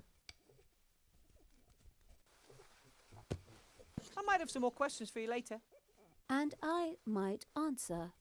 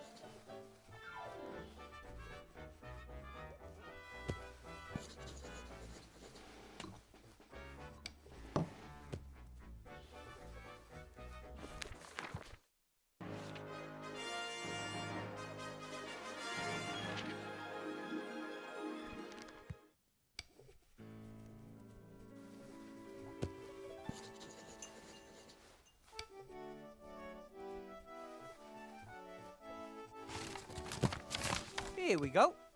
Blout, it's time. Do you want to watch? Time for what? What are you two up to? Williber build golem. Impossible. Come, you allowed look to. Right then. Live! What are you doing? I felt it'd be boring without some thunder and lightning and so on. Bosh!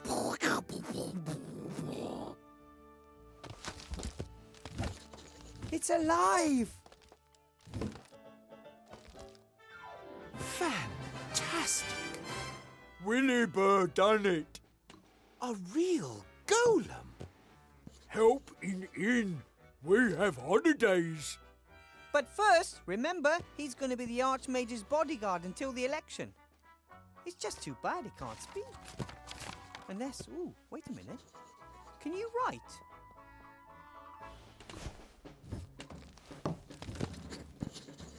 What are your orders, Master? Let's go to the mage school. We can discuss everything else there. Good work, Wilbur. Thank you. It feels good to be able to take at least one worry off the Archmage's back. Until then.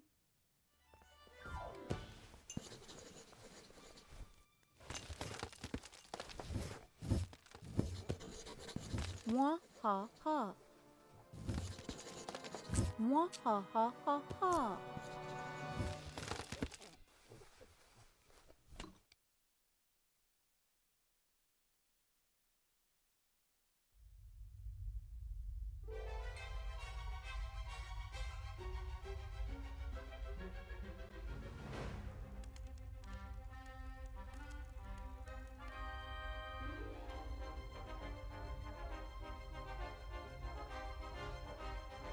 What's going on?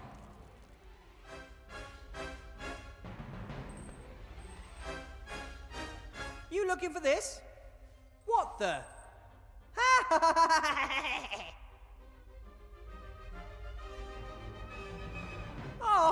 Archmage spoke of an evil presence in the school, but I never thought that I was the presence. I was under your nose the whole time and you didn't even notice. Are you something like my evil self? I'm no petty sideshow conjurer. I'm the greatest sorcerer in the world.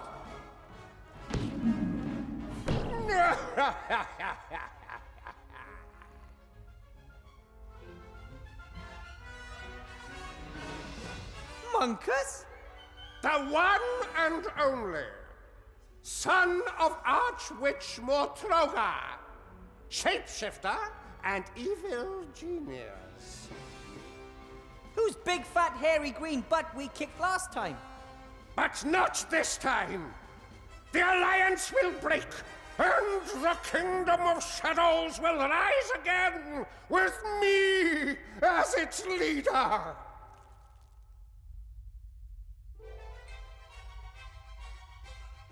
What did you do to my golem? He was supposed to clean the school. Well, it appears that your golem obeyed his true master's orders. But it's supposed to defend the Archmage. Why doesn't the pisspot do something? He can't. I fear that the spell, which the slate provided, well, it contained more than just the order to live. The slate was from you. Ah! Light bulb moment! Just like the dragon's sweat, the only ingredient for the magic ink that you were not able to find. We encountered each other when I put the sweat into the desk drawer. Remember? Ah!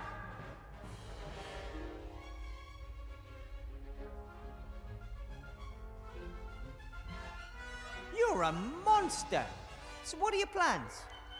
Oh, so this is the part where the bad guy tells the hero his plan so he can scupper it at the last moment.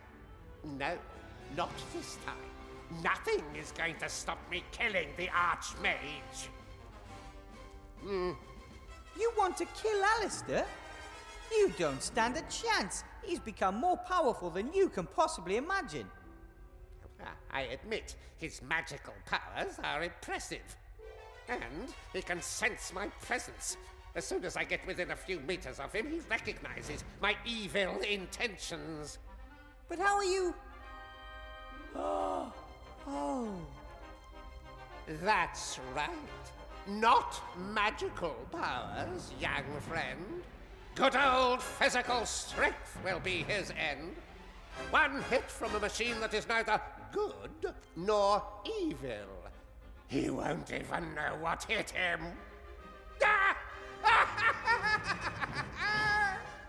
You, go on ahead. I'll follow soon.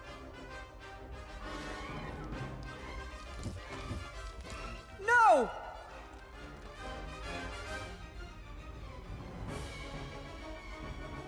I'm a teacher and a graduate mage. I demand that you release me immediately.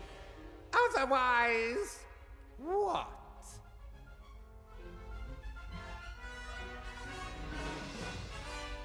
Otherwise, I'll get angry. And you wouldn't like me when I'm angry. I don't even like you as you are now. Anyway, what are you going to do without this here? That's mine! Give it back! Just as delicate as peace in a world without the Archmage.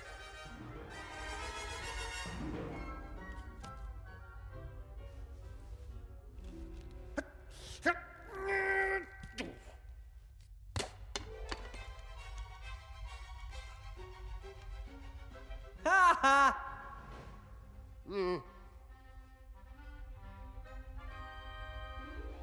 I'll stop you! You're not going to do anything to Master Alistair. Oh, really? Master Wilbur Weathervale, the big hero, will prevent it? The very same Master Weathervane who built me the weapon I need? No! What will the people say when it's your golem who crushes the Archmage? And that's not all.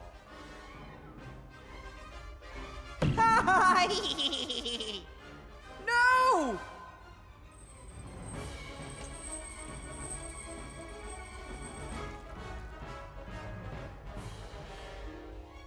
really hope that it wasn't a student. And I hope I don't end up like that.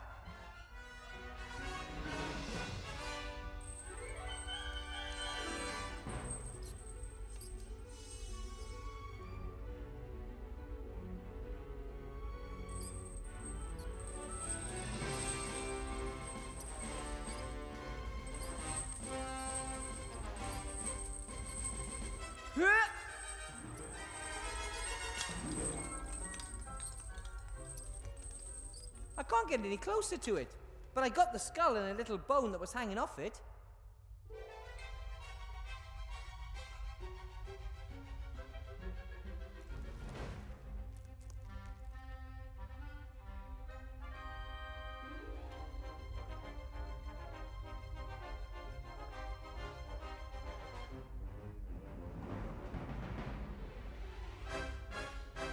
This isn't a human skull. It's too small and too heavy. I bet it's some kind of animal or magical creature that liked to bash its head against the wall.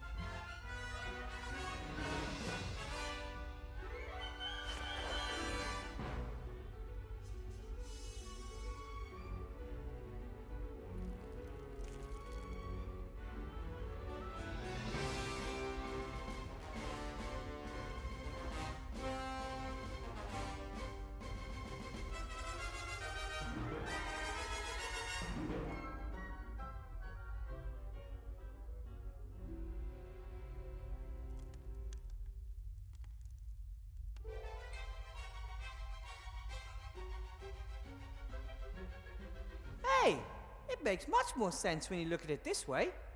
Nope. No, it doesn't.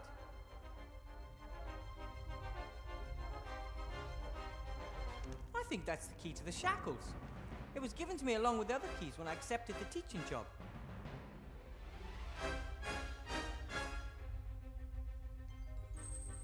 Just a little bit further. We gnomes are optimists by nature when it comes to physical characteristics, but I'm afraid the key is still out of my reach.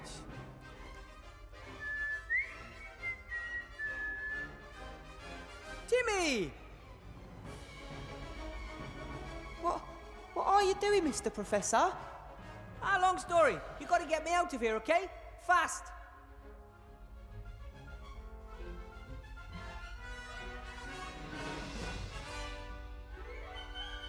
Okay, what do you want me to do?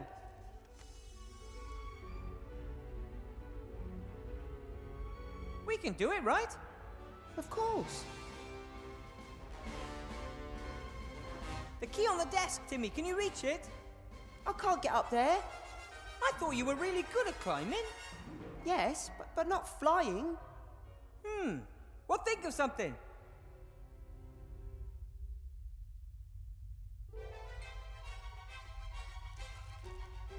Can you toss the wand up to me, Timmy?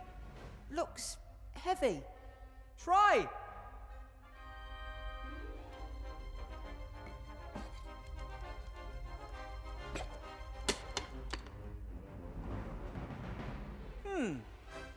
Oh well. Good try, Timmy.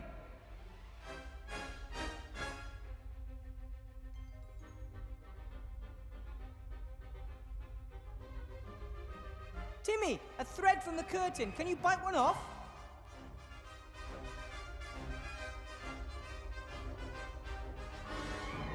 Well done!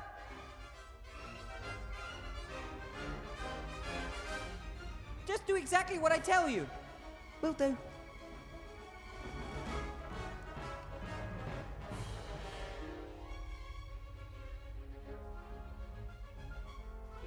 Hey, Timmy! I've got something for you. Catch!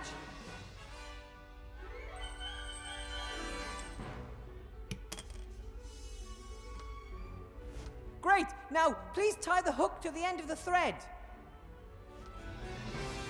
Excellent! A grappling hook. Can you use the grappling hook to climb onto the desk, Timmy?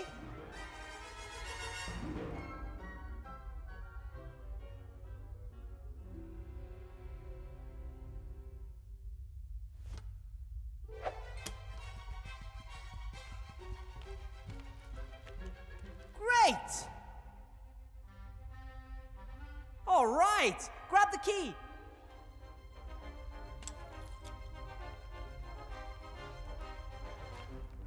The ruler, Timmy. Can you push almost half of it over the edge of the desk? I've got an idea.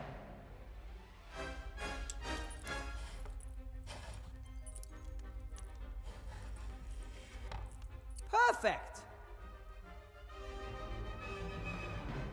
About half of the ruler is on the desk, while the other half is hanging in thin air.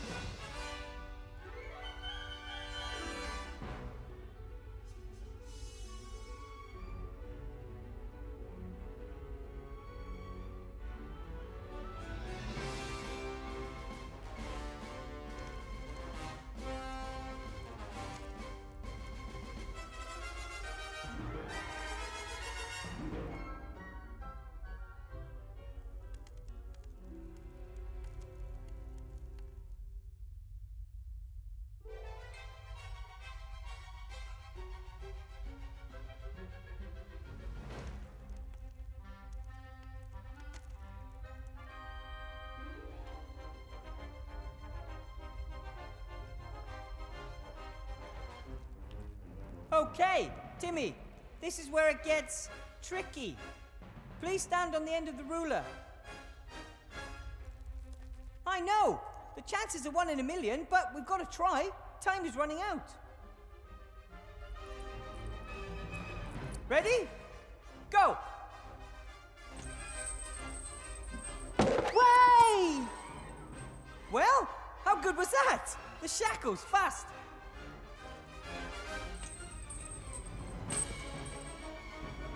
I love it when a plan... Ah!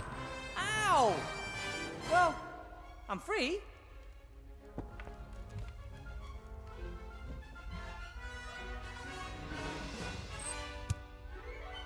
Well done! Now listen to me. You run as fast as you can to your Uncle Remy and tell him that there's an attack planned on the Archmage. Got it? An attack on Master Alistair? That shapeshifter Monkus is behind it, and he has a golem. My golem. We can do it. I'll get Uncle Remy.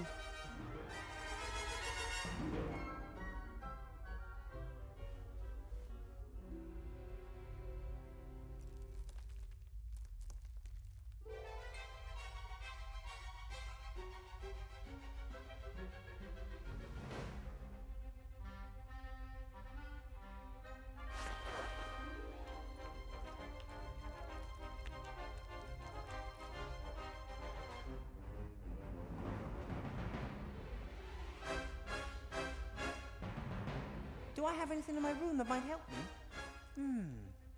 Nope, don't think so.